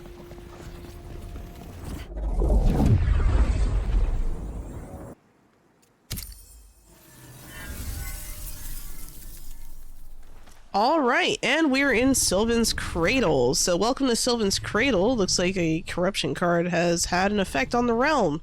But before we do anything about that, which would be over at the Realmic Transmuter, which I'm probably going to rush over to as soon as I can, so I'm going to mark that on the map. I like to rush over to the Transmuter early just to get the card effects going. But yeah, we're going to get right over here. And looks like I'm kind of dropping frames a little bit, but I think we're back back to normal. And we're just going to land somewhere down here in the middle of this realm and talk to this NPC. There we go. Looks like this is Miriam Jo Chenoweth. I know every face that lives in Sylvan's Cradle, and you are not one of them. Are you with the witch? I'm just passing through. Good. Best that you keep it that way. With our realm and the trees in this state, I'm afraid we don't have resources to welcome any newcomers. I'm certain you understand. The name's Miriam. As an act of good faith, I can answer any question you might have, but then you had best move on to your next realm.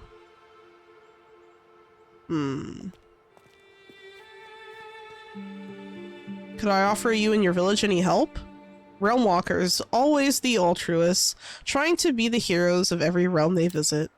Though, after this calamity everyone's touting about, We've had to deal with far too many of those bound fiends. We could use a sacrificial soul eager to swing an axe pick. Tell me, Realm Walker, which suits you more? Clearing buildings or clearing vaults?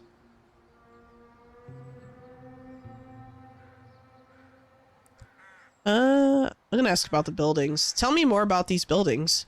Nearby, there are some older buildings we had hoped to repurpose, but it seems the bound have made them a nest. We tried to barricade one of them, but we lost the battle quickly.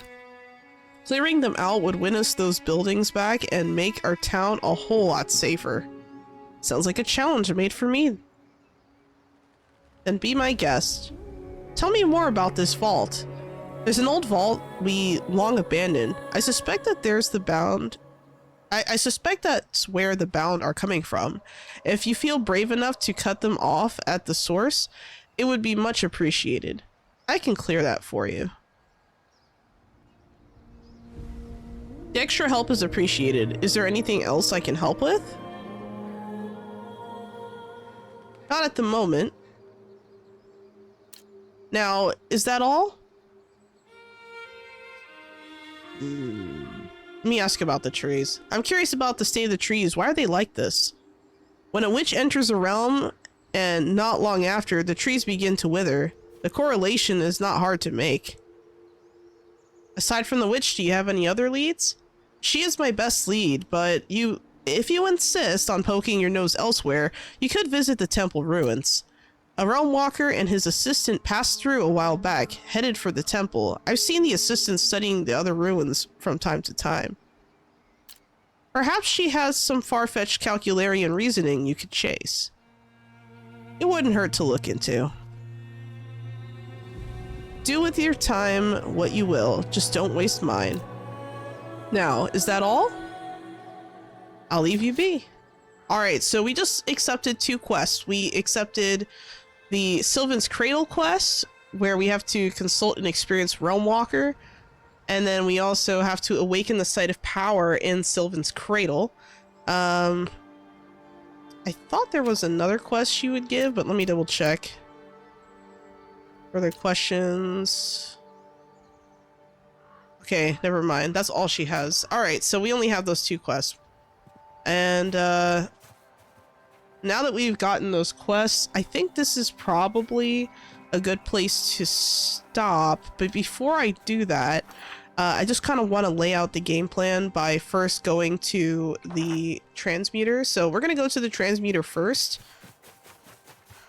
And once I change the card there to the treasury card, then we'll start doing quests in this area. So I think that'll be a solid plan. But yeah, basically putting together the Realmic transmuter, or putting in my card as soon as I get to the realm, is probably one of the first things I like to do in pretty much any realm.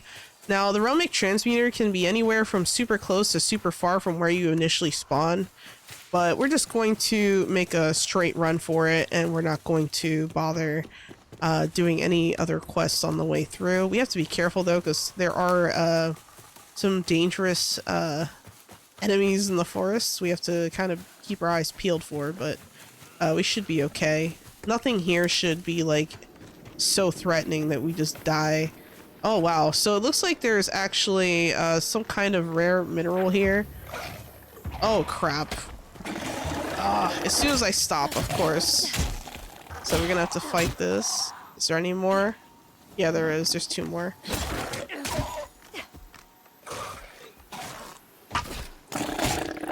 There we go.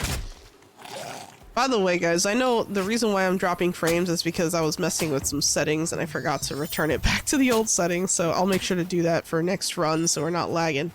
But really quick, I'm going to mark this area on the map so that I remember to come back here to mine this later when I have stronger materials. And I just randomly found salt on the ground. I'm going to interact with this random hope echo. I'm going to pause real quick here so you can pause the video and take a look and see what that says, and then we're going to escape. Alright. Oh, and there's some random paint here I might as well pick up. Alright, let's keep going.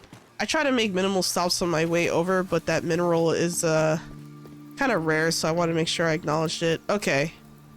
So, oh, the realmic transmuter seized with corrupted energy. The corruption must be contained before using its powers. Oh, wow. So we can't even use this realmic transmuter. I've never actually tried to use it for the first realm, so it's actually good to know. So yeah, don't make the same mistake as I just did, and don't come here whenever like you start off, because it's not going to let you do anything. So what I'm going to do is I'm actually going to head back to some other areas. So we're gonna end up going and talking to the person here a little bit later. Well, actually, we're gonna talk to the people here, we're gonna talk to the people here, and then we're also going to get more side quests from those groups of people, so that'll be the plan for next time. So that way we can kind of continue through this area and get through some more of these quests. I'll see you in the next one. Thanks for watching, and as always, Sholo out. Welcome back to part 4 of this Nightingale Let's Play. I actually teleported back to my respite really briefly just to empty my inventory, and I also have to check and see if I've emptied my helper's inventory real quick. Yes, it is good to go. So I think what I'm going to be doing is actually removing this knife. I don't think they're ever going to be using that when we're out and about, so I'm just going to remove that and actually just extract the essence out of it because, well, I'm not going to use it. I have a knife. So let's do a quick repair. So we still have all the simple recipes and stuff like that. Right now we only have 6 tier 1 essence.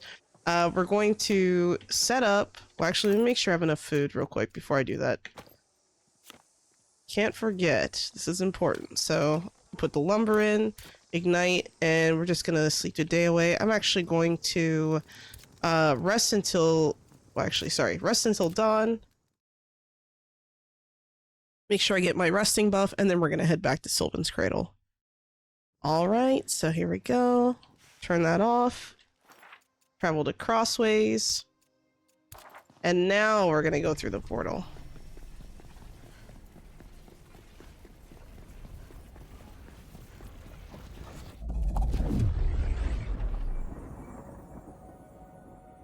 I thought it'd be a good time to go back to the respite because I've realized that when I got to the realmic transmuter, there was no way for me to actually change anything because it was corrupted.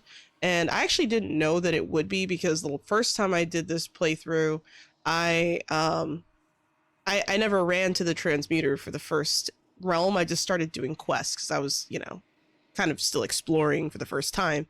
Now, since I've done this before, it's a little bit easier to kind of anticipate and navigate, but even now you're noticing that I'm learning new things about the game that I didn't know before, so it's kind of interesting. All right, now we're back at Sylvan's Cradle.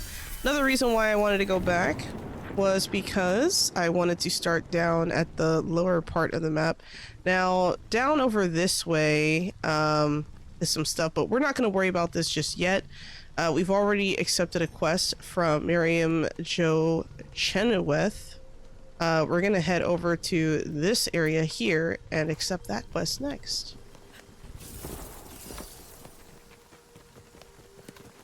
I'm gonna do a little bit of traveling.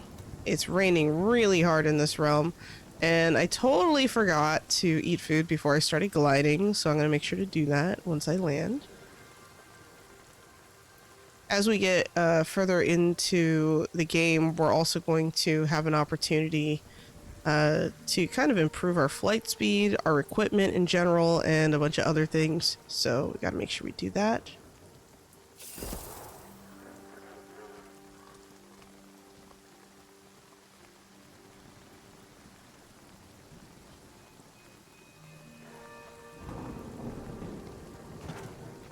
All right.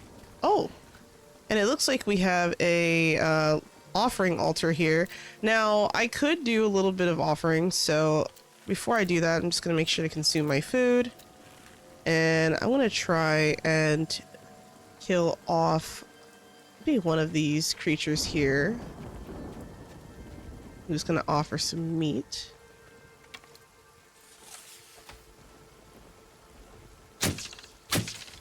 Oh. Oh no. Did I anchor the Jotun? Oh no! Oh no, that was a mistake. Okay, so my helper just like started chopping trees and aggroed the Jotun, so that's gonna be a little bit bad. I do have a fire spell though, so I can set that tree on fire. The bad thing is that I'm getting soaked, so this is not good. Let me drink a potion real quick. Alright, gonna block real fast. Set that tree on fire one more time. They seem to be weak to fire, which is great. I can't seem to get my... There we go. Okay, so we lived. Luckily, I'm playing this game on the easiest difficulty, so it wasn't the end of the world, but it's a shame because I did want to trade for like extra materials before we started hacking down the tree, but we'll make do. It's fine. Got some berries. I think these are blueberries. Yep. Alright, cool. So let's talk to some people here. We're gonna go inside this house. I'm gonna talk to Cloaca Anna. Welcome, Hijarat. Such kindness to speak with so old a soul. Tell me, am I what you expected? I had no expectations. None? Not one? I would take you at your word, though. I am old, but not yet deaf. I've heard the rumors. I know you expected a witch. Miriam did suggest you were one, yes. Then she has done me the disservice of a stolen introduction. I am Cloaca Anna, or so my people call me. Clock Guma, wise woman. My people come to me for guidance. Is there some way I might guide you? Do you perhaps seek to heal the trees?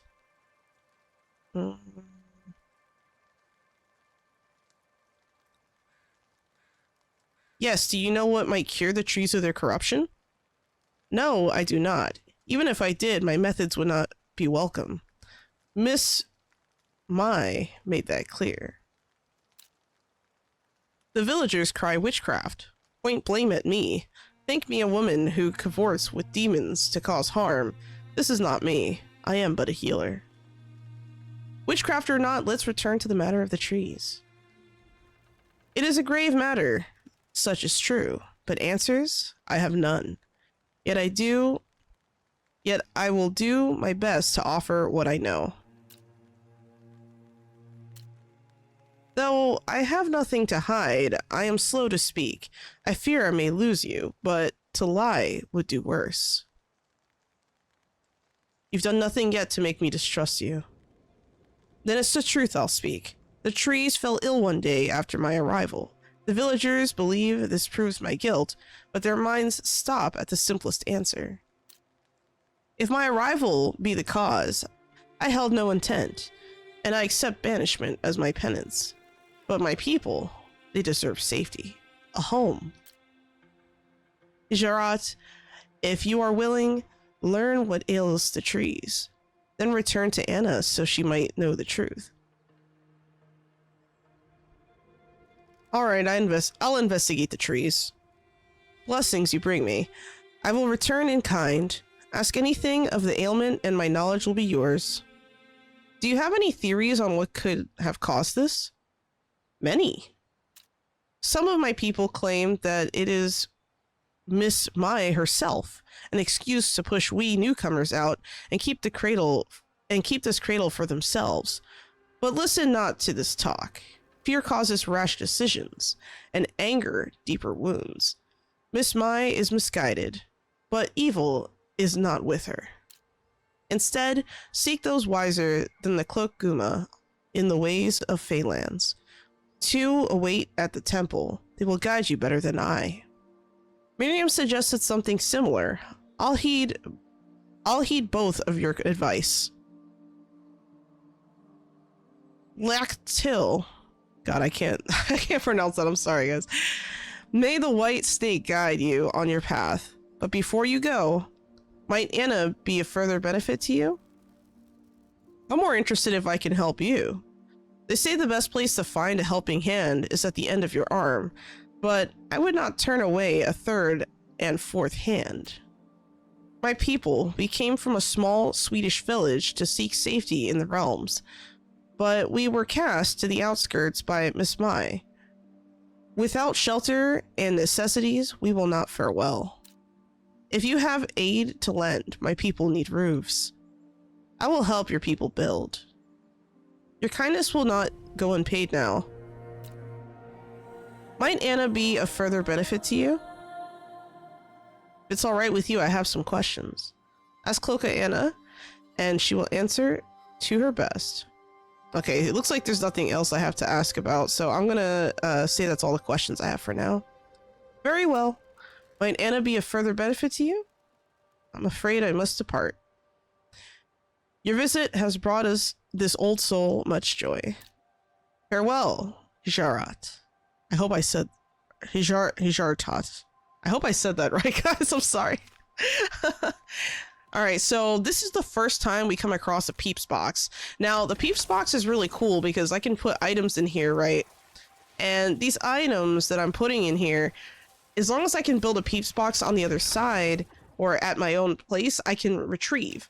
So the problem for me is that I don't have the Peeps box, and I don't have...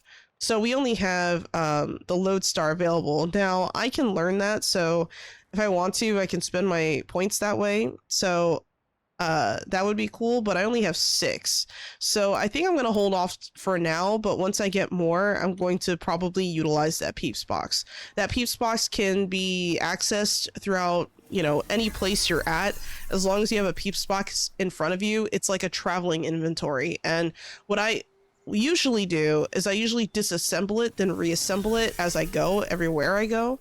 If you're playing with friends or you're playing online or anything like that, the Peeps box is seen as a personal inventory across the realms, if that makes sense. So if your friend who is in your party puts stuff in that box, you yourself are not going to be able to see what they put in there. So make sure that, you know, your friend has access to a Peeps box too, if they're going to be utilizing that. So I just wanted to point that out. All right, so the first thing I'm going to do is collect 2 pieces of cloth. One of the cloths are here. There's another one that's like behind a wall somewhere, if I remember correctly. I think it's over here. Nope. Maybe it's over here. I'm trying to remember exactly where I saw that, but we are... Oh, here we go. I just didn't see it. Okay, so we have 2 pieces of cloth. I'm going to chop down this delphinium. That's going to be useful. That is a tier 4 plant, so that's going to be good for late game. I'm gonna actually contribute 2 cloths right here. We're gonna pick up some wheat that we randomly find here. We're gonna need a bunch of lumber and rocks and stuff. We're gonna need some sticks. I don't have any of these things, so I'm gonna have to come back and do that. So first I'm gonna break the wood here, and we're gonna need lumber, so I'm gonna make sure to make lumber out of the regular wood, not the Jotun wood. Do not put, you know, if you happen to come across the Elder Jotun, sorry, not the Elder Jotun, the early Jotun, and you know, the young Holt or whatever, do not, I repeat, do not turn it into lumber and accidentally use it for this quest. You will regret it. That is not worth it, my friends. Do not do that. I'm not trying to tell you guys what to do. I'm just trying to warn you, just in case. I've seen it happen before. And the thing is, when you build things in the realms, you're not given the opportunity to deconstruct or take out materials that you've contributed toward a build. So unfortunately, it creates a situation where you're not really able to retrieve materials you've accidentally thrown in there. So that's why I say that so adamantly. All right, we're gonna keep going. Get more sticks, more fiber, more berries, get more fiber. All right, I'm gonna get more sticks. What I'm gonna do actually is I'm gonna have my helper... Oh, they're already chopping trees. Okay, so I'm gonna tell them to work here for now, and they're just gonna be chopping trees in the meantime. And we're gonna keep going. I'm gonna get more rocks. As I've said previously, or I think I did in this playthrough, I don't remember if I've said it in this playthrough or if it was like during a live stream, but whenever you're looking for, you know, stones, like if you're looking for rocks that are like, you know, the small rocks that you find on the ground or that you can gather, usually you'll find them around other rocks, like materials and ore and stuff like that, like on the mountainsides, or you'll find them near water. So in this case, we're going to find some more near the water side. And as we approach, there's more just kind of laying around. So we're going to pick up whatever we can. There's a lot of ore in this area, but I'm not here for the ore. Not yet, anyway. I'm not sure if I actually need ore for this quest, but I'm going to gather a little bit just in case, because I'm sure I'm going to need it later. Just going to get some tin. I believe this is tin, right? Yeah, this is tin. And then we're going to pick up some more rocks. Let me check my inventory. Okay, the inventory is getting a little heavy. Got to be a little bit careful here. Might as well get some quartz while I'm here. Why not? I'll probably be placing some of these materials in the peeps box before I go, actually. But, yeah, in the meantime, we're going to keep going. Get some more stone. Alright. And, of course, more plant fiber here in the water. I think these are called cattails, if I remember correctly. These weeds. Try to remember. There's a Holt Jotun somewhere. Oh, fuck. What happened? Oh, no. I might have accidentally attacked the Holt Jotun. That's not good. And my helper's not here to help me, so it's gonna be... Okay, actually they are here to help me. Okay, so them chopping down trees has aggroed this thing. I didn't even see this Jotun. I'm gonna have to chop down this barrier. I'm gonna try my best to, like, not die to this thing. Hopefully it doesn't smack me or something. Oh. Oh, my arm is broken. Okay. Gonna use that injury salve real quick. Gotta make good use of that.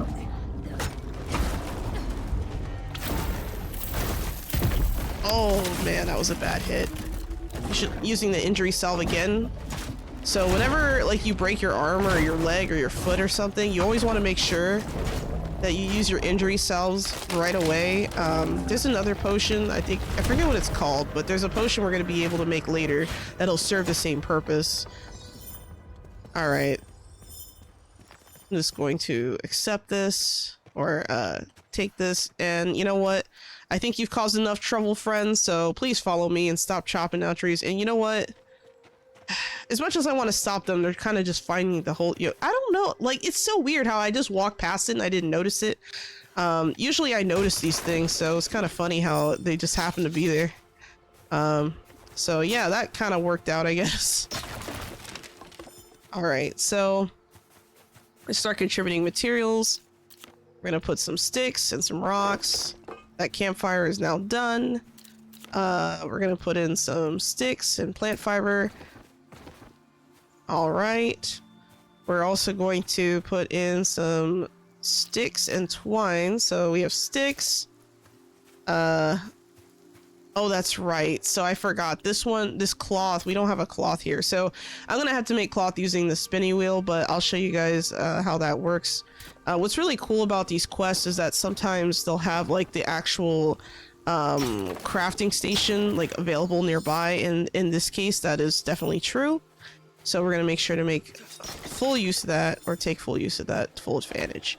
So yeah, we're going to make some twine, and we're also going to make some cloth. So if I interact here, if you notice, I don't have cloth as an option. So what you want to do is you want to go to your progression tab, and then you go to refinement, and we can move it forward a little bit. Let's see. And then cloth is down here. So we're going to unlock the textile station, but we don't have enough essence here.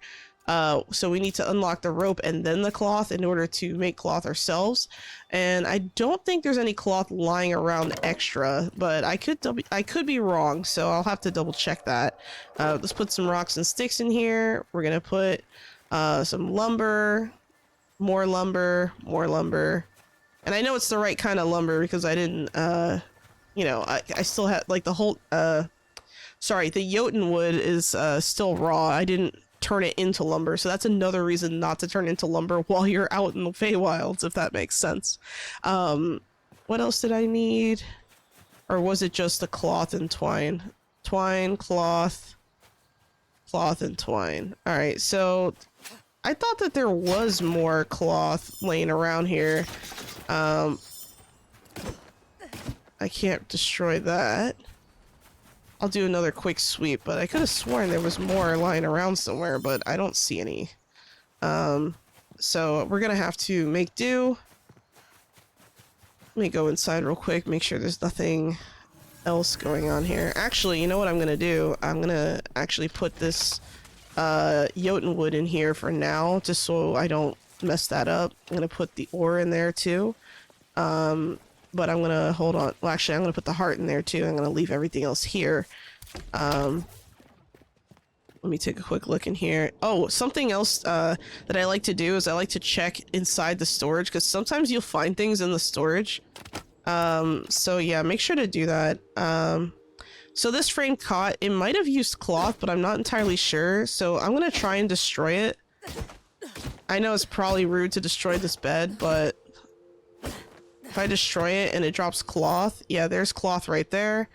That way I don't have to, like, learn the recipe right away. Wow, there's a simple sewing bench here too. I don't know if the dress forms will be made of cloth. I'm pretty sure they will, so I'm gonna take my chances here and break it. Yeah, there's the cloth. So those are the pieces of cloth we need. We need, I think 4 total? Okay, we have 2. Let me throw this in here. Yeah, so we need 2 more cloth, and I'm just going to make twine here. So we're gonna need, I think, 4 twine. So we're gonna use crude plant fibers, my craft. But yeah, if you're ever unsure of, like, you know, a material, like let's say you're looking for a specific material, always look around. See, right here we have like a little mortar station. So if I needed seeds, I could have, you know, used that. So a lot of times if you're in the camps and you're doing stuff, you can find what you need inside of the area or inside of the homes. So here's another bed right here. We can probably break these 2 down and get 2 more pieces of cloth. You could argue that it would make more sense just to craft it, which you definitely can, but I don't want to rush that right now, especially when I want to unlock my peeps box. And also, I keep missing this bed for some reason. And also, I gotta repair. Okay, so let's try and destroy this thing.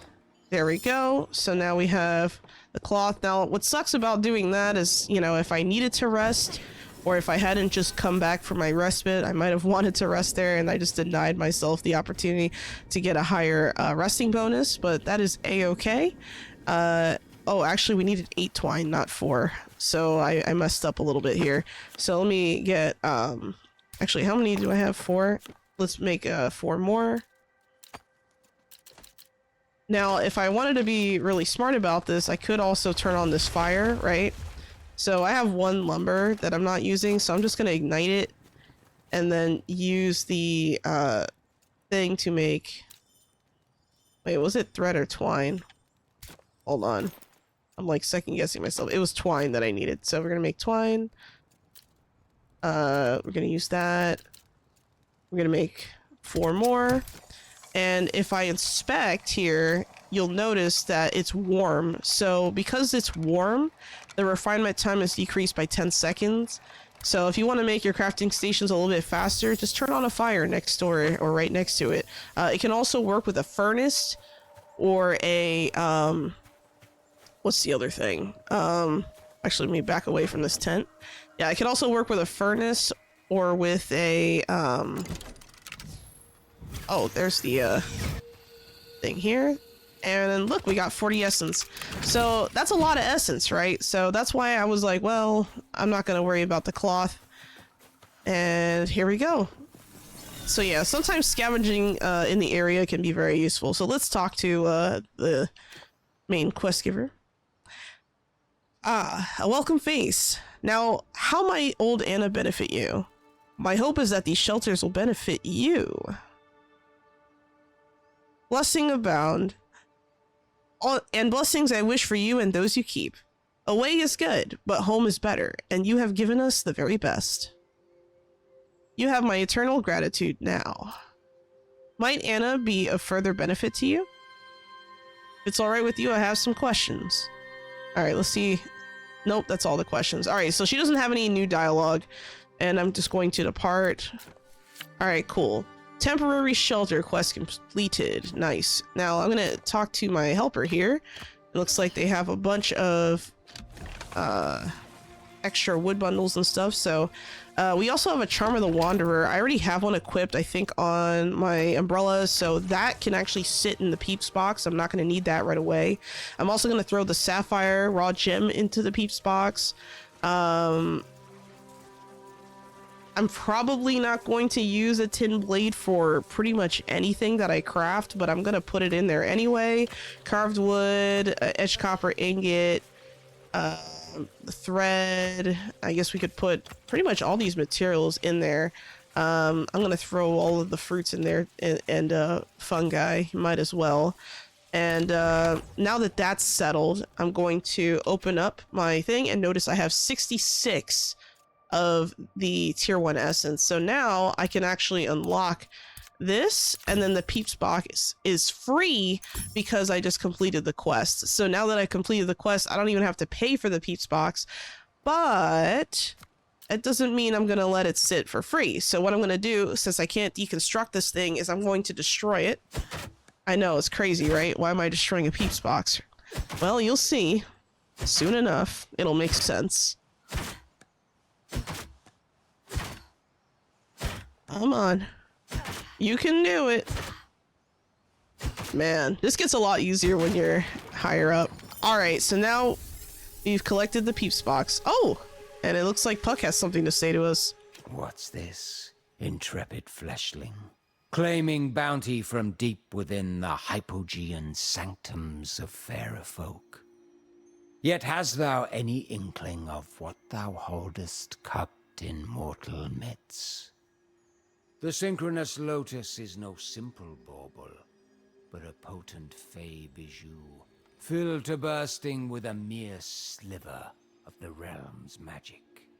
It is the scavenged foundation upon which your kind so often builds their fanciful toys. Forget not that it was we who bestowed magic unto man. Without such generosity, what might the children of Earth have been reduced to? Though, even with my kin absent, there is great danger in plucking our pelf, while foregoing reciprocity. What luck we two are friends, that I may beteem this boon unto you. And, since you now possess the means to power it, I have another gift to grant. One more of Robin's favors parceled. The means to construct a portal of one's own. In eons past, portals were notoriously taxing and toilsome for humans to conceive and maintain. However, in the turmoil following the calamity, I chanced upon a newfangled arch design that dares to make elementary what was once unattainable. You need only seek the materials required to raise this crude apparatus and place the lotus therein. Erecting it will create a contract with this realm's spirits to tame the interrealmic lacuna. Use it well, Realmwalker, that you may yet catch the flown Nightingale. Okay then, so I just learned something new. That dialogue that just played with Puck usually happens after you complete I think I think once you do the Site of Power, Sylvan's Cradle Site of Power, I I believe once that's completed and you've defeated the boss, that's usually when he plays that dialogue, because you get the synchronous lotus from a chest. It's really odd to see that now just by deconstructing this Peeps box. So that I didn't even know that was possible. Like, I had no idea that that was even a, you know, a possible dialogue to have this early into the game. And what's crazy is that, you know, he says all of this, right? And I could have sworn that he also gives you an umbrella when that dialogue is supposed to happen. Like, I think he's supposed to give you an umbrella. He didn't give me that. So I'm over here kind of scratching my head a little, because I didn't even realize you could trigger that dialogue so early into the game. So that's actually kind of interesting to note. Also, if you notice, I can also construct my Peeps box. You can find the Peeps box in the building menu. If you press B and you go to magical structures, you can find it there, and now I can place it. And I don't have enough lumber or wire to completely build it. So what I'm going to do is I'm going to actually, I'm going to make, oh crap, I just remembered. God damn it. You know what? I think I'm just not going to worry about this for now, but the fact that I can even craft it in the first place, like, we can make lumber and wire at home. I'm not worried about it. The main material would be the synchronous lotus. Normally you wouldn't get that until a little bit later, so having it that early into the game can actually be kind of big. So yeah, we're not going to head back to our respite just yet, because we have a lot of questing to do here in this Sylvan's Cradle area. But I just thought it was worth mentioning that so that you guys are aware. So you're not like wondering like, hey, how come I can't just build the thing right now? Well, you don't have all the materials, but you could in theory make them all. I mean, I could build like a simple smelter and go through that whole process, but we're not going to do that for the sake of this walkthrough, but I just thought it was interesting to note. Okay, we're going to head actually in the direction of the map marker that I just placed, and we're going to go to the site of power for Sylvan's Cradle, and we're going to talk to the people who are right outside it and receive a quest. But yeah, I don't know, that just kind of blew my mind. Like, I never really thought to do that. Like, now that I'm playing through this like a second time, you know, I'm like kind of coming up with like strategies as I go, which seem to be kind of beneficial. But yeah, getting a synchronous lotus this early on into the game is kind of a big deal. What is that? Uh-oh.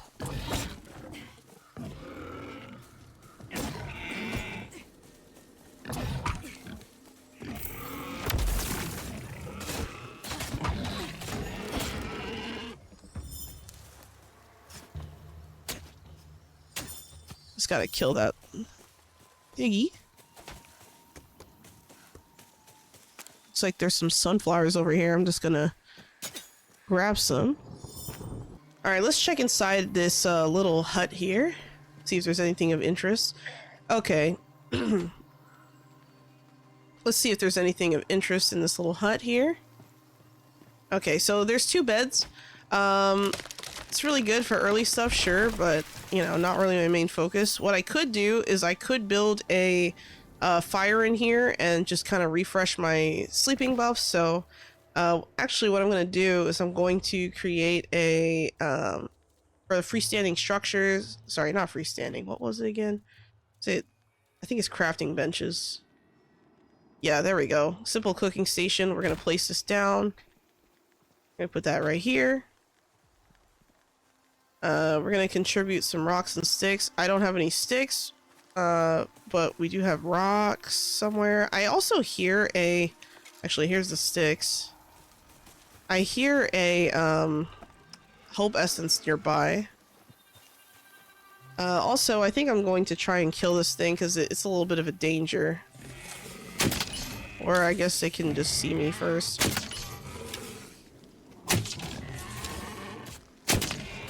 Okay, well that works. Awesome. There's a bear in the distance too, I gotta be careful. But anyway, so I hear a hope essence somewhere. There it is. Gonna interact with it. And I'm just going to let you guys read this real quick. Pause if you would like to. Alright, and we're going to continue going. I need to find some rocks. So there's some rocks over here. We're actually going to refresh our buffs today. Or not today. I shouldn't say today like as if I had a choice, but we're going to refresh our buffs before we continue here. If you notice, there's also these corrupted trees, so we could chop down these trees for some corrupted wood, which is interesting. The corrupted wood does provide some stats, so if we look at it, we have health regeneration 30, and then maleficum resistance at 7.5%. So something to keep in mind, something to think about, you know, if you ever want to build anything with it. Alright, so let's head back to the little hut.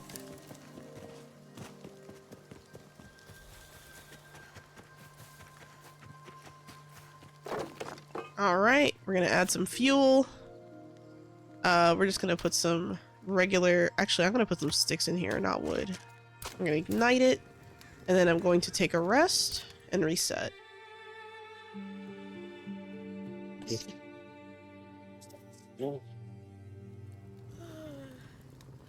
All right, and we're back. Wait a second, why is that only comfort level 3?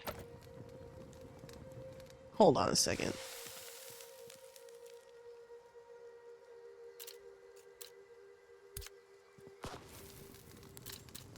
That's weird. It's not detecting this cooking station. It's supposed to, that's a little odd, so I'm just gonna retrieve the materials, but that cooking station was supposed to heat up the cot and give me a bonus. That might be a bug. So I'll have to report that after this, I guess. It's very odd. That doesn't normally not work. So, yeah, that's what was supposed to happen, but that's not what happened. I guess we'll run around with, like, level 3 or tier 3 anyway, but it's fine. Seems to be a hunting situation going on here. I'm not going to worry about the enemies in this area. Just going to kind of look around briefly, see if there's anything. Oh, looks like there was an etched ingot. Tin etched ingot. There's also some other ore here, so... if you notice, it's like immune to my current tools. So I think what I'm going to do is I'm going to probably head back to the respite soon-ish. Actually, why did I mark? Oh, I remember now. I was going to do that quest. Okay, so we're going to do that quest first, and then we're going to come back.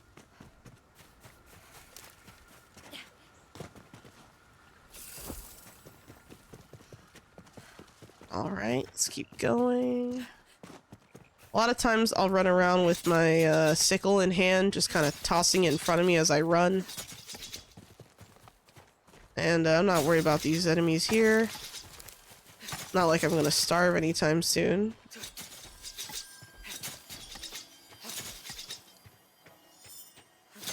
There we go. Okay, let's talk. I see the concern etched on your face, but I don't advise coming any closer. We're not yet certain how contagious this is.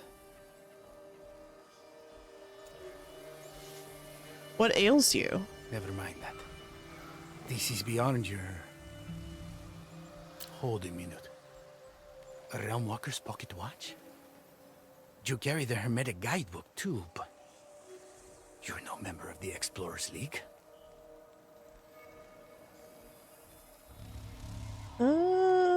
They're of no use to their former owner. No need to get defensive. I simply wonder if I've misjudged you. Now, admittedly, I wouldn't know Quatermain's newest Geo-Arcane recruits. But given the state of things... Yes. I suppose we're all Realm Walkers now. Aurelio Acevedo Ortega is the name. Ambassador Explorer by title and 30-year Realm Walker by trade. I only regret that you have found me in this present condition. I'm gonna say, I'm making course for Nightingale and was hoping an experienced Realm Walker might know the way. Nightingale. The city hasn't crossed my mind in over 2 years. I cannot get you there in my current condition, but I have a colleague, Nellie Bly. I know little about her concrete plans, but she was working with Quatermain, attempting to find a haven for those who've been stranded in the realms. Nightingale surely is their destination. Where might I find Nellie? Last we spoke, Nellie was in a realm by the name of Gloriana's Tears. One where scorching dunes could char Lucifer himself. Only a well-meaning fool would station herself amid such conditions. How can I reach Nellie then? In time long past, Gloriana's Tears was but a few realms away from Sylvan's Cradle by way of the Empyrean network. If one were able to cleanse the site of power, I suppose one could reconnect the network and reach Nellie's camp. No. If Nellie knew that I'd sent a novice realm walker on a perilous jaunt to reconnect an ancient Fey portal network, she'd grind my brain into sausage.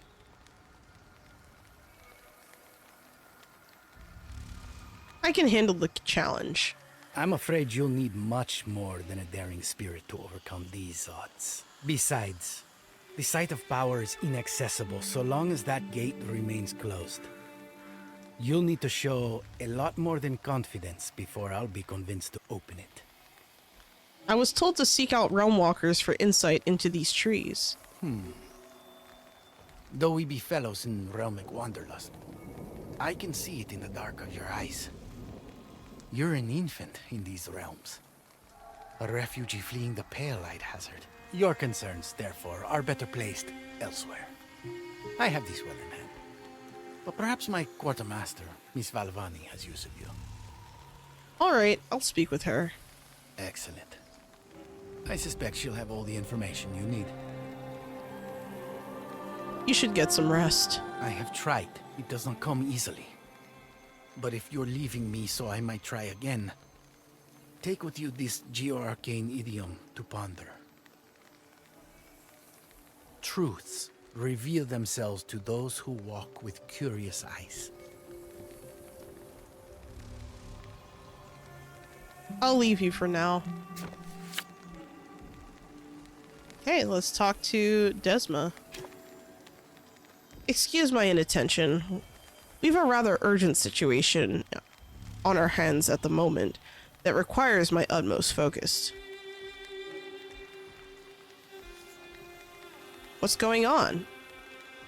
The leader of this expedition, Mr. Acevedo Ortega, suffers an affliction, unlike anything I've seen, even after years in the laboratories of the Calcularia. I am doing all I can to devise a treatment, but I near the end of what can be accomplished from this vantage. I dare not leave him alone in such a state, and your feet on the ground would be greatly appreciated. How can I help? Thank you. Much as I might wish to wring the old bastard's neck, I have no desire to see him perish in my care. You surely noticed the trees on your way to us, yes? Their affliction began in tandem with Aurelio's, Mr. Acevedo Ortega's, as he skulked about the godforsaken site of power. I have little in the way of concrete knowledge, but I believe the sickness to be fey in nature, as much as a disease. Does this disease have a cure? That is what I am searching for, and where your aid is needed. Despite its magical origin, I believe this sickness can be treated as any sickness, but we lack the resources for proper development and testing. I already have a recipe for a serviceable antidote, but I need you to brew additional samples and prove their efficacy before I dare treat Aurelio or risk worsening the village's arboreal plight. What should I test these potions on? Listen well, I have something quite particular in mind, and we must not take chances with the antidote's safety or efficacy. Just as this site seems to bear the infection, so too do other Fey ruins in the area and the life therein. I sought to search them before I knew Aurelio's illness would progress so rapidly, Though the bound made exploration difficult, there were 2 I know to contain suitable test subjects. With one, a species of mushrooms now corrupt and rotting, and the other, a carnute facing certain death. I'll return shortly. Thank you, Rum Walker. And before you go, my name is Desma Valavani. It is a joy not to be facing these dark times alone. Awesome. So now that we've gotten our quests, I'm going to remove this map marker so I don't confuse myself. Okay, so we're left with a few options of things to do here. But before we do that, let's talk to Puck. How interesting. Quite the mare's nest thou have become entangled in. Deals made and broken, a vicious curse unleashed. Yet there is more afoot than any child of Earth has yet gleaned. Fortunately, none better know the dealings of Fae than the Fae themselves, and you have an expert close at hand. But, of course, nothing that comes free is to be trusted in the wilds, fleshling. I might be persuaded to share my knowledge in exchange for a favor. Elsewhere in Sylvan's cradle there lingers an old glyph, etched by adversaries of the Summer Court many moons past. Destroy it, and I will tell you what I know of this cursed land. All right, so now that we've gotten our stuff, something we got from Aurelio was a new umbrella, so I'm going to immediately equip that. That Charm of the Wanderer that we got earlier, I'm going to want to equip onto this umbrella as soon as I get a chance. Now, if I were to go all the way up here, there's like a gate, right? And this gate is not going to let me in because I'm too weak or something, right? So if you notice that, it just bumps you right out. So don't even bother. Don't even try to get in there. It's not going to let you. Oh, that's weird. Wow, that's actually really weird. It spawned out here. That's not supposed to happen. I'm like pretty sure that's not supposed to happen. Okay then. Oh well, we're fine. But as you can hear, enemies are being spawned inside of there. So what I'm gonna do is I'm going to open up my progression tab and we're gonna do a quick look here. The crude portal is free to learn, so we're just gonna do that. We also have these potions. So we're gonna have the alchemical boiler for free and this purity potion for free. And this purity potion, I believe, is what we need for this quest. We also, so we need the 2 purity potions. I'm gonna make 3, I think, just to have them, but yeah, so we gotta keep an eye on that. I only have 95 essence, so what I'm gonna do is I'm going to check and see what clothing I'm gonna make. So I'm going to upgrade the refined sewing bench, and this refined sewing bench gives me a trapper's shirt and trapper's breeches.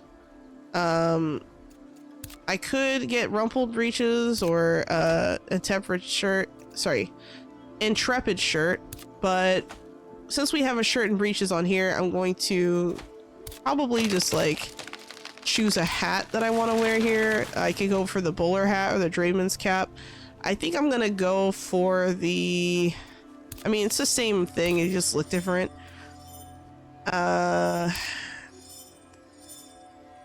I think I'm gonna go for the bowler's hat. I like the aesthetic, okay? Don't judge me.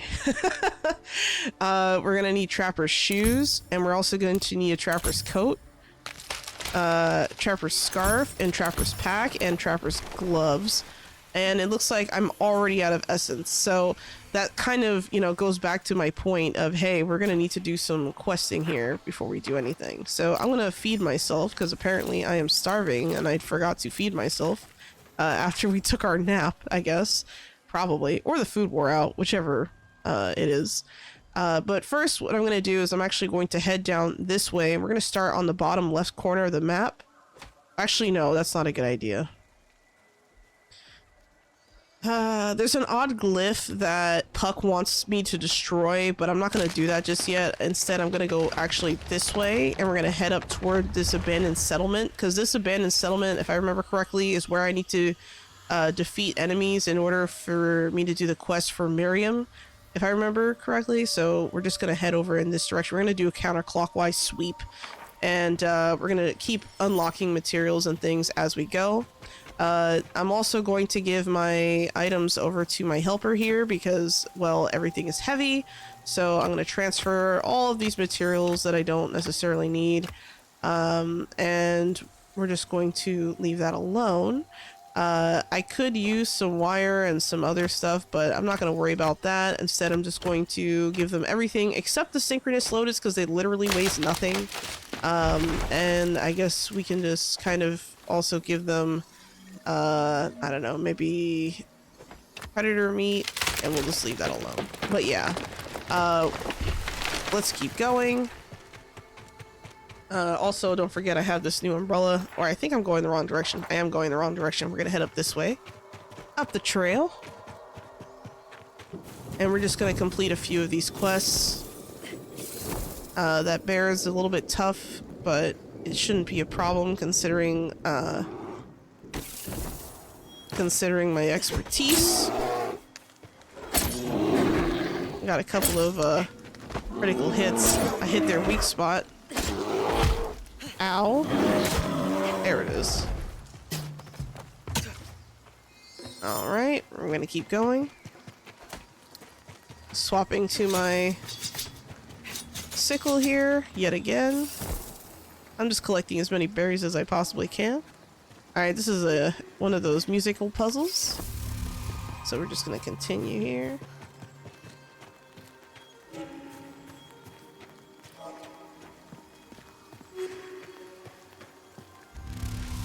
Alright.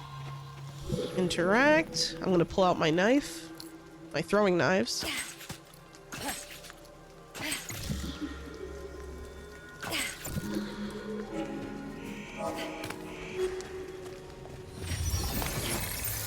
And we're going to get this.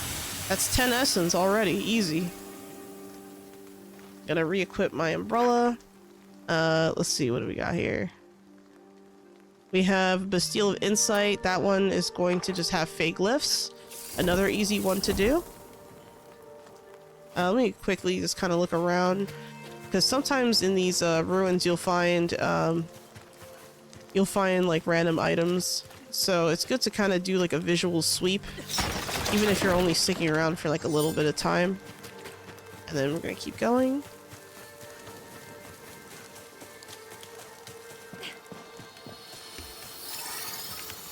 Alright, see, we have a random chest here.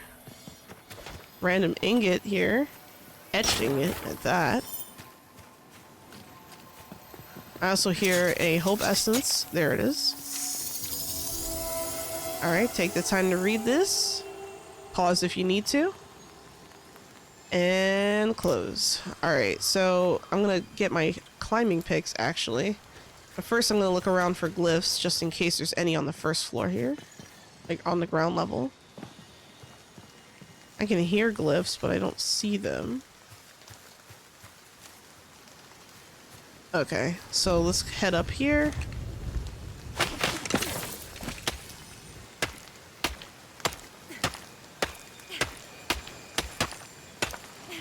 Alright. I don't see any. Oh, I see one over here. I'm gonna destroy these. Got some more lumber in there. That's interesting. If I happen to get a wire, I'll just make the peeps box then and there. Let's see. Gonna need our climbing picks again. As soon as I'm able to make, you know, better climbing picks, we're gonna have a much more fun time traversing the realm, I'll tell you. I think the climbing picks are probably my favorite traversal tool besides the umbrella.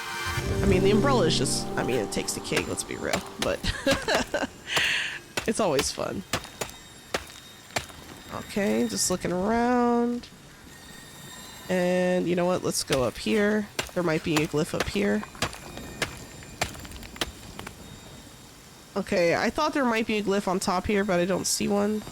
I'm still missing one glyph. I'm sure I'll find it. Oh. Just kind of looking down, trying to see if there's anything that stands out to me. Something I could do is I could jump down and just kind of, you know, fly around just to... Oh, there's one right here. See? This is what I'm talking about. Oh, and I could kill this, this wisp here for extra essence, because why not? I just got 15 essence out of that. That's crazy. Awesome. Alright, let's continue to traverse. There's also another chest over here, which I don't think I've interacted with. I don't like that I can't attach even though it says I can, so that's kind of annoying. Alright, here we go. We got some paint. We got an ornament. That's really random. Alright, let's try to head upwards.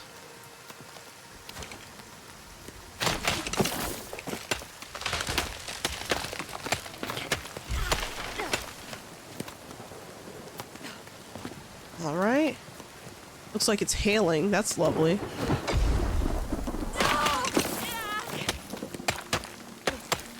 Ow.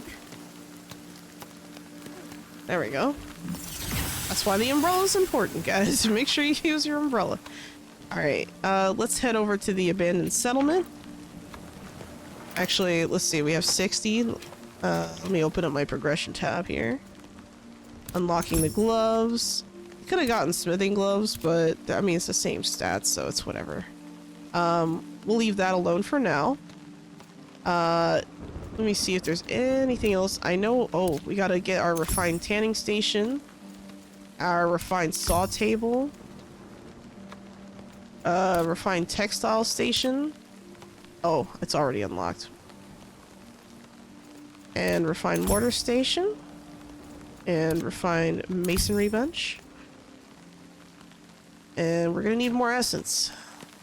I like to have all of my crafting stations kind of unlocked, and then after that we can head back to the respite. Repair real quick. It's nice that I can repair while gliding in the air. It's kind of funny. Like, how am I supposed to do that? How does that even make sense, right? Alright, so we're off in this little village area, but it's abandoned because it's infested. There is an infestation problem here. Oh. I got the ick.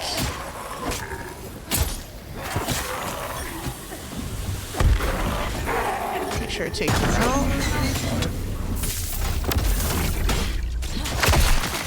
Alright, cool. Oh, and there's a book right here. I'm just gonna give you a second to pause. And then I'm closing. There was another guy down there, but my helper already took care of it. And we're gonna collect the essence bundle. Don't forget to collect the essence bundles, guys.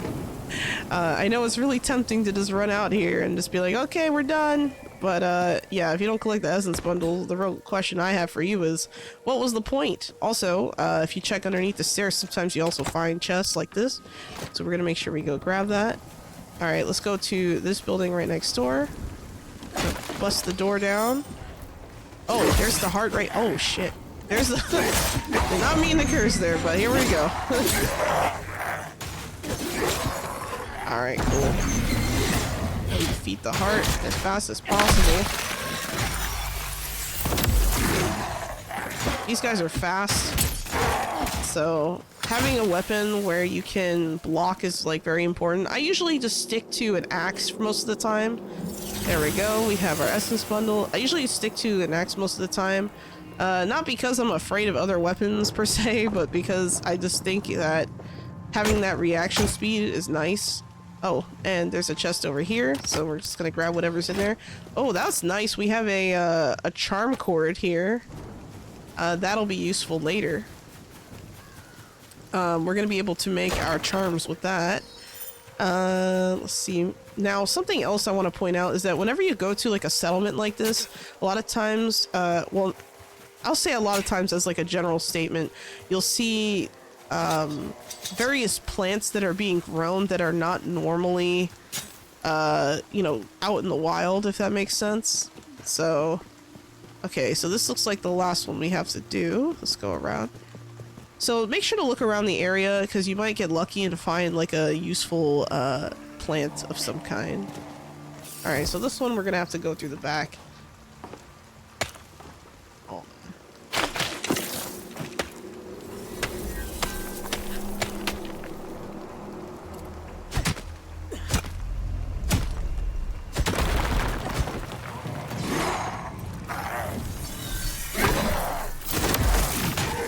Tried to set that one on fire, it didn't work. These guys are tough.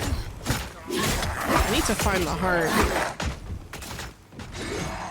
I don't know exactly where it is, but I don't want to be thrown off a cliff either.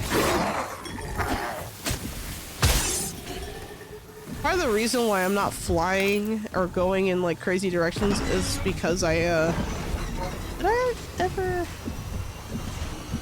Oh, I guess I didn't apply it. I thought I had the Charm of the Removable applied. I guess not. Alright, let's get our essence bundle here. Looking underneath the stairs. Not something there I want. Go this way. Looks like an enemy was spawned somewhere.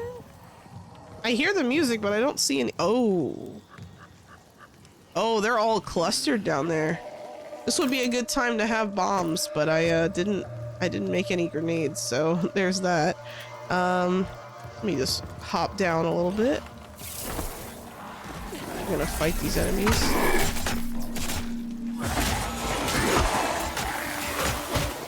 Make sure you block, because they'll send you flying, these guys that headbutt you. They're no joke.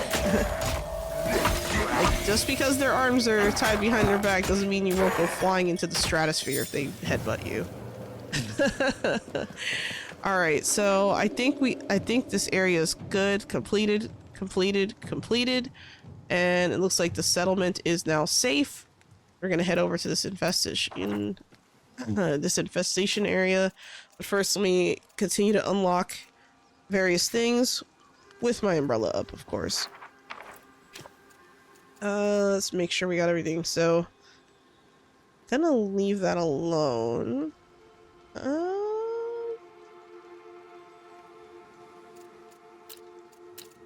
I'm gonna go to the tools. We're gonna get the refined workbench going. Is there anything else here specifically? We're gonna want a better longbow. Revolvers are nice. I could do that. I could also, you know, get the grenade satchel. I almost never use grenades. They're useful, but I'm just like, I don't know, I just don't really focus on that, if that makes sense. I could also get a refined bolt action rifle here, but I'm not worried about that just yet. I'm going to get a refined wood axe and a, actually, do we have mining picks? Oh, okay, I'm gonna get a refined axe pick as well. So I'm gonna get this next, not the mining pick. And the reason why is because, okay, so you're probably wondering, why do I want to get an axe pick while also having a wood axe, right? The reason why is because with a wood axe or a mining pick, you can block. With an axe pick, your block is non-existent. You can't block with that weapon. You can only attack, but you have two different types of attack. So that's the versatility of that weapon is very good, but it also comes with some drawbacks. So you have to be careful. And then, you know, you have the maul, which is very good against bugs. So if we were going to go into like the desert or something, it might not be a bad idea to take a refined maul with me. But I'm not actually going to do that for this. Refined hunting knife, that's another useful stuff. So we have quite a few, you know, objects, which it's something I don't understand is why do I have to unlock the refined umbrella when I actually have one already? So it's kind of silly. Maybe they'll change that in the future. And let me see, is there any other things? Of course, oh yes, the refined cooking station we're gonna want, and we're gonna probably also want the refined enchanter's focus. So we're gonna need like I'd say maybe at least 100 more essence. So what I'm gonna do is I'm gonna talk to my friend here. I'm gonna move all items that I can, and then we're gonna continue on our journey. And I'm at 63 out of 200 for the weight bearing. So we should be good for now.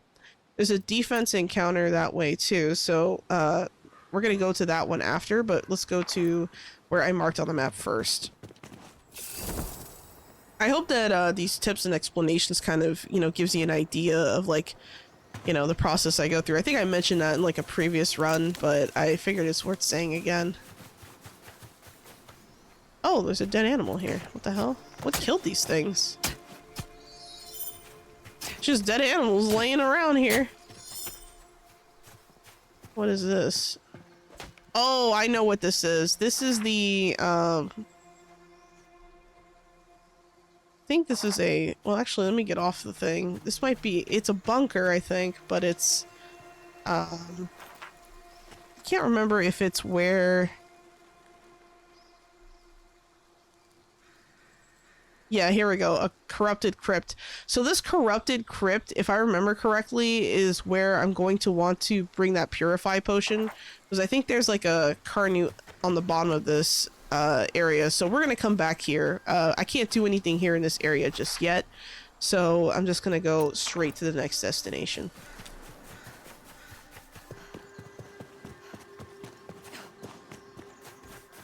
We have some enemies fighting over here. Interesting. We'll just ignore that for now. And we have to defeat these enemies here. I don't know why my helper is running 100 miles per hour in the wrong direction.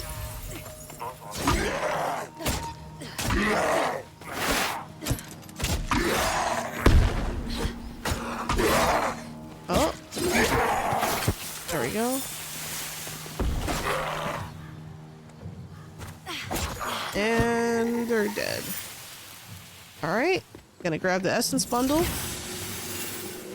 It didn't tell me how many essence I got out of that, but it was about 20. I think. Let's go to the area for defense. We're gonna rush over. Oh. We're gonna rush over this way.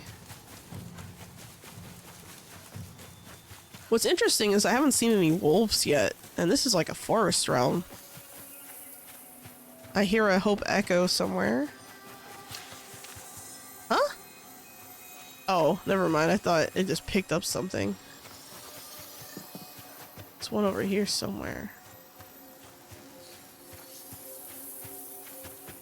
I hear it, but I don't see it. Is it just me, or...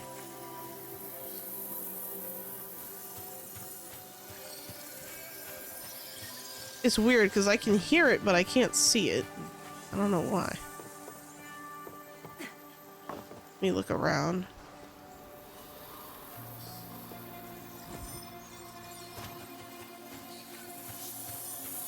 Oh well. I'm just gonna keep going. It's really weird that I don't see it. But let me pick up some items real quick. I'm gonna do a quick look around in this area, see if I can get... Oh, what's going on with the floor here? I guess my graphics is my graphics card is screaming at me, I guess. I don't know. Or it could be the game, I'm not entirely sure. Okay. Oh, now I see the hope echo. There's no way I walked past this and didn't see it. Come on. Alright, make sure to pause here if you wish to read this. Let's scroll down and close. Alright, so let's see. We have wood bundle, plank, or whatever. I don't think that's part of the quest. I think we just need to defend. So let's talk to... Well, she's not talkable. There we go. If one of the survivors doesn't talk to you, find the other one, and usually that'll be enough. Okay, it looks like they're defending, but I don't see a... I don't see a machine.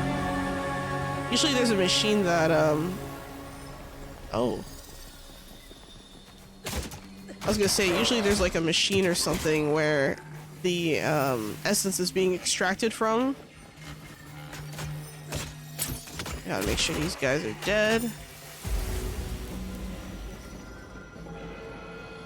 See if I can find any other issues. Looks like we're good. I want to kill the wisps so I can extract all that essence. There we go. Alright.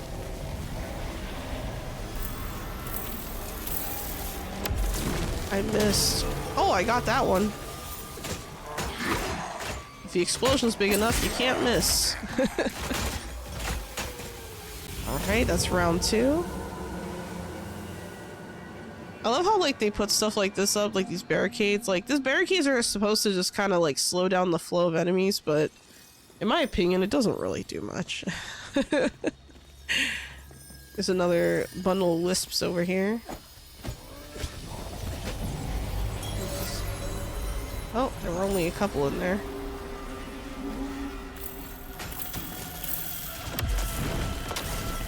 There we go. It's good to use your enchantments from time to time. I tend to forget I have enchantments sometimes. Oh no. Hold on a second. They're headed upstairs.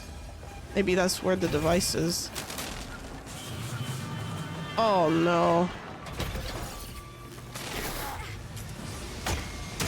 There they are. Let's go upstairs. Yeah, there it is. Oh my god. This is just gonna delay the process even further. I gotta make sure to heal up. Gotta be careful. Once I get Charm of the Immovable, these guys won't be a problem at all. Alright, oh no! Oh wait, no, never mind. I'm good.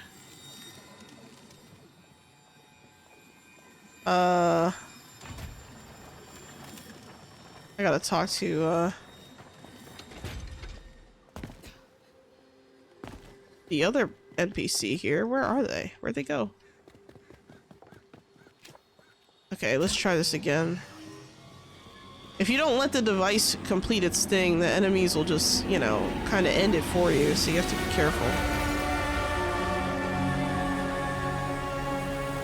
I'll wait right here. No one's getting in here.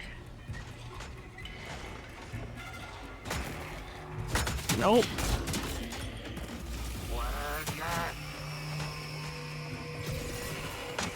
I'm just gonna stand on this to prevent them from getting up there. There seems to be a area here too. Oh, I thought there might be like a something useful there, but I guess not. Is that it? Is that all the materials? Oh, that's right. They need to get up here. I don't know. I'm so tired. My brain's just not functioning, I guess. And oh, it didn't kill it.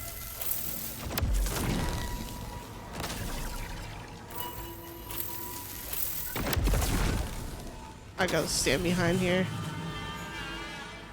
Cool, I got essence out of that too. What's going on? Are there more enemies? I don't see any enemies. Should go up the stairs. Just gonna look around. Oh, there's more down here. Oh, that was a bad fall. Okay.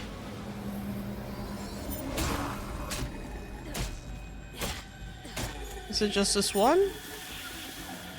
I guess not, because there's enemies dying over here too. It looks like there was a big fight over here that I missed. That is okay.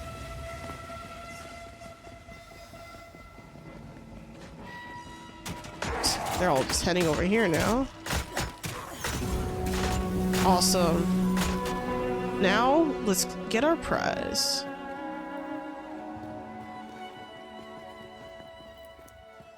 what does this do? I don't understand that. Whatever. Collecting our essence. We got 40 essence out of that. So we are already at 116 essence. Awesome. Let me get my Enchanter's Focus done. Oh, and we're also going to get our Antiquarian Major Realm cards. And see, Artisan card is useful, but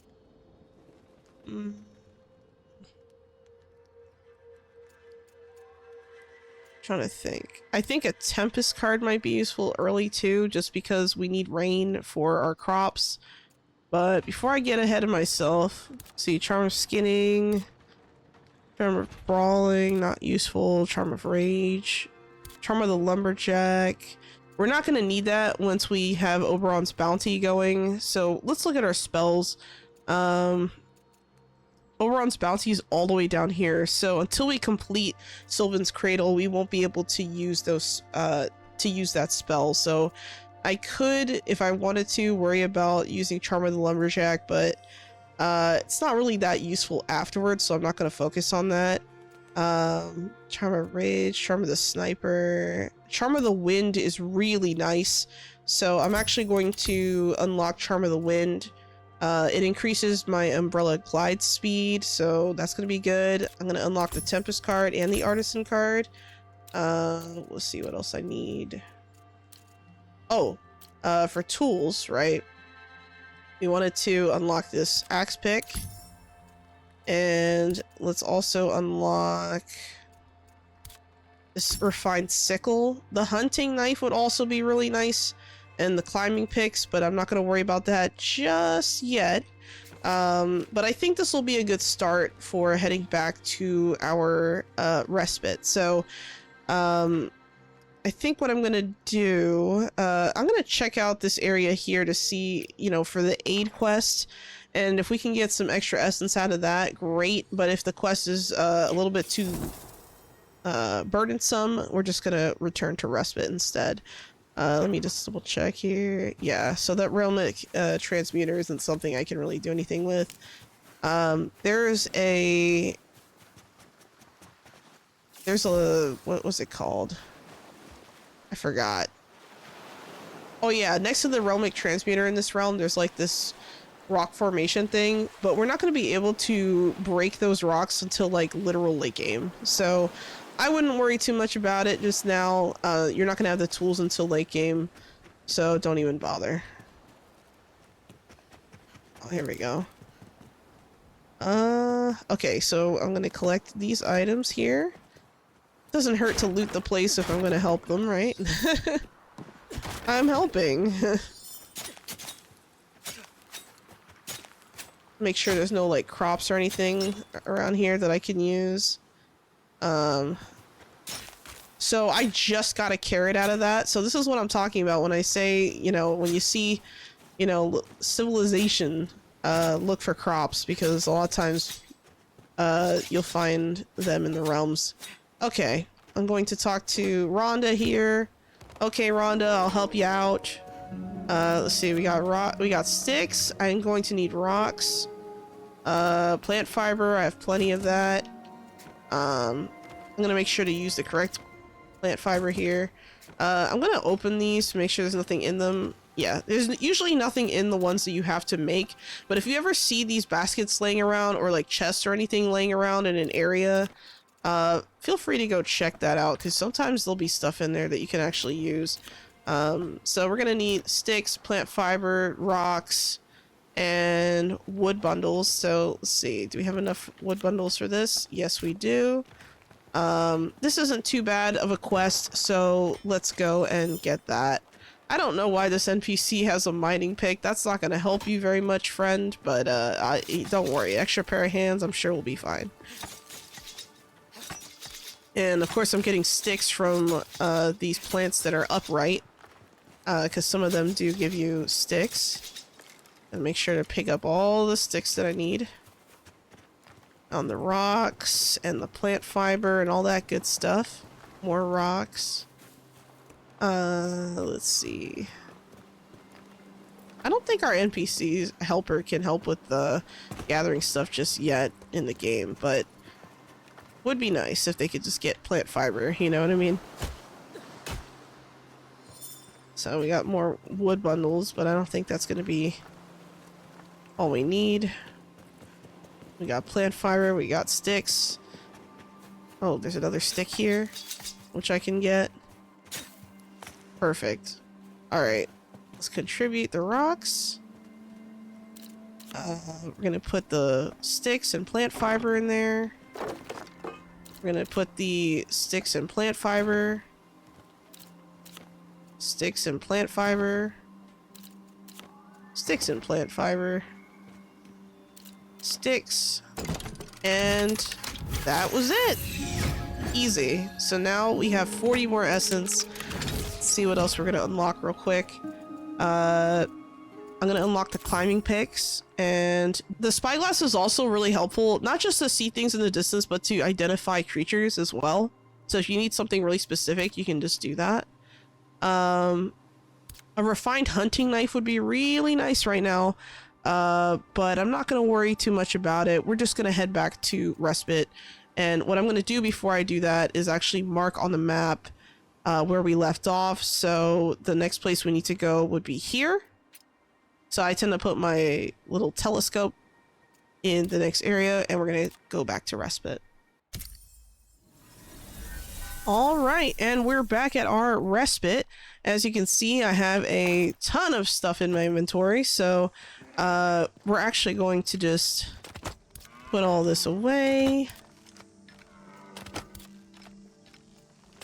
So something I should have done, which I did not do, is I should have unlocked this weathered trunk, so I'm gonna do that now. Luckily, I have enough essence to do that, but the weathered trunk is something I usually get very early, just to make sure I have enough inventory space.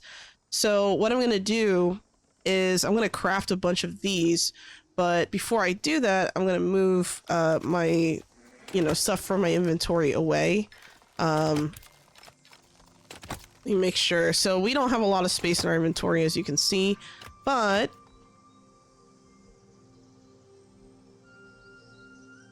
we don't have a lot of space in our inventory, as you can see here, but I'm gonna make do with what I can. All right, so I'm gonna move this. We're gonna move all of these containers out of the way.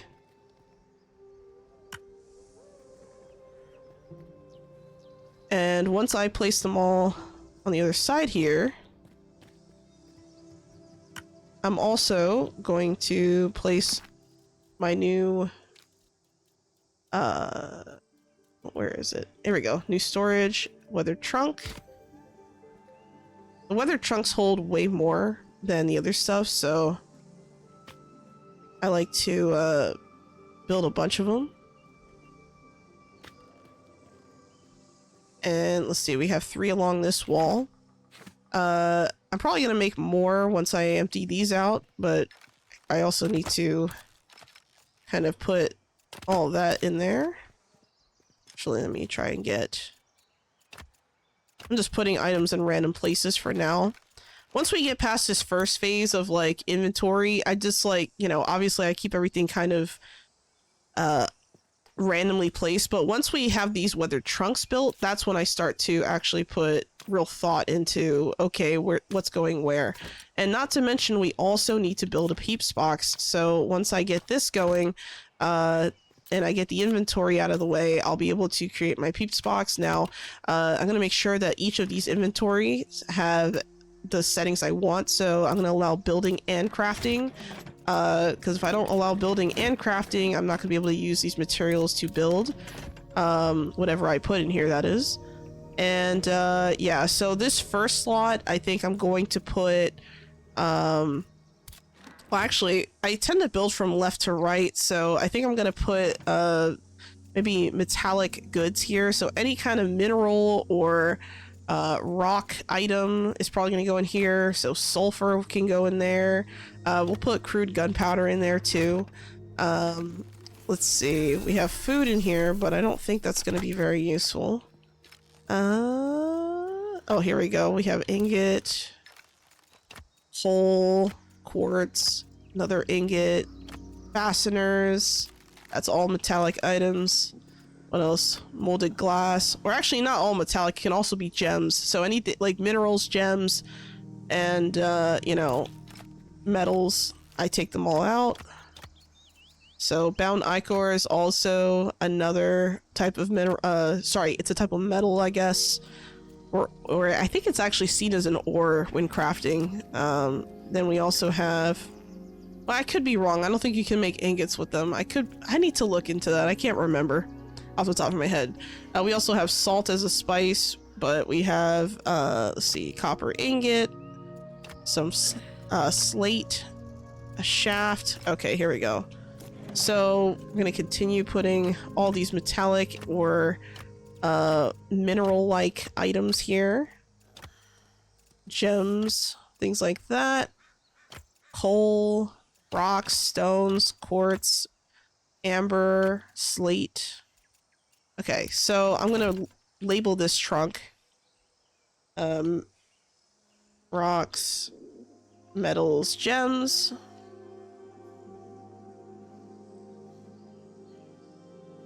Apply that. In the second one, I'm going to label this for plant products. And we're going to put everything from flowers to shrooms. I know that technically shrooms are like fungus, but I'm going to include that in there too. We also have, let's see, bound fiber can go in there, wood, plant fiber, and I'm also going to put down more plant fiber. Oh, the salt can also go into the metals technically because it's a mineral, right? And then here we're going to put animal products.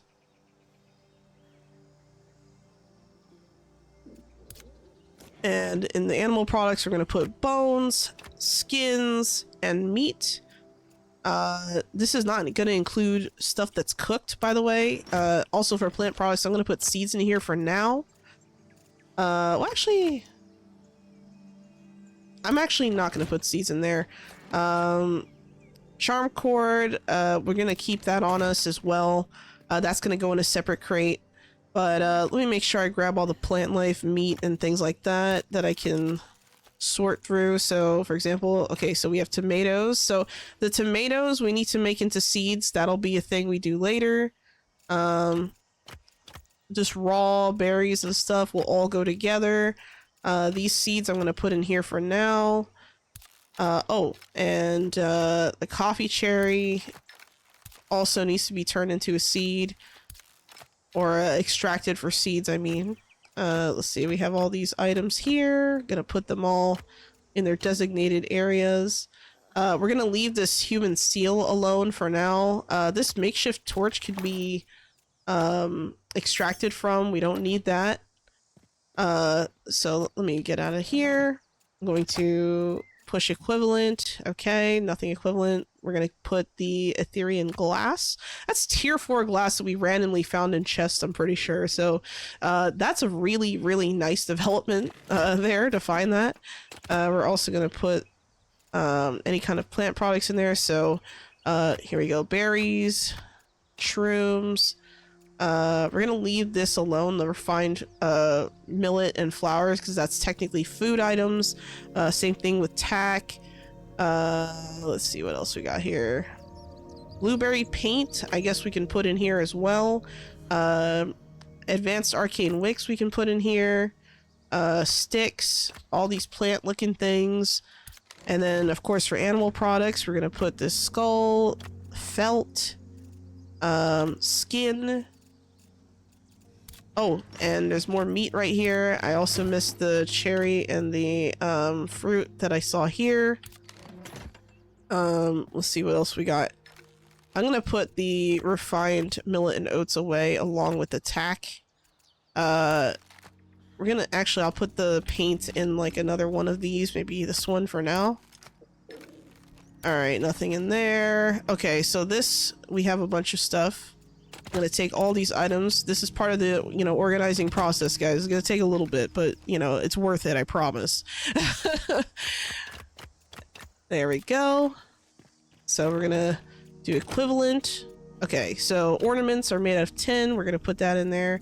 Let's see what we got. Bombardier action, that's a metallic thing. Alchemical ink will leave alone until we get to the plant life because it's made of mushrooms, this particular one. Bound ichor. Let's see what else we got here. I think that's it for metals. For plant products, I'm gonna send the lumber. Arcane wick. Alchemical ink made of mushrooms. Twine. Plant fiber, plant fibers, plant fibers. What else? More fibers. Okay. And then animal products. We're gonna put the bug meat. Straps, leather items, bones, skull, straps, animal fiber. Alright. Refined pigment is made of mushrooms, so we're gonna put that in here. And what else we got? I'm gonna put the paint in. Oh, sorry, Saskatoon paint. That's going to be a plant item, so we're gonna put that in here. I think that was everything, right? Oh, no, we don't have all the tools, so we're gonna leave that alone. Okay, cool. So what I'm gonna do is I'm gonna deconstruct this. We're gonna take these items and pick them up ourselves.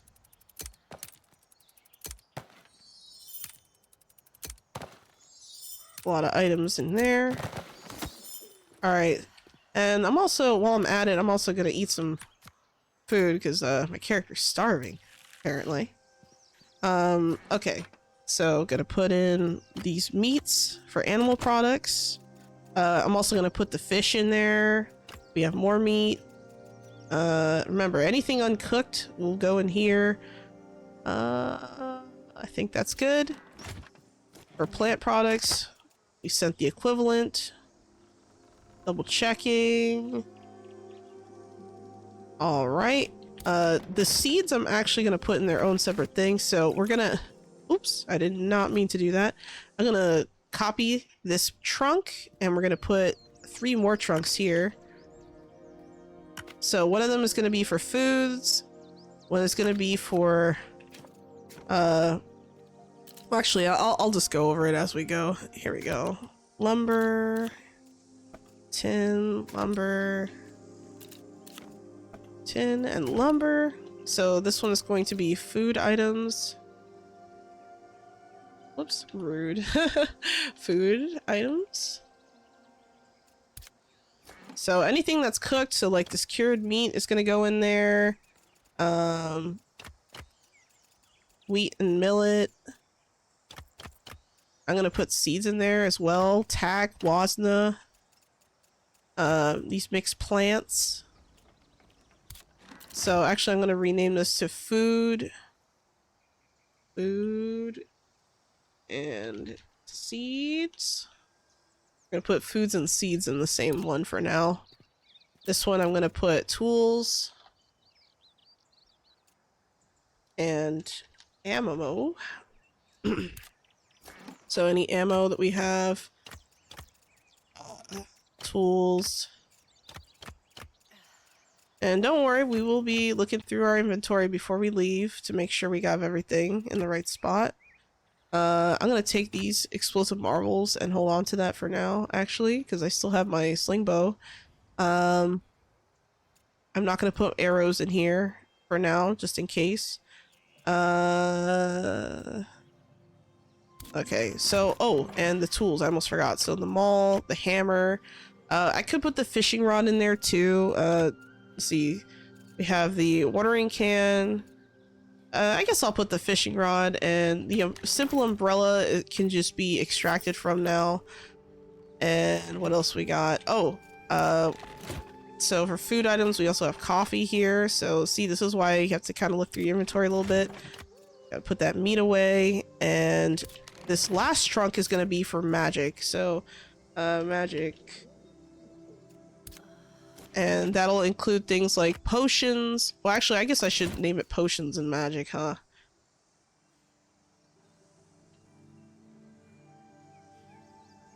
All right.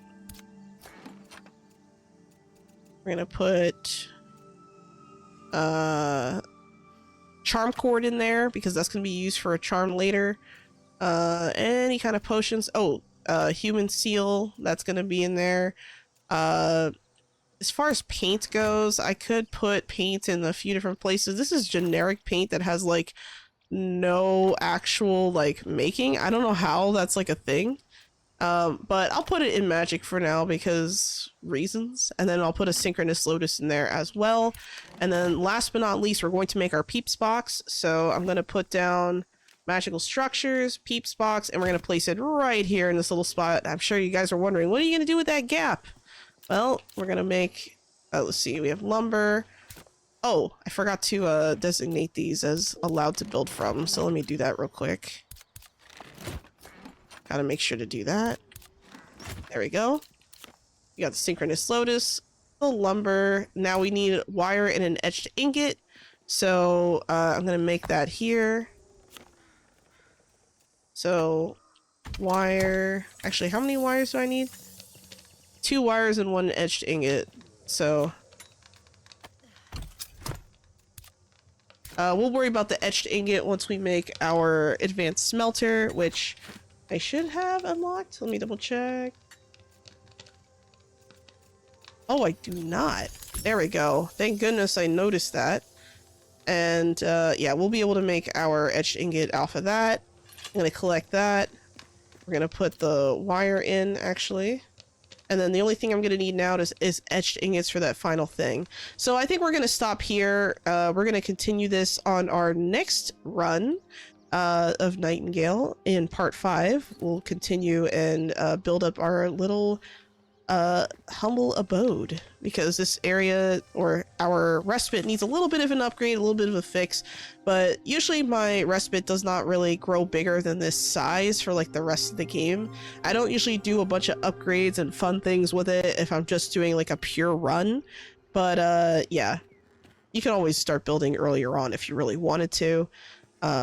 So yeah, thanks for taking the time to watch this. I hope you enjoyed the run, or at least this episode of the run. I hope you have a wonderful day, and as always, Sholo out. Alright, and welcome back to part 5 of this Nightingale Let's Play. I'm just going to continue where I left off. Right now, we just wrapped up some of the housekeeping and things like that, and there's still things we need. So for example, we need an etched ingot. I'm gonna have to upgrade my crafting stations here in order to achieve that, and it shouldn't be too bad. If I check over at my progression tab, I've unlocked pretty much the basics that I need for pretty much every category as far as like the actual crafting stations, but there are a few things that I'm sure I'm gonna have to go out of my way to unlock. So for example, this right here, etched ingot, so I'm gonna learn that as a recipe. And that'll of course come out of the refined smelter. So I'm probably gonna have to maybe do a little bit of farming. Well, actually, I'm gonna have to go back to Sylvan's Cradle and check to see how much of the map was actually completed. But if I don't have enough green essence by the end of it, I'll have to open up maybe an antiquarian realm, and that would be a good start for you know, just basic exploration and kind of explaining how that works with the procedurally generated realms. So yeah, that's really exciting. But I think the first thing I need to do here is make sure that I have my materials in place. So I'm gonna put some wood bundles here. I'm actually, you know what?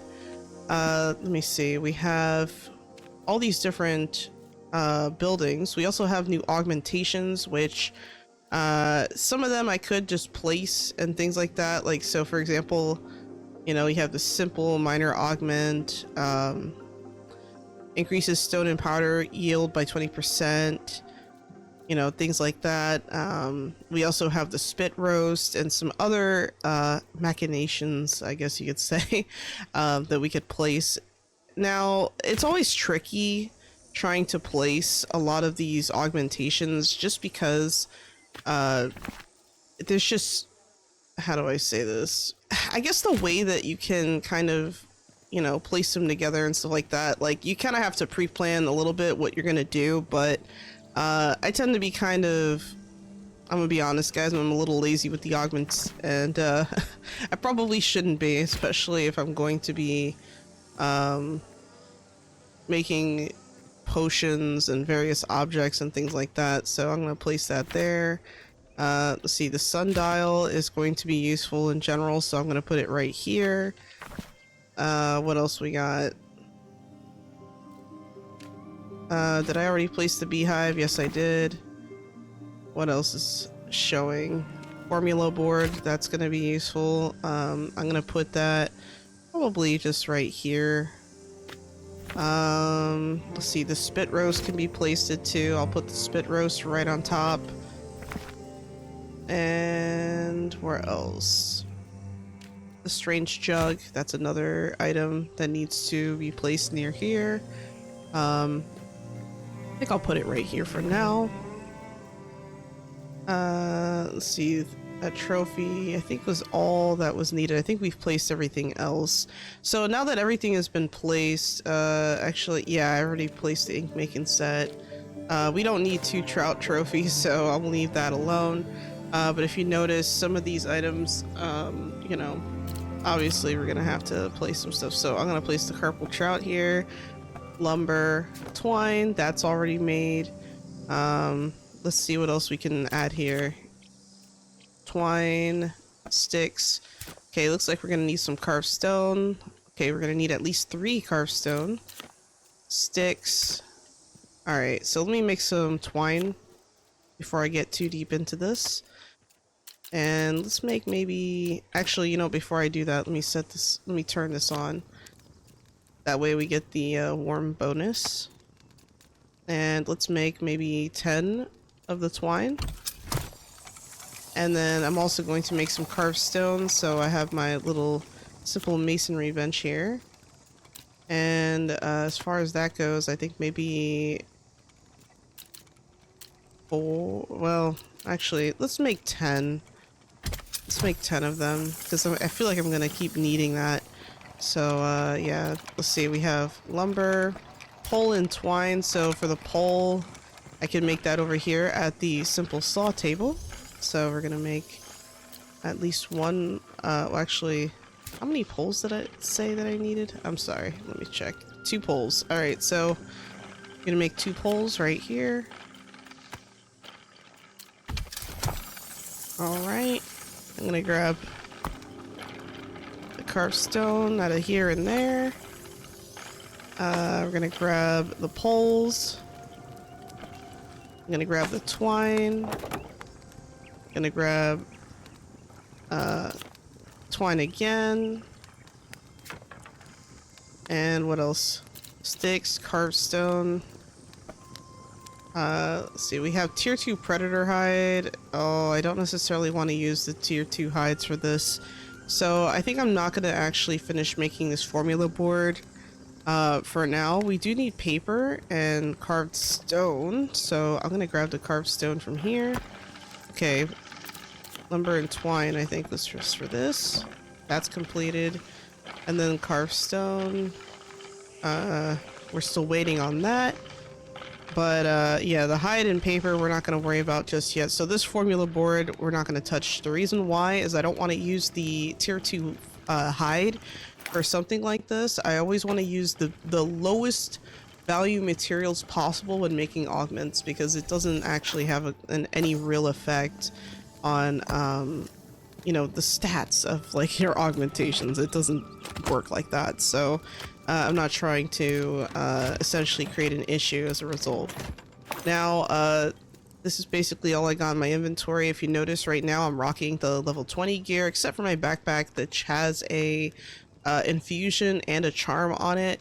My umbrella is also level 28, and that needs a charm of some kind. Now, if I interact with the simple enchantress focus, you can already see that the charms available to me are very I mean, I have a few. So like Charm of the Immovable is one that I want to make, so I'm going to mark that. I'm also going to want another Charm of the Mule, a Charm of the Wanderer, which we have. I know I have one somewhere. So those three are probably the big ones right now. Endless Fishing can be nice, but I don't really spend a lot of time fishing. Let's see, Charm of Invigoration. Okay, that's for creatures' weak point, so I'm not going to be using that. Charm of the Juggler, not something I want to be using right now either, so there's that. And of course I could make better weapons and then upgrade those weapons and then create spells for those specific things. So what I'm going to do first is actually just focus on upgrading my benches, and I'm also going to create a crude portal. Now this will be the first portal that I build. So what I'm going to do actually is create a little bit of a front area, and I'm going to look at the foundations. So it looks like I need bricks and lumber for this. I cannot make bricks yet, so I'm gonna stick with the crude building stuff for now. But yeah, that is the plan. Just gonna make sure that I am able to create like kind of like a whoops. Oh no.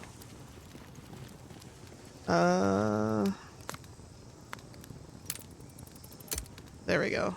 I want to create like a front area here, so let me just add some resources. So we're gonna add our sticks, our wood bundle, and our stone, oh sorry, our plant fiber.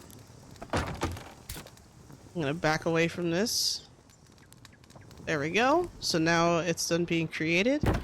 And in this front area, I'm going to, well actually I need to kind of maybe make some stairs or something that can lead down toward the water, but I'm not too worried about it. It's kind of on the edge of a cliff, so it's like kind of whatever, if that makes sense. So I think I'm just gonna leave that alone, but what I will do is place a portal here for now, and this will be my first portal. Oh, I accidentally dodged and completed a challenge. That's funny. That was a complete accident. Alright. Need to create a portal area that's not... Well, actually, I don't think that I have enough surface area here to really comfortably place stuff. So I think I'm gonna... Well, actually, let me eat some food real quick. Let's contribute some sticks, some plant fiber, and some wood bundle. There we go. I'm gonna back away from this a little bit, let it create itself. And then now I'm gonna place my crude portal, and we're gonna put this first portal right over here. Now for this portal, I can use lumber, ingots, wire, and synchronous lotus. I don't have enough for that, so actually, now I think about it, I'm gonna hold off on making that portal because I can't use that synchronous lotus I just got for that. I need to use it here instead. So I'm gonna be using the synchronous lotus there. But like I said, I have to upgrade my crafting benches, so let me do that real quick. So let's go to the crafting benches, and we're gonna start off with I think the most important ones right now would probably be the smelter, and then maybe the 2 workbenches. So I'll put the smelter down here for now. I'm just gonna build it and then I'm going to move it. So I have a shaft here. I need 1 more. We have ingots. We need wire and then carved stone. So I'm gonna contribute the carved stone, and then I need 1 shaft and 1 wire. So we're gonna make the shaft, and we're also gonna make the wire. All right, and then I'm just going to contribute both materials. Perfect. So now I'm going to actually deconstruct this smelter here, and I'm going to instead move this one into its old place. So this smelter can sit here for now. Once we upgrade it to the excellent smelter, it's not going to fit though. So this is something I kind of have to keep in mind. But I'm not too worried about it as of right now. I'm gonna move this augment back here actually, so that it's like out of the way a little bit. And yeah, so let me contribute some, hold on a second. I can't quite click on the, okay, so I'm gonna have to move the bellows. This isn't gonna work. Let me move it over here, actually. There we go. So let's add some fuel. I'm gonna put some sticks in there because, well, actually, maybe not sticks. I'm gonna put some coal in there, actually. And we'll leave that alone. Now, if I interact here, you can see I can make an etched ingot. So, let's go with a, actually, can I, oh, I do have enough ore to make some more tin ingots. So I'm gonna make some etched tin ingots. That'll take a few seconds. I'm gonna let that complete. I'm gonna turn off the simple cooking station since I'm not crafting anything to eat right now. I'm also going to start working on some other stuff. So another important crafting station is probably going to also be the tanning station, because remember, we're going to use it for clothing and things like that. So I'm going to build it right here for now, and we're going to contribute materials. We got straps. Now we need wire and a pole, so I can get a pole from here. So I'm going to make a pole and then wire. I need, actually, hold on. I need 3 poles and 2 wires. So let's make, well, first we make 1 etched ingot before I do anything, because I need to make sure I can make my peeps box. So we're going to prioritize the peeps box real quick. All right. So I'm going to throw the etched ingot in there, and now I have access to even more materials. So remember the materials you put in, I want to say, what, a couple of episodes ago? Yeah, so now all those materials are here and I can access them. So this is going to be really huge, because notice I now have 98 wood bundles that I've been holding on to. So I'm actually going to move my equivalents over, and then I'm going to take all. And notice that everything is like super heavy, so I just gotta make sure I move all of these materials over as they should be moved. I'm actually going to move the Jotun heart over to the metals, because even though it's like an organic plant life item, it's kind of not used that way. You can use it to make cut gems and things like that, so I'm just kind of moving it in accordance to what it can be built into. And I'm just going to continue placing more and more of these materials where they belong. And then, of course, we have the Charm of the Wanderer, which I'm actually going to end up applying to my boots instead of my umbrella this time around. There is another charm I want to make, but I need to upgrade my Enchanter's Focus. So I think what I'm going to do is I'm going to place this here for now to remind myself to make that, and then we're just going to contribute, let's see, we need wire and pole, so we need 2 poles, and then once I place those down, we should be okay. Oh, and it looks like I'm going to need more lumber too, so I'm actually going to take my wood bundles, and I'm going to make like 10 lumber for now. Though I'm sure I'm going to need more. And then I'm also going to make 2 wires. So let's do that. I'm going to use tin. And then I'm also going to make tin ingots, because now I have more materials. Now, I think something that is going to be really important is I'm probably going to want to make that axe pick sooner than later, just so that I can acquire materials a lot faster, since we don't have Oberon's bounty until after Sylvan's Cradle is finished. So unless I get really lucky and find an Oberon's bounty spell, or not spell, enchantment in like a box or something, we're gonna have to play it safe here, because otherwise we're not going to have what we need. So oh, I think I didn't build that 1 pole, so let me do that. And I'm actually going to swap the priority of these 2 builds. That's the nice thing, is you can swap the priority. Boom. So now we have a tanning station that is refined, and if I interact with this, you can see what we have available versus the normal one. You know, it's the same recipes essentially. So you have animal fiber, chitinous bone and hide, felt, leather, and straps. And if I use the refined tanning stations, the difference is that I have wrap now as a spell. Sorry, not a spell. I have wraps and felt. I don't think felt was a... Oh no, I could make felt, but I couldn't make wraps. So what I'm gonna do is I'm just gonna kind of reuse these materials now. So this is gonna go down. That's gonna be destroyed. I'm gonna move my tanning station over. I'm gonna place it right over here. Actually, it's a little bit off, so let me reposition it a little bit. There we go. So now we are off to a great start. And I'm also going to, well, actually, now that I've completed some of these things, I'm gonna put these materials where they belong as well. And of course, we have food and seeds. I'm gonna put the refined wheat in there. Empty my inventory again. So now we have 2 upgraded stations. The next step will probably be also the textile station, so I could make a refined textile station next. Let's do that. And we're going to put lumber and twine, and we need 2 wires and 2 poles.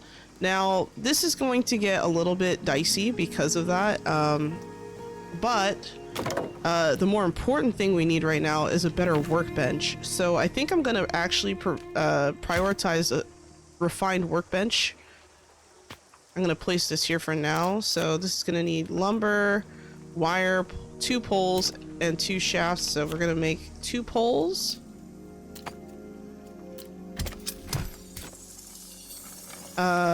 2 wires. Actually, we're gonna put 2 shafts and then 2 wires.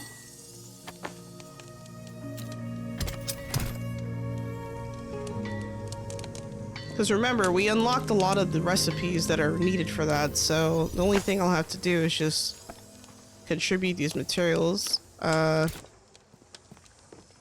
just still waiting for that other shaft. Let me do that. Alright, so now we have our refined workbench.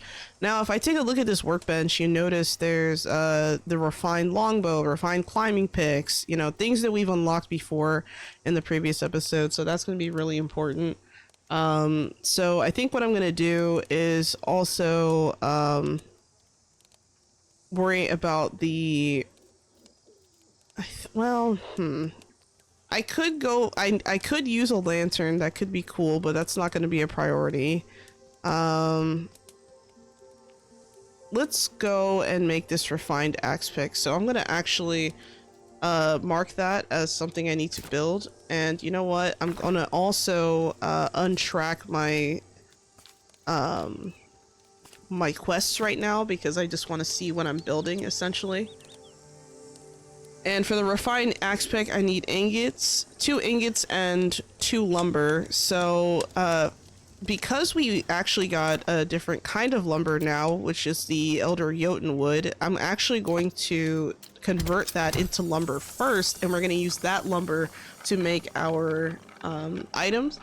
The reason why is because if we were to try and just use the wood bundle, it only gives you injury resistance, whereas the oh my god, I keep saying Elder Jotun, but it's just Jotun, sorry.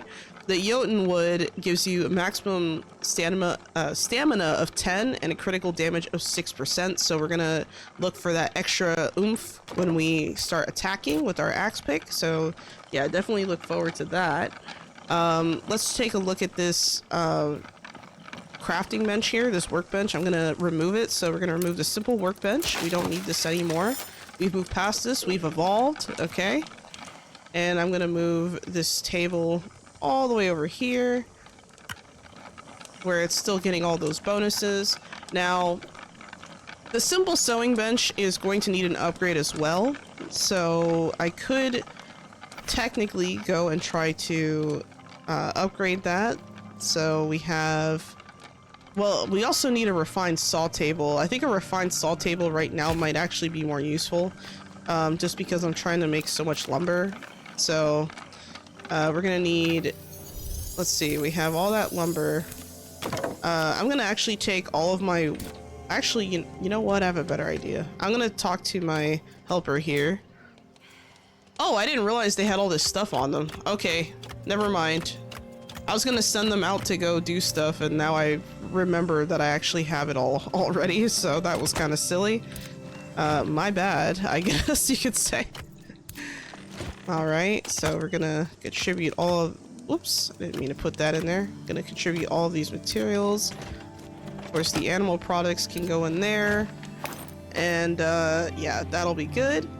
So, let's see, we have, 3 regular lumber here. Well, actually, I should have probably put it in there, not in here. But you know what? Let me remove the enchanter's focus here. There we go. So I'm gonna contribute the lumber. Now I have to be careful not to put the Jotun wood in there. There we go. 1 wire. So we're gonna need 3 poles.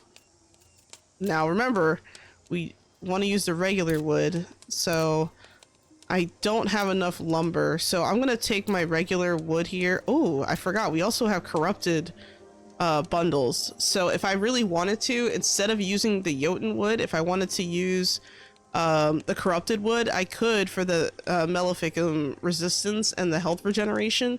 That could also be a decent option. So we have a couple of different things we can do here. I think I'm gonna make maybe like 50 of these lumbers. We're gonna let that do its thing. In the meantime, we're gonna be crafting our shaft. I think I'm gonna take this tin etched ingot and we're gonna use that one. It doesn't really matter if the ingot is etched or not, it's just a different kind or different state of the same ingot, essentially, so it doesn't really do much in terms of, you know, possibilities, I guess. What I will do, though, is turn on my fire here and restart my day. So let's reset the day just to let time pass, and then that way the 50 lumber will be completed. Alright, so we got our 50 lumber. And we're just going to make 3 poles. Sorry, didn't mean to do that. There we go.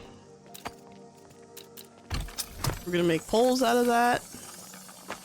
And then we're also going to need 1 wire.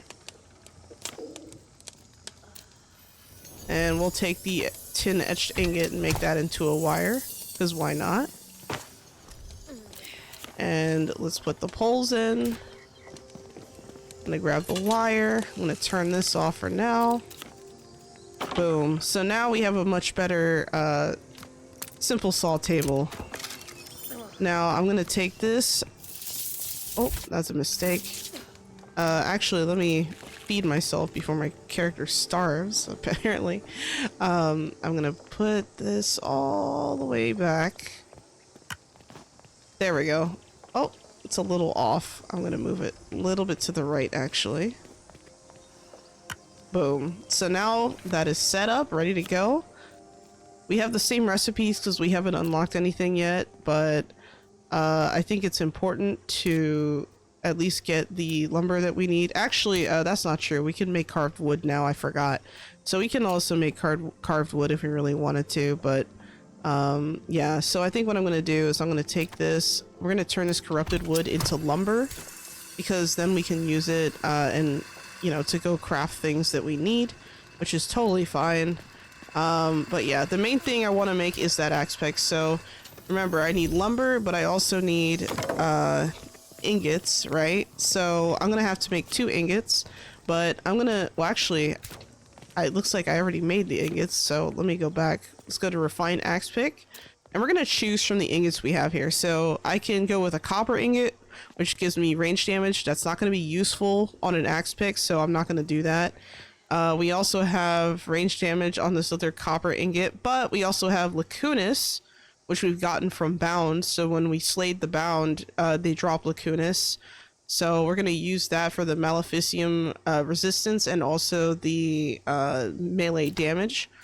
And then, of course, for the wood, we have 3 options. So we can go with Corrupted or Jotun, or we can go with normal. And I think definitely we want to go for a higher tier. So definitely at the tier 2, we can choose either maximum stamina and critical damage or maleficum resistance. I'm gonna go with the Jotunwood. I think the Jotunwood is probably better right now, not just because of the increased damage with the critical strike, but because I feel like it's just going to be a better investment overall. So I'm going to take this axe pick, and I'm actually going to replace my mining pick with this axe pick. So this is what the axe pick looks like once I have it. So not bad, not bad. This is a great development. And I'm also going to make sure I put my stuff away, because obviously it's too heavy on my character. Alright, so the refined textile station, we need 2 wires and 2 poles, so I'm gonna go and craft that in the meantime. So 2 poles, we're gonna use regular wood, and then 2 wires. We're gonna need 2 ingots to make that, so I'm gonna quickly look and see. It looks like this the copper ingot might be something we have to worry about now. The thing with the copper is that if I was going to make a ranged weapon, obviously I would want to use that. I don't really have any tin ore right now that I want to be using. So I think what I'm going to do is I'm actually going to talk to my helper here, and we're going to swap weapons. So I'm going to give them, I'm going to take this mining pick away, and I'm going to give them my axe pick to hold on to, and then I'm going to equip it. Then I'm going to have them follow me, and I'm going to fly over to the other side here. And I'm going to have them mining in this area and just getting a bunch of tin ore, because I really need tin ore. I don't have enough right now, and this would be the perfect opportunity to get that, essentially. So now that they're here, I'm just going to say work here, and they should be doing their own thing. I'm not going to go and gather it myself right now because I am trying to, build other items. So we're going to be focusing on our priorities there. But of course, we just want to make sure we have what we need. I'm going to have to build some extra stairs this way, obviously, at some point. Hopefully not too far down the line, that is. All right, I'm going to turn off the simple cooking station. And as you can see, my helper is just kind of autonomously working in the background. They're mining for me, so I don't have to worry about that anytime soon. As far as like wires and poles go, I don't have those materials, so we're going to leave that alone for now. And we're just gonna see what else we can make. So another item that I want to make will be the regular axe. So the refined wood axe is the item I want, and of course I'm gonna need lumber and an ingot to make that. So let's make our thing using Lacunas again, and I'm also going to, you know what, I think I'm gonna go with the corrupted wood for this build. And, I think it's okay to mix it up just so that we have a little bit of variety here. Boom. So now we have a refined wood axe, and that axe is going to be infinitely better than the current garbage I've been using. So let me just extract stuff from all these tools, which I'm not going to need. I'm going to have to replace the tool that my helper has. Actually, if I wanted to, I could make myself another refined axe pick. The reason why I like having an axe pick on the helper is because it eats up one slot for your on hands, essentially, and since your helper can only have one weapon equipped at a time, it doesn't make sense to give them two weapons necessarily, and it's better to just give them an axe pick. So I think I'm going to follow suit for myself, and we're just going to make this with the Jotunwood. I have enough Jotunwood to make another, so what the hell, let's just throw it in there and make another. Now, again, the reason why I'm making a refined wood axe and a refined axe pick is because with the wood axe, I can do this. I can block, okay?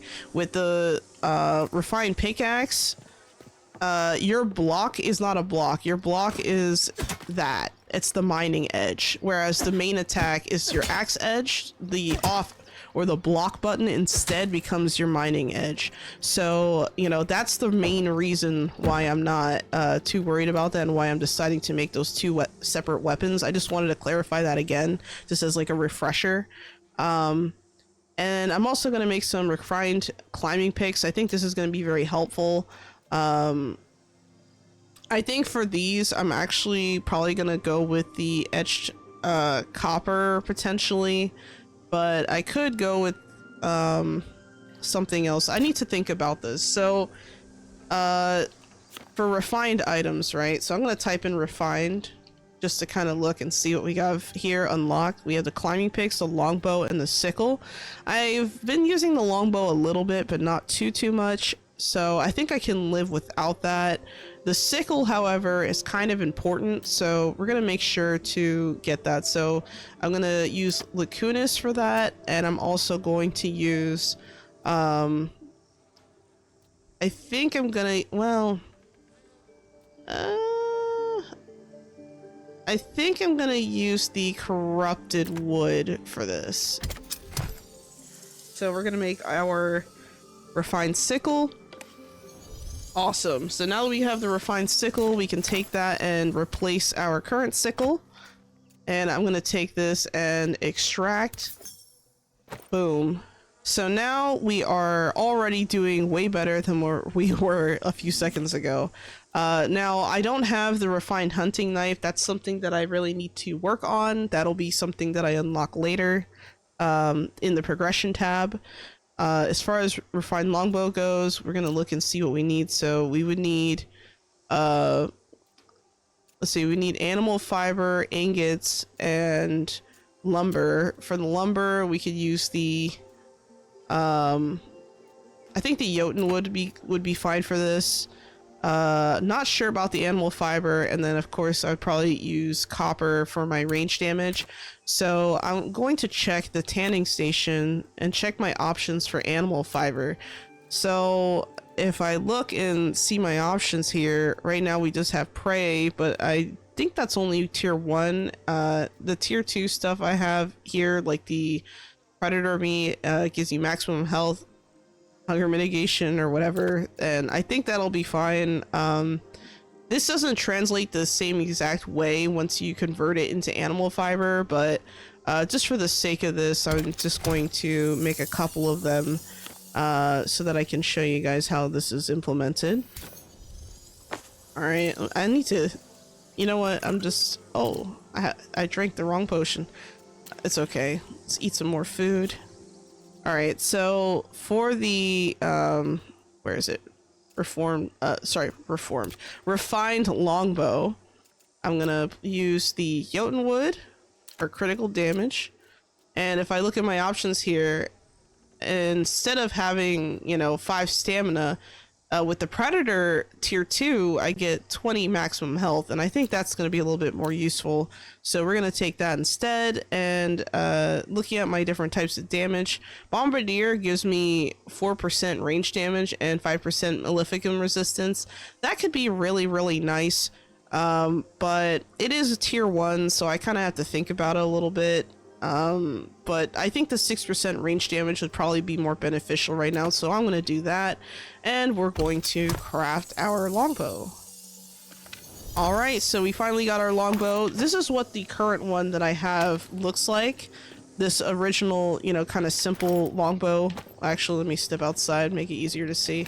So that longbow right there is what I currently have on, but if I were to swap it, already you can see a visual improvement to the quality. And of course I'm going to extract. I could have given that to my helper, but I'm just kind of like, meh, don't really feel like it. I'm gonna be honest. I prefer to keep my my helper with a weapon they can use to block with. Which, speaking of the devil, where'd they go? Oh, I see them, they're off in the distance right here.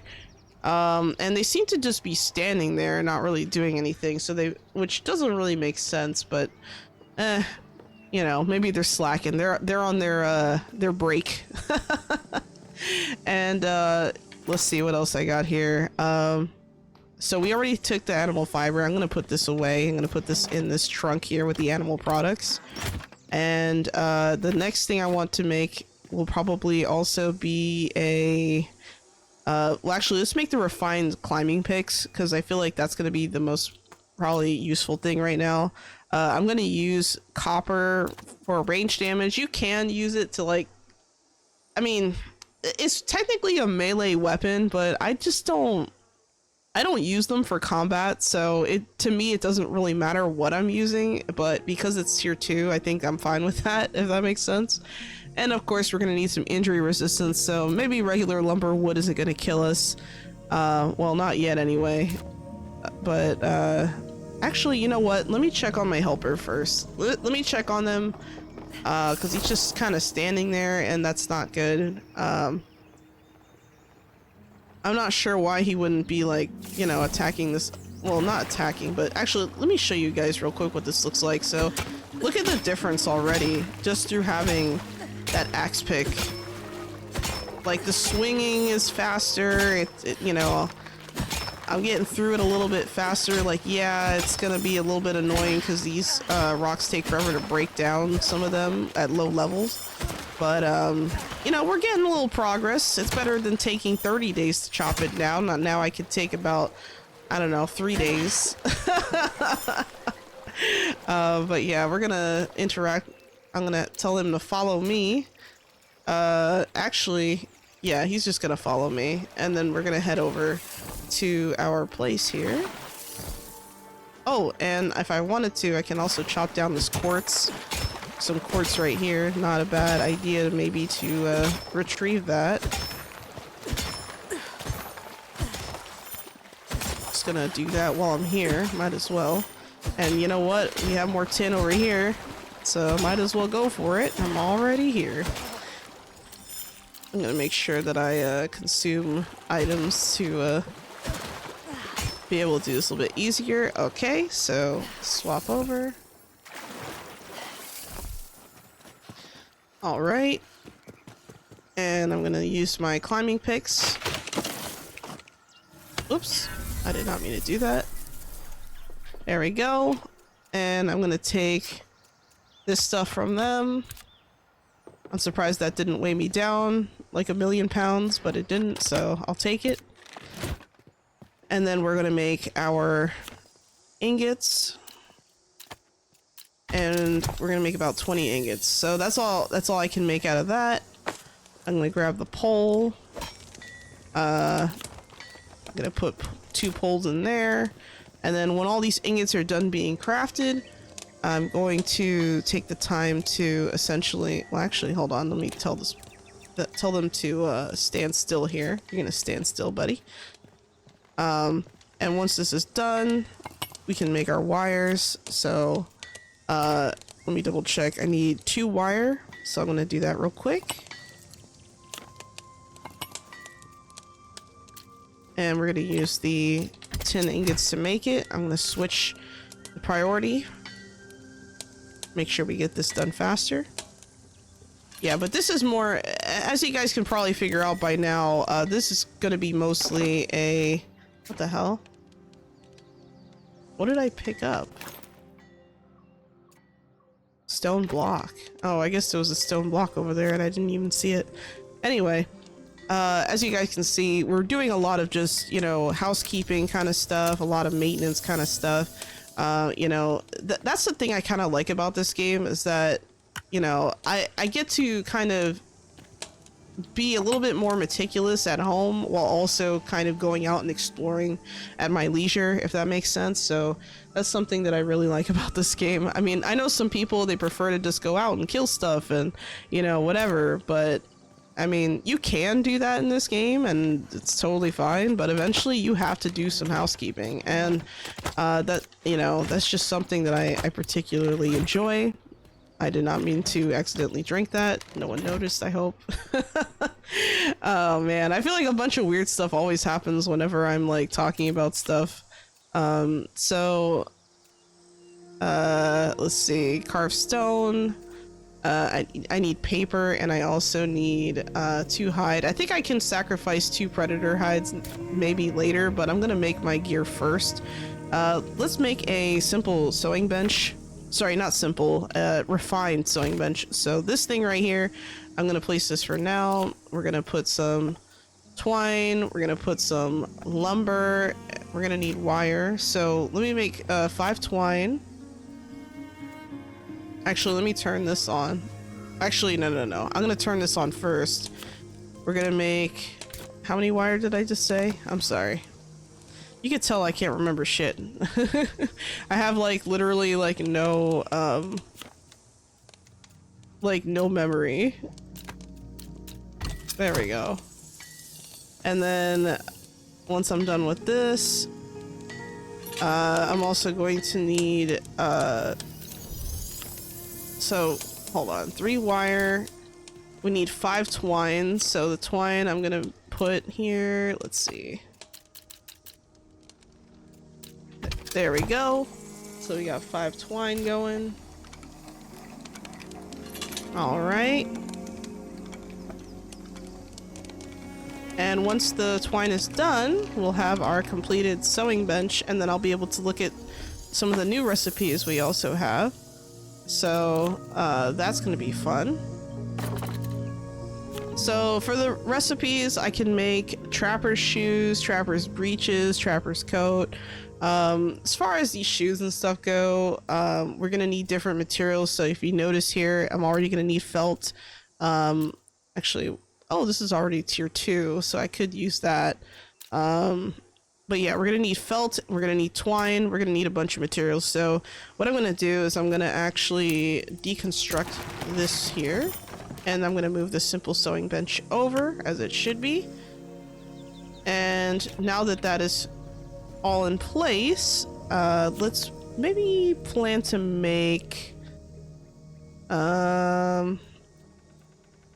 actually, I didn't realize the trapper's coat and the scarf fit the same spot, so I could make, so the difference between these two is the materials. So I could make a coat of felt and twine, or I can make a scarf with cloth thread and fiber. So a lot of times when I kind of choose my gear, I do it based on what materials I have the best of right now. So I suspect that I might have a better time trying to make this scarf just because of the thread and fiber, because I know I have a lot of plant materials right now that I can choose from. Whereas the trapper's coat, I don't have that many types of things I can use to make the felt, but I do have options for twine, so I can kind of think about that a little bit. So I think what I'm going to do is I'm also going to make my other crafting stations in the meantime. So let's try and make the refined enchanter's focus. That's something I've been wanting to make. So we're going to put down some lumber. It looks like we need some ink. So I have some alchemical ink from last time. We have some glass. It looks like I can actually use molded glass if I really wanted to here, but I'm not too sure if that's what I want to do. I think I will, and then I'll throw in like another one here, and then of course we need 2 wires, so I'm gonna try and make 2 wires right there. The other crafting station would be a mortar station, so the mortar station is going to be like right here where this one is right now. So let's try and get some stuff in there. So we have our lumber, we have refined pigment, we have our ingots, and we need 4 more wires. So you notice this is using a lot of wires, so I have to kind of keep in mind, you know, how much wire I'm making, where it's going, and all that good stuff. But yeah, let's continue this enchanter's focus. And if you can see from here, we have new ones. So Charm of the Sniper, that's something that wasn't available before. So this is the old bench, right? And then the new bench, we have this. So yeah, we can definitely make use of that. I'm going to deconstruct this one, and I'm going to move over this enchanter's focus into the new position. And you know what, let's put it like right here. And then for the next part, I'm going to take the wire from here, and we're going to contribute the materials here, and then I'm going to remove this old mortar station, and we're going to replace it with this new one, obviously. Actually, I think it belongs here. No, I'm not sure. I'm not sure which way these crafting stations are supposed to face, so I just kind of place them where they seem to fit. And then I have my refined masonry bench, so we're gonna make that next. It's gonna require lumber, carved stone, stone powder, that's a new one, and then 4 wire. Let's make our wire first. So we're gonna take 4 of these, make our wire, and then we're also going to, what was it, stone powder, so I need 2 stone powder. You can make that at this current one. That's gonna be finishing up right here. Then of course we just wait for this. And now I can contribute my stone powder and my wires. Now that's completed. We're gonna deconstruct the simple masonry bench. And we're gonna move the refined one in its place. All the benches are roughly the same size, even as you go forward. I think the only one that maybe isn't, that I can think of right now, or that gets a little bit bigger, would be the smelter, because when we have the excellent smelter, it's going to take up a bunch of space.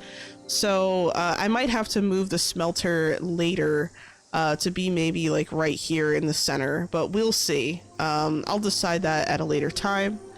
And then the last but not least, we need to make a refined alchemical boiler. We have our regular alchemical boiler right there, but we're just gonna make sure we get everything. So there we go. We have lumber, glass. Now we need charm baubles. This is gonna be a little bit more intense. So we're gonna make some charm baubles. We need wire to make them. Of course we do, because why not? So 1 per. So we're gonna need 7 wire. So hopefully I have enough. Oh wow, I have just enough ingots to make 7 wires. So we kind of lucked out here. I totally didn't plan that, okay? Totally didn't plan that. And you know, of course we got to make our charm baubles, but first I need to wait for that. Now for the charm baubles, we're also going to need carved stone. So I think it's like what, 4? Yeah, so right now for carved stone I have 2, so I'm gonna need 2 more carved stone, so we're gonna make a couple of them.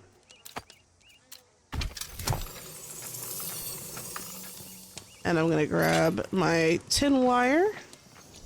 Whoops, did not mean to do that. Going to contribute the materials. Now we're gonna make our charm baubles. Remember, we need 4 of them.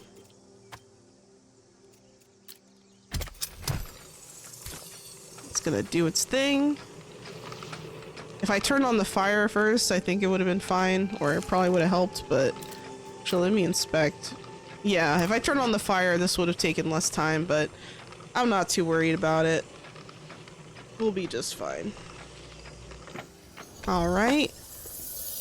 And then we contribute those materials. Now we can deconstruct this alchemical boiler, and we're going to place this in a better spot right here. Boom. Now the only thing I don't have right now is a refined cooking station, if I remember correctly. So let me check. I don't think I ever unlocked that. Yeah, I didn't unlock that. So I'm going to need more in the progression tab to unlock that. So that'll be over in the consumables tab. So this refined cooking station, I would need 10 tier 1 essence, which I don't have. But if I did have it, I could make tender steak, fish cutlets, dough, things like that, and a bunch of other recipes. But I'm not quite ready for that, and I'm not too worried about it for now. But what I will do is go to my food and seeds section here and look at the food I have. So I'm going to grab that meat, and I'm going to grab that wasna, and I'm going to replace some of the items I have here. So I only have 1 of these, so I'm going to put this here to replace it. And of course, for the mixed food, for the mixed plants, I'm going to make sure to put the mixed plants in there, so we are good. And I'm going to put this away, as well as well, actually I think I'm also going to put the wasna in there for now, and also this roasted meat prey. Put the materials away. You know, if you notice how simple this is, you know, while I'm doing this, it's not that bad. And yeah, so a miscalculation I made with the charm baubles is I forgot that when I make them, it makes like I think 2 at a time or 2 per. I totally forgot about that, so that's why I have extra wire laying around, but extra wire can't hurt considering how much of it we just used. So yeah, the only crafting station I would still need would be the cooking station, and it's unfortunate that I don't have that yet, but it is totally okay. Not the end of the world. I'm trying to think what else I want to make here. So we're gonna want to make some refined climbing picks. So I'm gonna go to the refined workbench, and I'm going to I'm gonna go with this. Well, I'm out of ingots other than the copper ones, but I'm not too worried about it. So we'll go with wood, lumber. My climbing picks are not going to be that great. I don't use them for combat purposes, so I'm just going to have them, you know, essentially just for navigational purposes. Either way, it's not that important what I have on that. Yeah, so Charm of the Wanderer, I think I'm actually going to put on my feet, so I'm going to go to my Potions and Magics tab. Inventory. And I'm gonna put the Charm of the Wanderer, I'm gonna apply it to my shoe. Oh wait, hold on. I'm not gonna do that yet. I'm going to make shoes and then place it. So I need felt and twine, so I'm gonna mark the trapper shoes. And I need 1 felt, so let's see what we can make out of felt. We need hide to make felt. I can use the Jabberwock materials for that, so maybe that's not a bad idea. So we're gonna make, actually we're gonna make two felt. Oh, sorry, I meant to make 1, but I'm gonna need felt for something else anyway, so it's whatever. And then we're gonna need 2 twine. So for the twine, I have options, because remember, I have all these different types of plants. So what I'm gonna do is I'm gonna hit this button here for ascending order, and then we're gonna see, so Holt Bloom, that'll give me 20 maximum health. The Bound Fiver gives me extra stealth, but remember, I have Charm of the Mule, so that's gonna be very, if anything, it'll lessen the effect of Charm of the Mule, but it's not gonna really be very helpful. Titania's Crown gives me some health regeneration, stamina regeneration, but I think that Holt Bloom is probably the best one right now. So we're gonna make 2 twine, and then we're gonna craft our trapper's shoes, and then I'm going to apply Charm of the Wanderer. Another reason why I want to to put the charm on the shoes is because I want that charm to always be active, no matter what weapon or tool I'm currently using, essentially. That way I don't have to like worry about not receiving a benefit on any particular thing. So here we go. So now I could swap my shoes. Perfect. I need to check and see what the gear looks like on my helper, so let me do that real fast. So we're gonna match equipment. See, they have level 20, sorry, they have level 11 shoes, so I'm gonna give them my shoes. So here you go, buddy. You can take my shoes, and we're gonna equip that for you. There you go. I'm also gonna take the simple wood axe away. They've lost their blocking privileges. I'm just gonna take that for fun. Gonna extract that, but yeah, now they have my old shoes, and you know, their gear level has gotten better already. So that's usually how I do this, is I usually just transfer whatever items I have. If it's better than what my helper has, I'll just transfer that whenever I upgrade. But come late game, I'm going to have to upgrade their gear to the maximum stuff. So just keep in mind that this is only something that you do like really during like the gradual like progression, but once you hit late game, you're gonna want your helper to basically match you in gear, ideally. So yeah, we have that. Let's see, Trapper's Breeches. We're gonna need felt and twine. So actually, let me see how much more felt I can make out of that Jabberwock skin hide. So I'm gonna make more of that, because why not? And then we're gonna need 3 twine. I'm going to use the Holt Bloom again, but I'm gonna make 4 twine, because why not? The thing is, when you're making these recipes, you can't combine different types of material. So like, okay, let me give an example. Let's say I'm making a shirt and the shirt needs 2 twine, right? And maybe I make one crude twine and maybe another twine that's made from like Holt Bloom. I can't combine those 2 separate types of twine into the same recipe because there's only one slot for the twine. So because you can't contribute that way, that's something you have to kind of think about when you're building or putting stuff together. So we're gonna make these breeches. Sorry, breeches, not breachers. I don't know why I said that. And we're gonna craft that. And then once that's done, I'm gonna change my pants. There we go. Notice my health has already gone a little bit from that, so that's great. And then I'm gonna hand over these pants to my helper here, which I just realized they're not even wearing pants, so they don't even have a full gear set, actually. Okay then. Let's also make a, I could use a scarf or I could use a simple coat. I like the coat, like I like the way the coat looks. So I might just go with the coat just because I can, but I don't know. I think the stamina will be helpful, and then of course I need more twine. So we're gonna make some more twine. I think I'm gonna actually use Titania's crown for that, so actually let me double check something because I don't remember. Okay, yeah, I just want to make sure I'm not double dipping here. So let me mark the recipe before I do anything stupid because I will forget how this works. There we go, felt and then twine. This isn't gonna be enough felt, so well, at least not for the coat. So what I'm gonna do is I'm gonna make predator hide felt. So let me make 1. Actually, I'm gonna need 3, not 1. Sorry about that.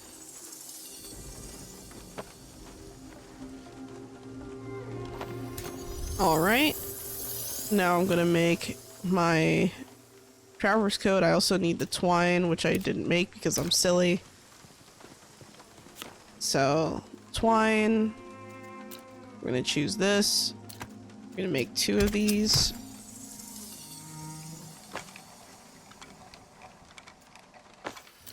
Okay, I guess I'm gonna need a 3rd one. There we go. And now we're gonna make our trapper's coat. I'm gonna put the felt in. Now I have some choices. I can go with maximum stamina or maximum health. And I think maximum health might actually be more worth it right now. Especially since I have stamina, regeneration, health regeneration on the twine. So I think I'm just gonna go with my personal preference. Now, I'm sure there's gonna be people out there who say, oh, you should do this or you should do that. Look, I'm not gonna tell you what to build. I'm just going to tell you how I built things and why, so that you guys can come to your own conclusions as to what you want to do. I hope that that's, you know, still somewhat helpful. So, alright, so I swapped my coat out. Notice my health bar got bigger. I'm going to give them this, and I'm going to equip. Now they don't have to wear a dress anymore. So I'm going to put this away. I'm going to extract that. And now we're kind of somewhat, you know, looking normal, I think. Now we're also gonna need to make trapper's gloves. Now for the gloves I need felt and twine, so I'm gonna have to make 2 twine, and that's not gonna be that bad.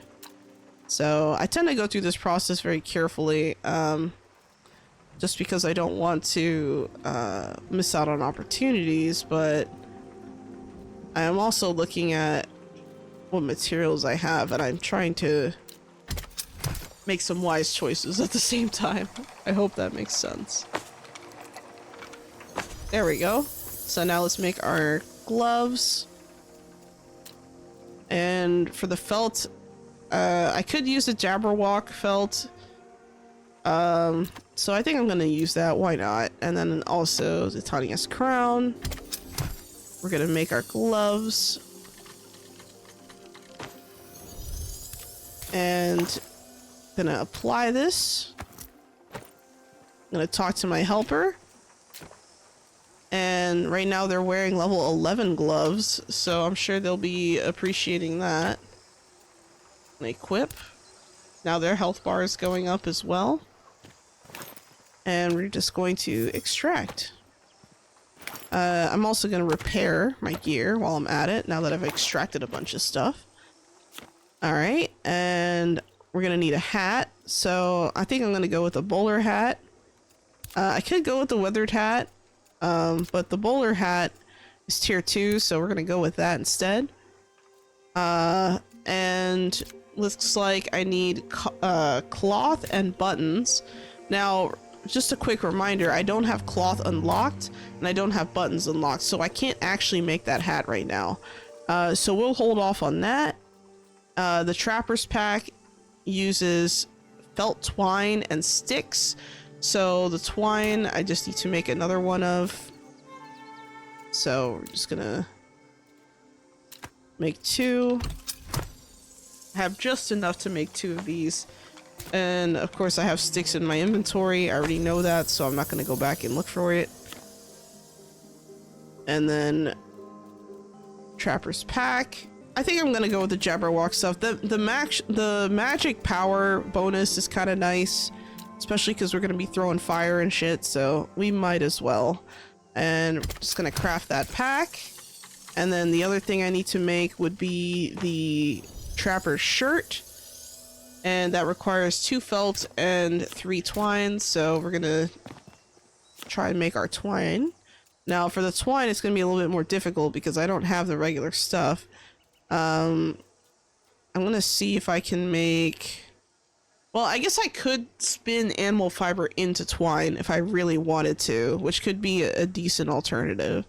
But I think what I'm gonna do is just focused on felt for now. So for the felt, we're just gonna make 3 felt. That's the only one we have right now, but it's tier 2, so why not? And then for the fiber, having a higher stealth rating could be useful, especially since I'm having Charm of the Mule to kind of reduce my stealth. So I think maybe it might make sense to have this for now. So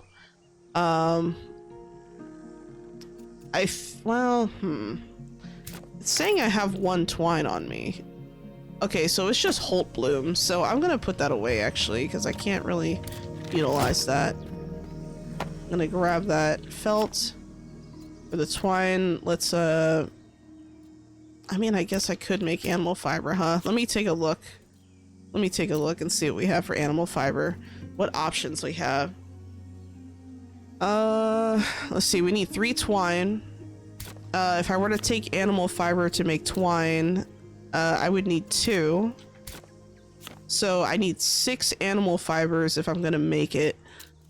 And let's see, if we look at I can make it out of fish, I can make it out of this. You know what, let's do it with maximum health. We're gonna do with the predator stuff, so I'm gonna make 4 of these. Or actually, or did I say 6? Oh well. I don't think that's enough, but let me double check. Okay, so yeah, we do have enough actually. So that's gonna lead to maximum stamina, or I could, well, actually let me double check, because I feel like I'm looking over something. Oh, here we go. Predator stuff. So we need maybe 2 more. Animal fiber, predator meat. We're gonna make 2 more. I miscounted there. There we go. And then now we're gonna make our twine.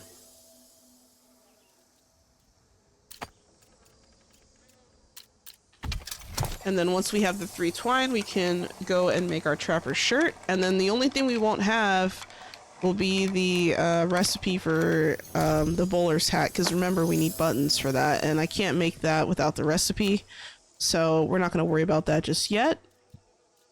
And I'm going to take the trapper's shirt, we're going to make that, let's use the predator belt, predator twine, and here we go. Awesome. So now that I have that made, I'm going to swap out my simple shirt for that. Notice all the health I just got from that. So that's very nice. And I'm also going to swap out my backpack, also giving me lots of health. So let me talk to my helper here. And I'm going to give them a backpack, which they don't have currently. So they're going to need that.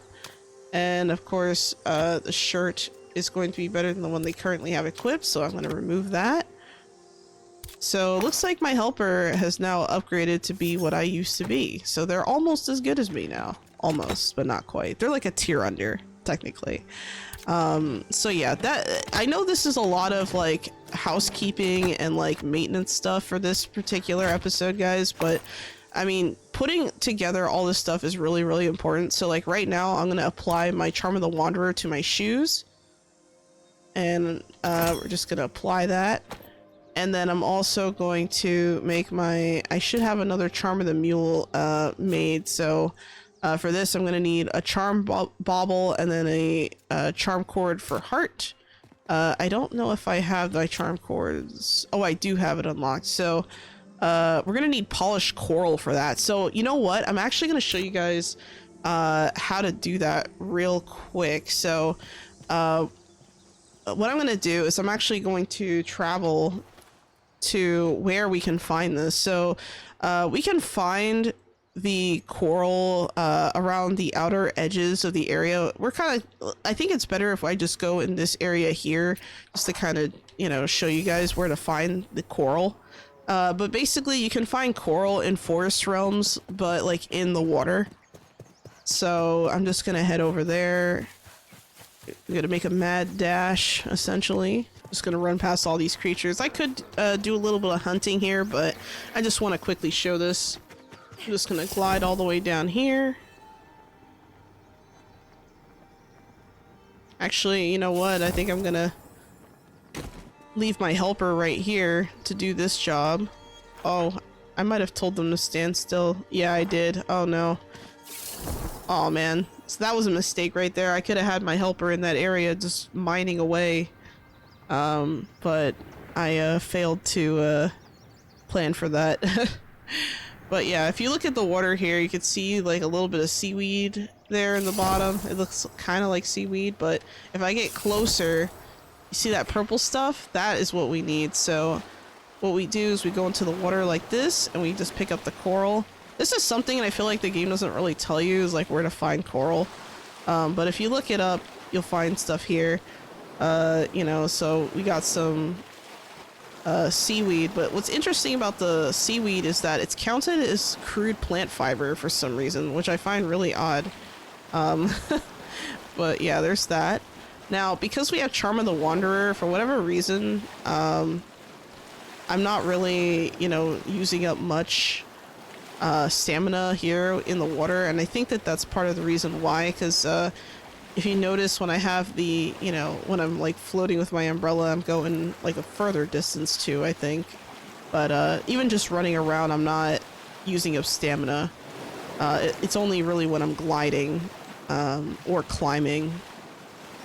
So we got a bunch of coral. All right, so we have 103 coral. I think that's more than enough for now. And then I'm going to actually travel to Respite. So now that I'm back at the Respite, I'm going to make my charm baubles. And for that, well, actually, should I make the charm bauble right now? Yeah, I should. So we're gonna need, hold on a second. Let me find a charm bauble. So we have some carved stone. We have some wire. I'm gonna let that do its thing for now, and we're also gonna need the charm cord heart. So the charm cords you can make at the textile station. So we're also gonna need, so we're gonna need twine and then polished coral. Now it doesn't matter what kind of twine I use to make these charms. it's not really going to make much of a difference. So I'm gonna have that doing its thing. Gonna grab this.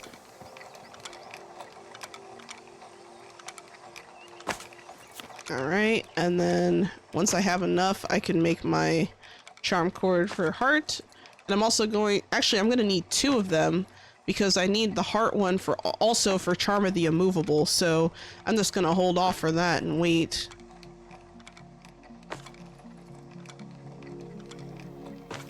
And it's saying I need polished coral, so we're gonna need to put down some part. I forgot to do that, so I'm gonna do the polished coral.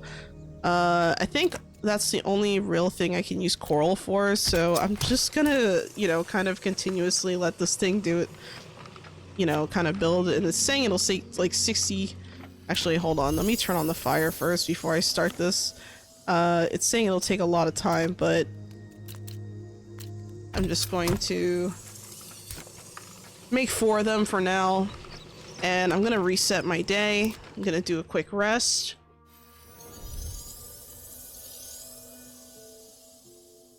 Alright, I'm gonna interact with my helper. I'm gonna have them follow me so I don't forget to leave them behind, or I don't accidentally leave them behind. Charm cord, heart, twine, we're gonna use crude, and we're gonna use the fleshy coral, and we're gonna make a few of them. So I think I'm just gonna make 8.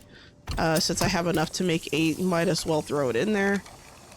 And once this is concluded, we'll be able to make our 2 charms. So these will be the first charms we're really crafting this game, which is kind of cool. And let's see, I have my items. Alright, so now I'm gonna make my Charm of the Immovable. And then I'm gonna make my Charm of the Mule.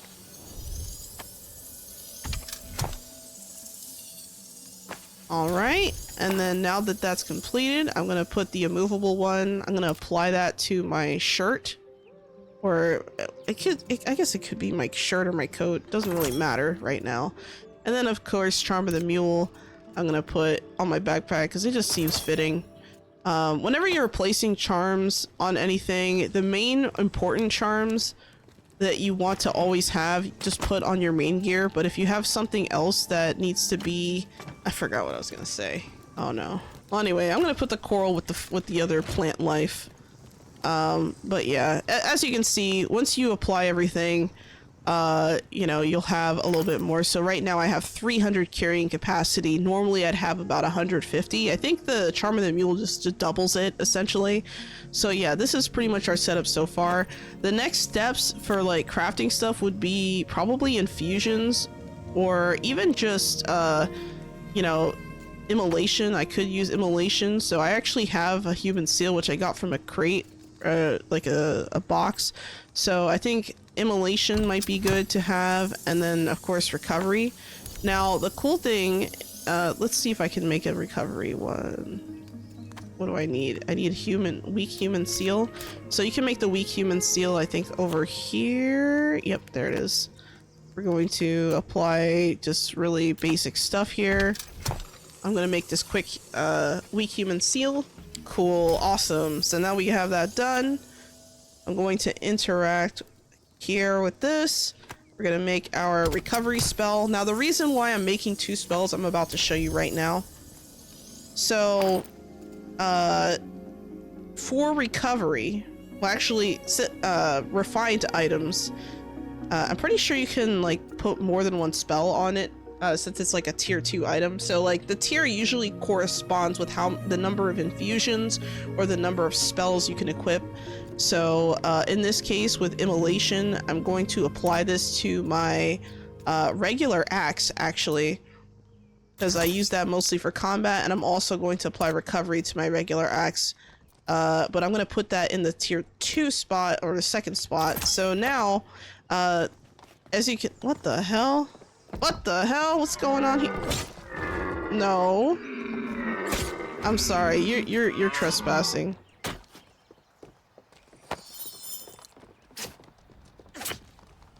God. Why do I have all these deer in my place? That's so weird. Anyway. That was really distracting. Oh yeah, I was gonna demonstrate. So if I have my axe, right, and I press R, I have immolation already equipped, right? So I can throw my fire spell, right? But if I want to use my other spell, I press and hold R and I can switch, and then I can just, you know, if I press and hold, it's a bigger heal for like longer time, I think. So now I'm an apprentice caster because I've casted 2 different spells. So if you notice, that's just giving me a slight health regeneration buff. So if I were to like fall down and hurt myself or something and then just try to, you know, heal, I can. Or it can be really useful in a pinch. So like if I want to cast it really quickly, I can. And then boom, you know, so... See how quickly I'm, you know, casting it. So worst case scenario, I end up in a pinch and I just throw a regenerative spell on me. I don't use this spell a lot personally because I tend to keep a lot of health potions on me. But if you don't want to carry a ton of health potions, that could definitely be a really solid alternative, especially when you're in combat and you're getting low and stuff like that. As far as my axe pick goes, I'm probably going to equip different spells on that. So I haven't unlocked most spells yet, but if I go to the progression tab and we look at magic, this is where you would unlock that. So I gotta slide all the way over, and we have illumination, which is basically a flashlight. You can just move a flashlight around. Fion's Wrath is a big fish, and it's like an AoE knockback. Regrowth basically regrows trees and plants from where you know, chop them down essentially. And Hermetic Flame basically makes my, like, it sets my weapon on fire, so I just do fire damage on the attack. Ideally, I want to have Hermetic Flame as my main, like, kind of go-to for what I usually use, because even though Fion's Wrath can be useful in like an AoE situation if you're getting surrounded by enemies, I tend to do a lot better by blocking, because later on there's going to be a charm that we're going to use. Let's see, where is it? Oh, here we go. Charm of Thorns. So when we complete Sylvan's Cradle, there's a charm called Charm of Thorns that we'll be able to unlock, and it deals damage to creatures who attacks you block. So damage is based on melee damage of your weapon. There's another one of these that is later on unlockable, I believe. I think it might be even tier 3. Let me see. Here we go. And it's Charm of Meditation, which we're gonna want, and that basically just restores health after blocking an attack. So basically, for those of you who might play League of Legends, you might know of an item called Thornmail. Imagine having Thornmail, but every time Thornmail does damage to an attacker, you heal. So if you put those 2 charms together, your melee, you know, damage output, you know, even while blocking, is notable. So that's why I like to use those spells. That's why I, you know, that's why I like to use those charms. I'm trying to plan ahead for that, so that I'm not like, you know, recycling gear over and over. Granted, I'm not going to have access to those charms until later into the game, but it's still kind of good to think about these things as you're like kind of deciding where to place stuff, so that you're not wasting materials, like placing, you know, like the wrong spell on an item or the wrong charm on an item, because you can't retrieve your charms or your enchantments or your infusions from an item, but you can overwrite them. So yeah, I just thought that was important, good to go over and talk about. So yeah, thank you so much, guys, for stopping by and watching this video. Sorry there wasn't really much action as far as like going around and fighting things, but you know, having an upkeep session, you know, a housekeeping session is really important, especially if you're looking to progress in a game like this, because if you don't keep your gear up to date as you go further and further, you're just going to get absolutely annihilated by those enemies, even at a low level or a low difficulty setting. So yeah, thank you so much, guys, for taking the time to watch this. I hope you have a wonderful day, and as always, Sholo out.